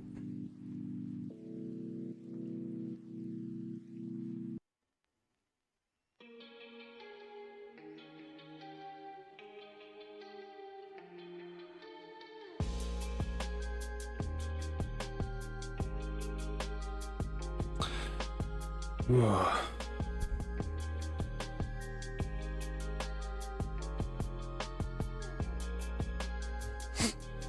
This is also solving for the points.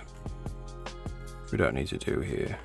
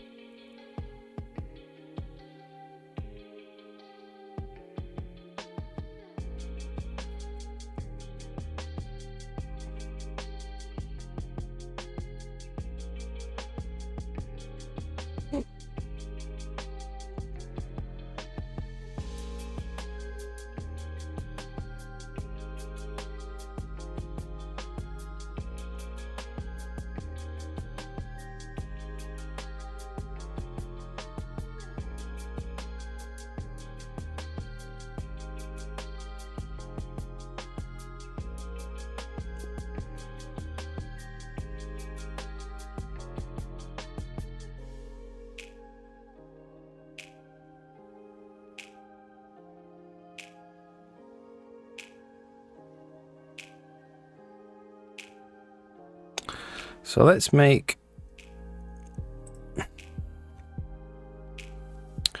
compound lengths.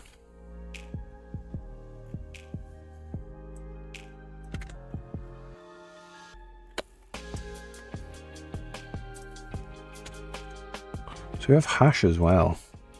I'm even using that. Okay, so spline.compound lengths.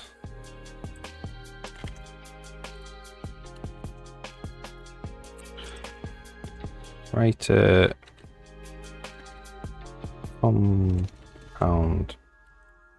compound lengths. Oops.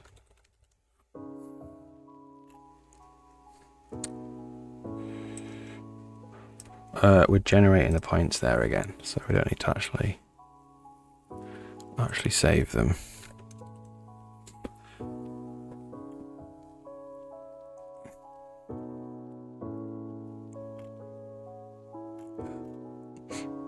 Okay, so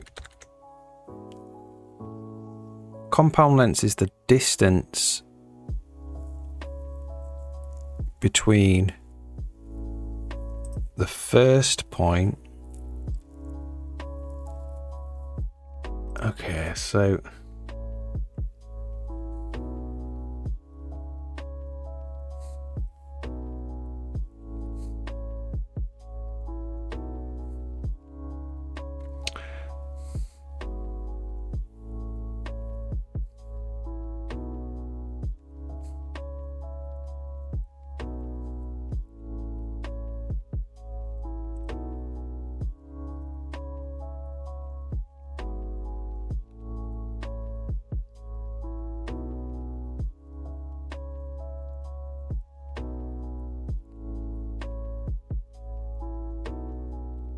Let's just do it in a separate pass for now.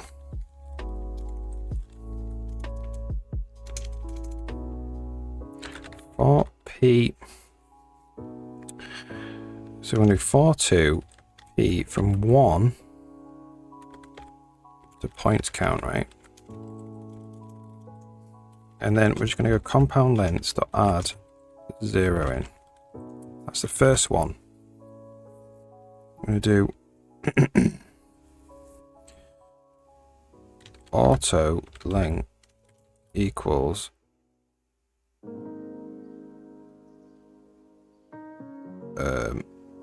distant equals points P minus 1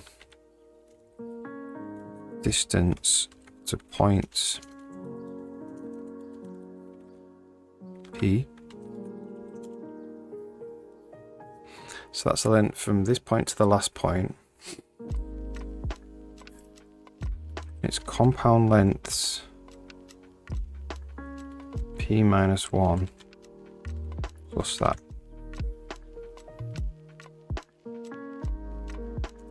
And that gets added into the new one.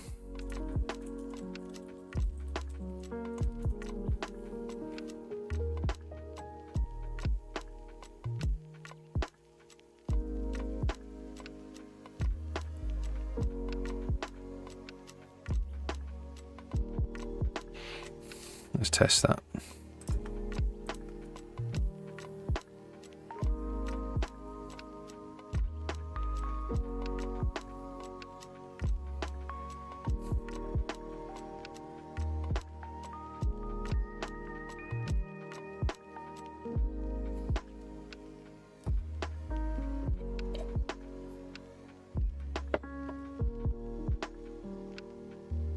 And then this is a binary search. This here to find the point.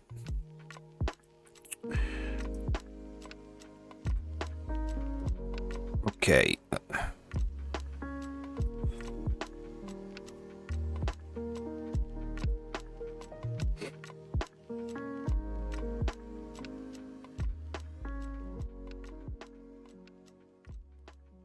Which we'll do. We'll do a similar thing for our get point with T.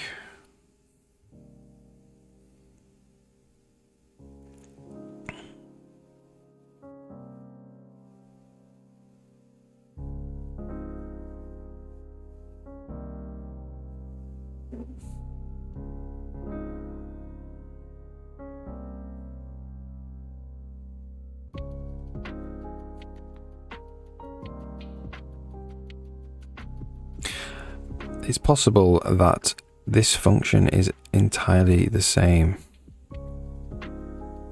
which would be great.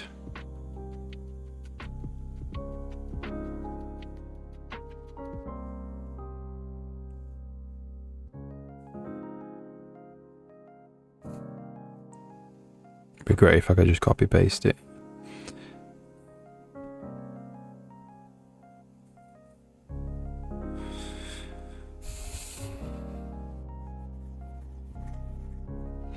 Okay, that's the first length, second length, third length, fourth length. 103 points there is. And 103 compound lengths. Right, so let's just copy paste this and see if it actually will be totally fine. It is totally fine. Right, now we also need to test it works. So the way we do that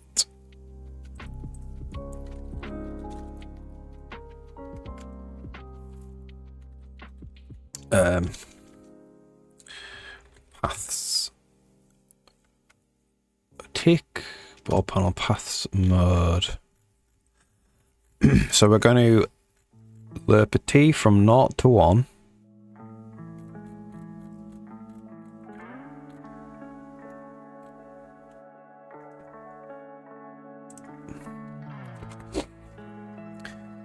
So we're going to go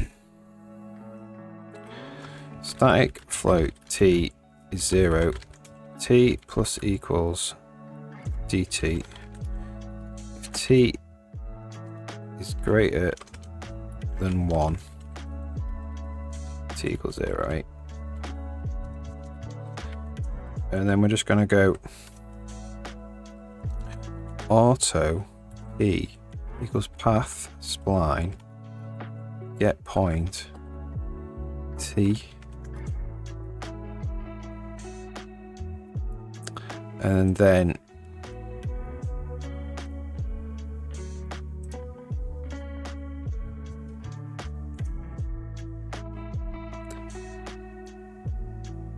so what I might do is something else. I might do t equals bm saturate t,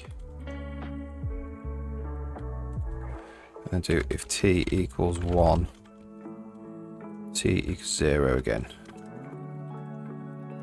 and then we'll do come in.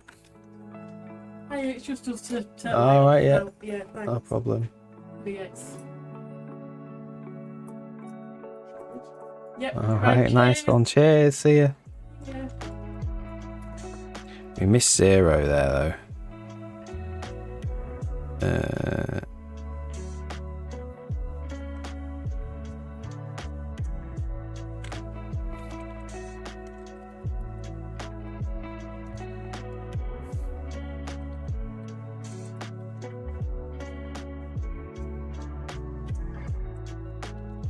Get point TT like that.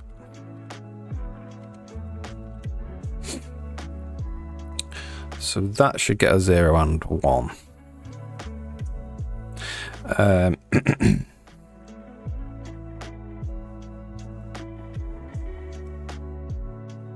Doesn't really matter.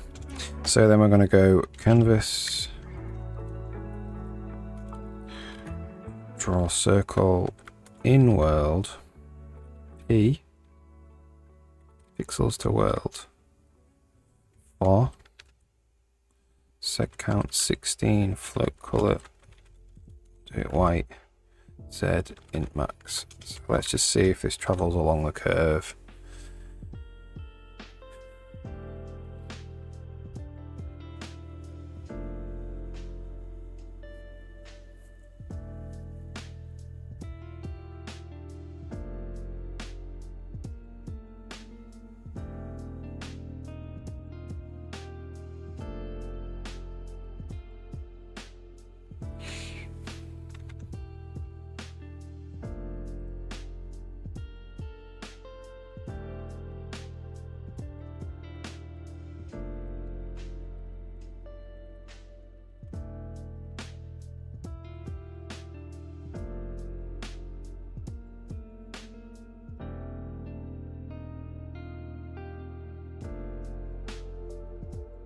Moment of truth.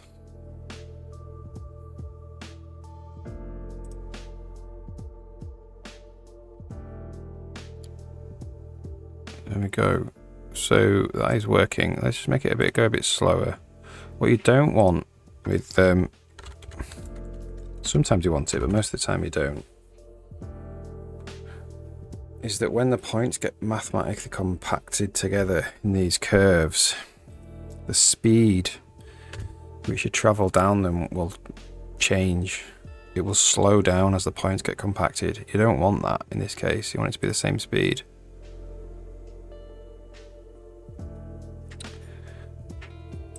So let's go. Oh, look at that.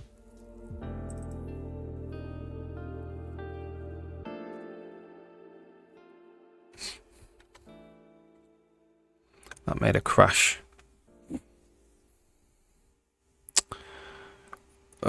So what happened there? We had an array index out of bounds. Oh, because we're not emptying the compound lengths.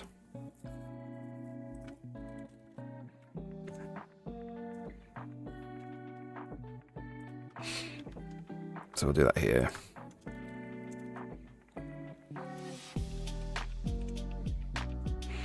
And we'll compact the points together and check that it doesn't change speed. So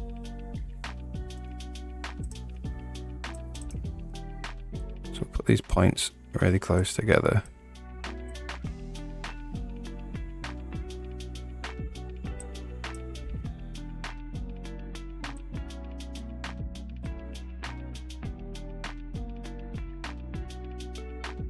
I don't think it is.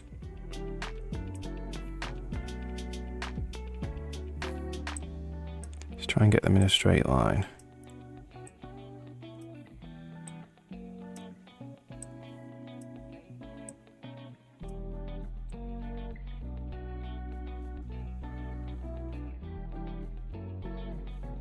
Yeah, it's all going the same speed, isn't it?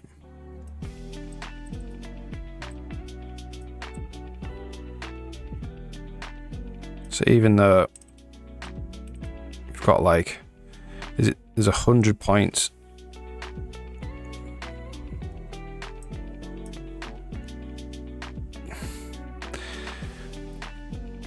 Points in between each control point. It's not slowing down hugely. It's not. I'd really notice that slowing down if it was wrong, but it's not. It's going the same speed. Good. So that's it. That's sorted. We can now travel across splines. Get rid of all that because we don't actually need it.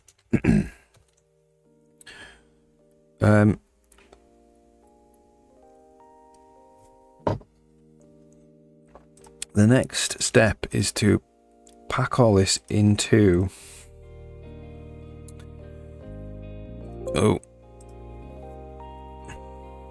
push. There we go. Is to pack all this into the game level, into the game data. So game level, we do need stuff. All I think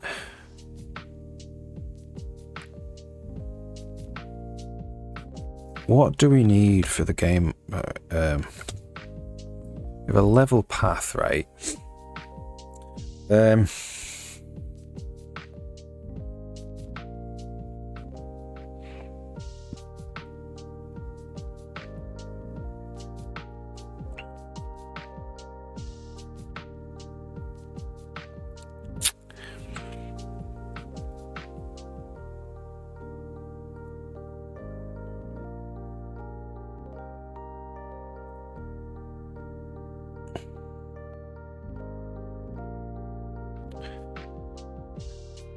We definitely need the ID.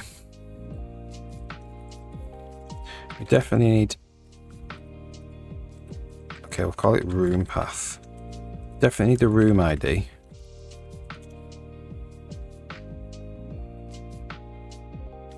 We definitely need the type.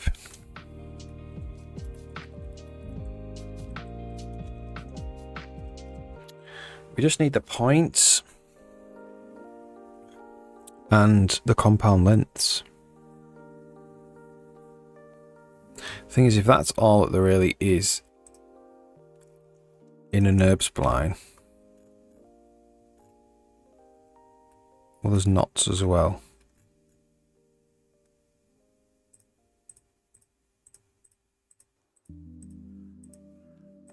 We only really need those two.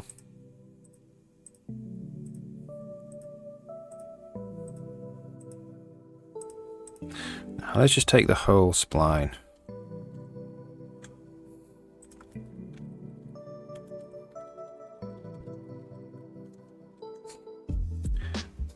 And then we need hybrid storage again.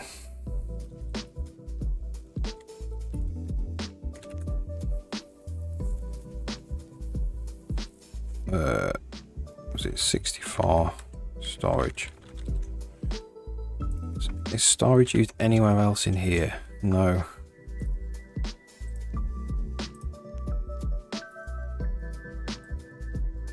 So I wonder if we could just break that into, we could just say that's a monorail path.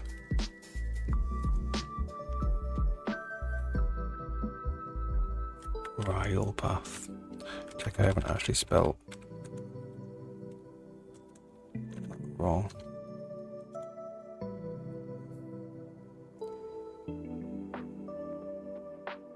Okay. Monorail.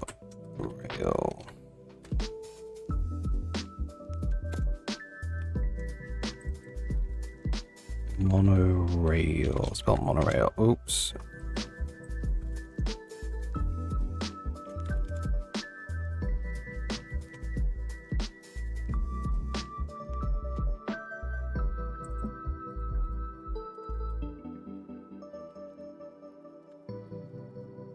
Just in those two places. Okay, good. We could say it's a monorail room path, couldn't we?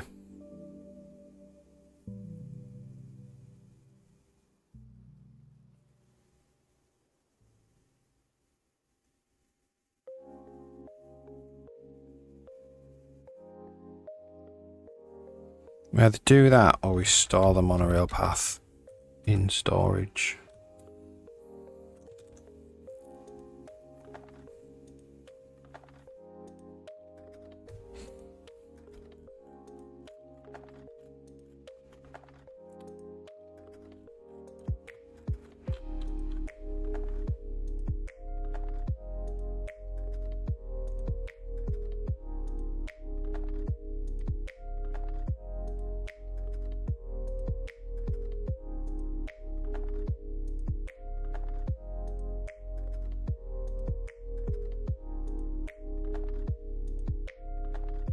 I think we do that because that's just simpler, innit?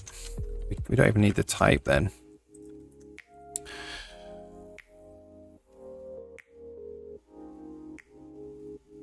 And then the type can be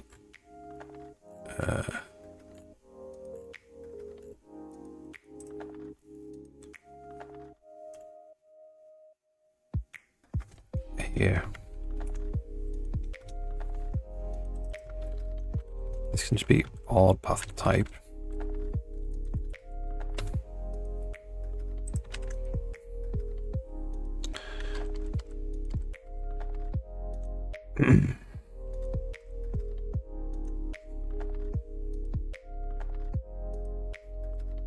Thing is, this is very game specific, and the game level's not very game specific.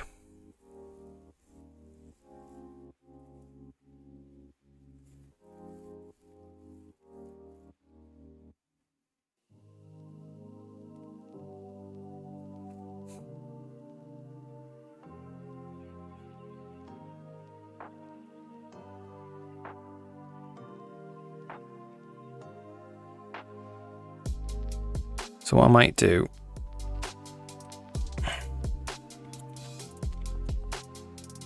probably do want to stop pass the name across.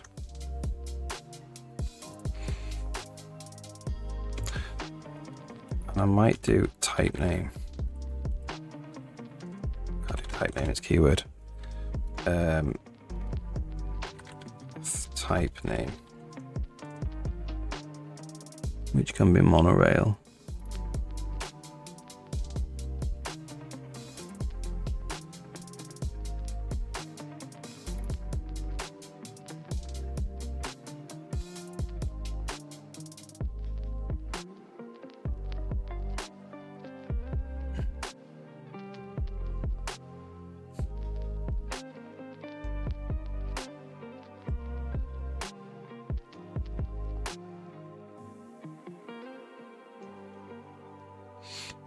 Don't know. And then that's like game agnostic.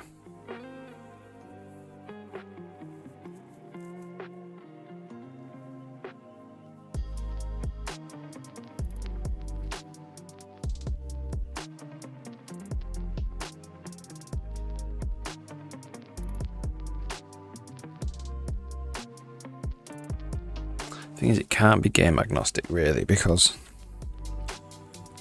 we want to have properties.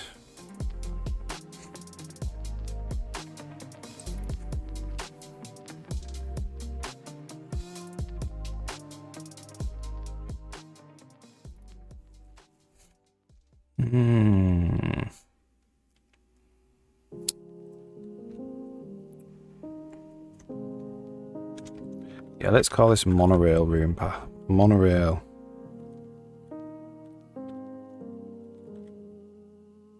Path. Room monorail path.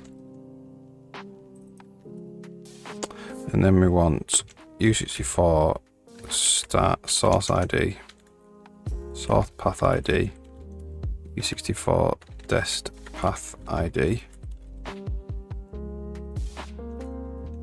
And then we want to binary serialize these.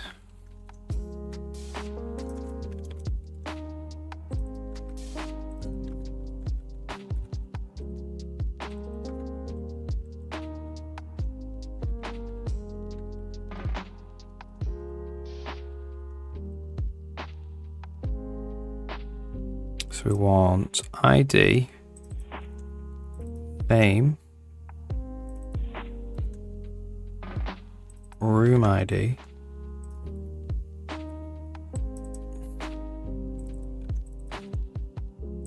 spline,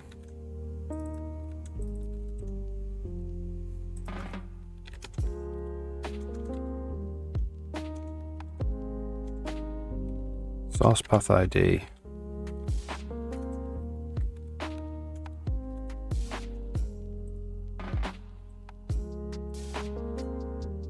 and possibly the bounds as well.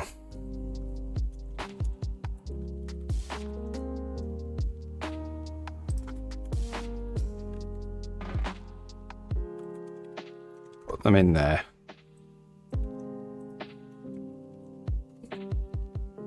So that is what a room monorail is. And then we want an array of them. Monorails.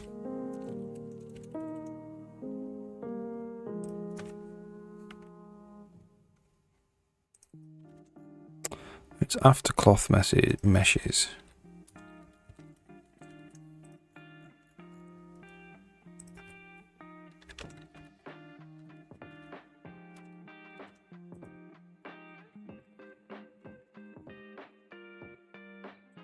All right.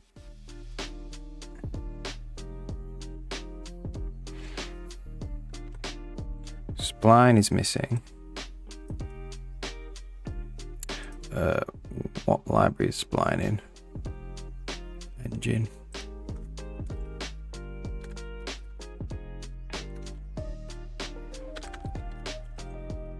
Splines.h. Okay. So we have space for them in the level now. We need to put them in the level.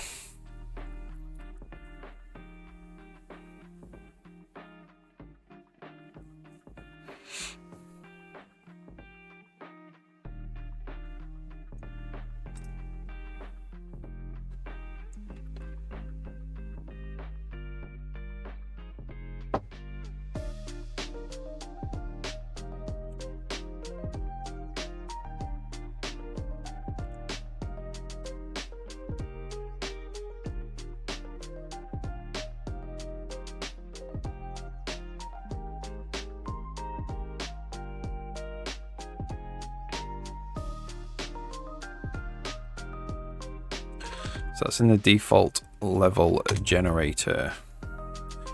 We need to append path content. End colliders. Oops.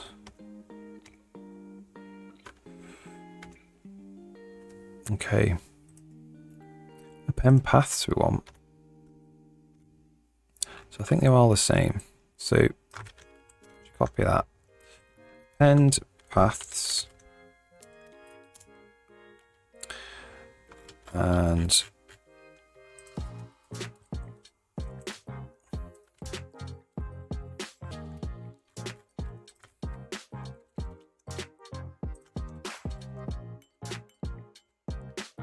We'll do that here.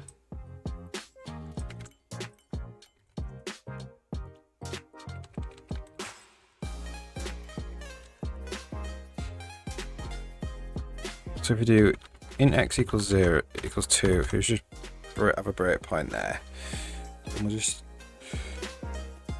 see what paths we have.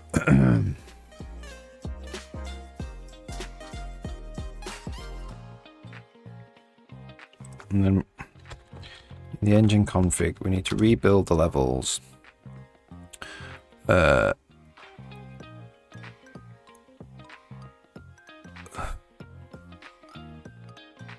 wonder if you put this in the world rather than in the levels.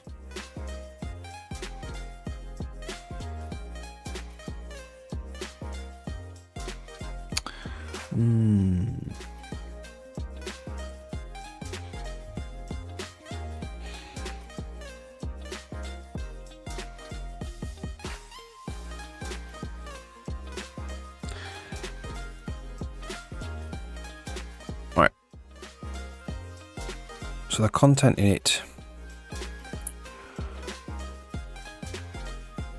No paths.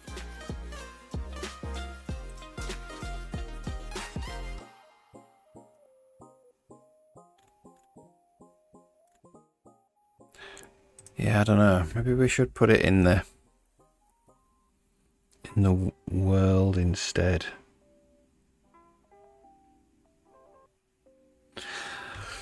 I think what I'm gonna have to do is think about this. I'm getting tired now, so I need to stop really, and then make that decision tomorrow when I'm feeling a bit fresher.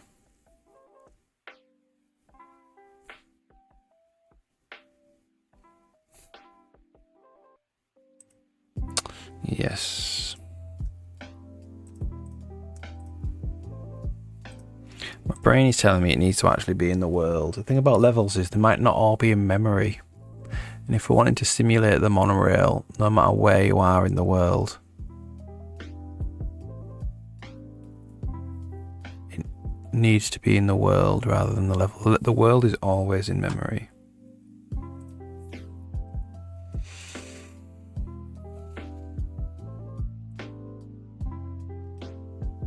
Okay, so we will do that because we probably will end up having paths in the level at some point.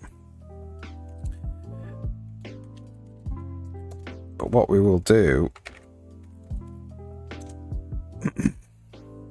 is take the monorail stuff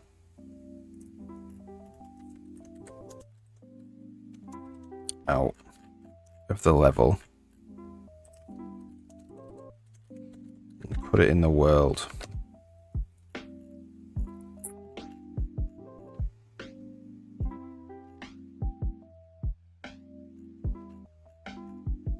Are we? Put it here.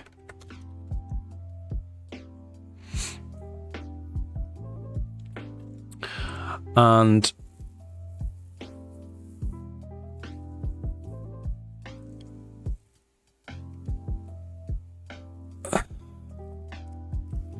probably don't need that then.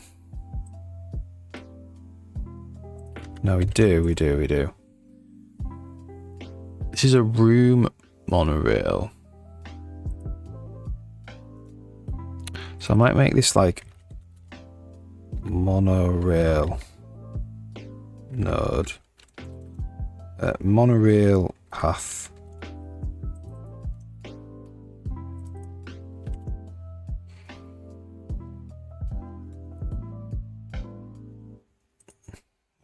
World monorail path.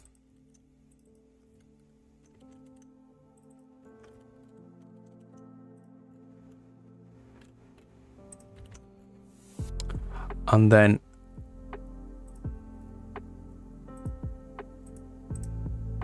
we don't need that because we can just store them in the array in the order the paths are in.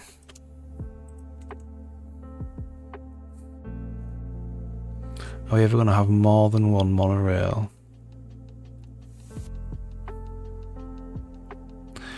We'll allow for more than one monorail.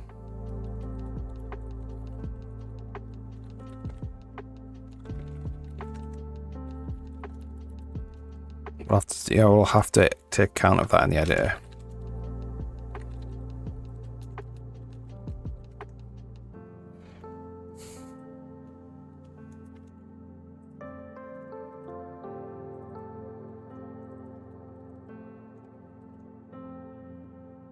ID paths.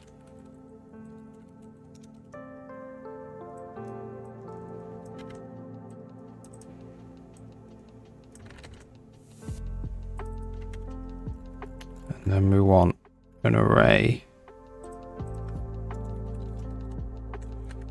And that's monorails. Brain wants me to type monorails wrong. And that's after room, so world.monorails.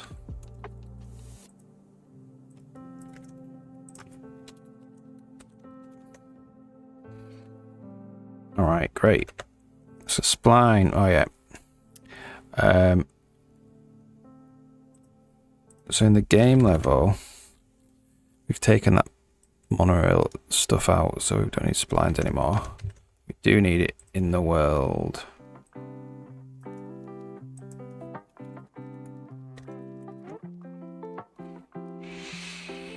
Alright. So we're kind of set up now. Got space in the world now for the monorails. Take them out of there.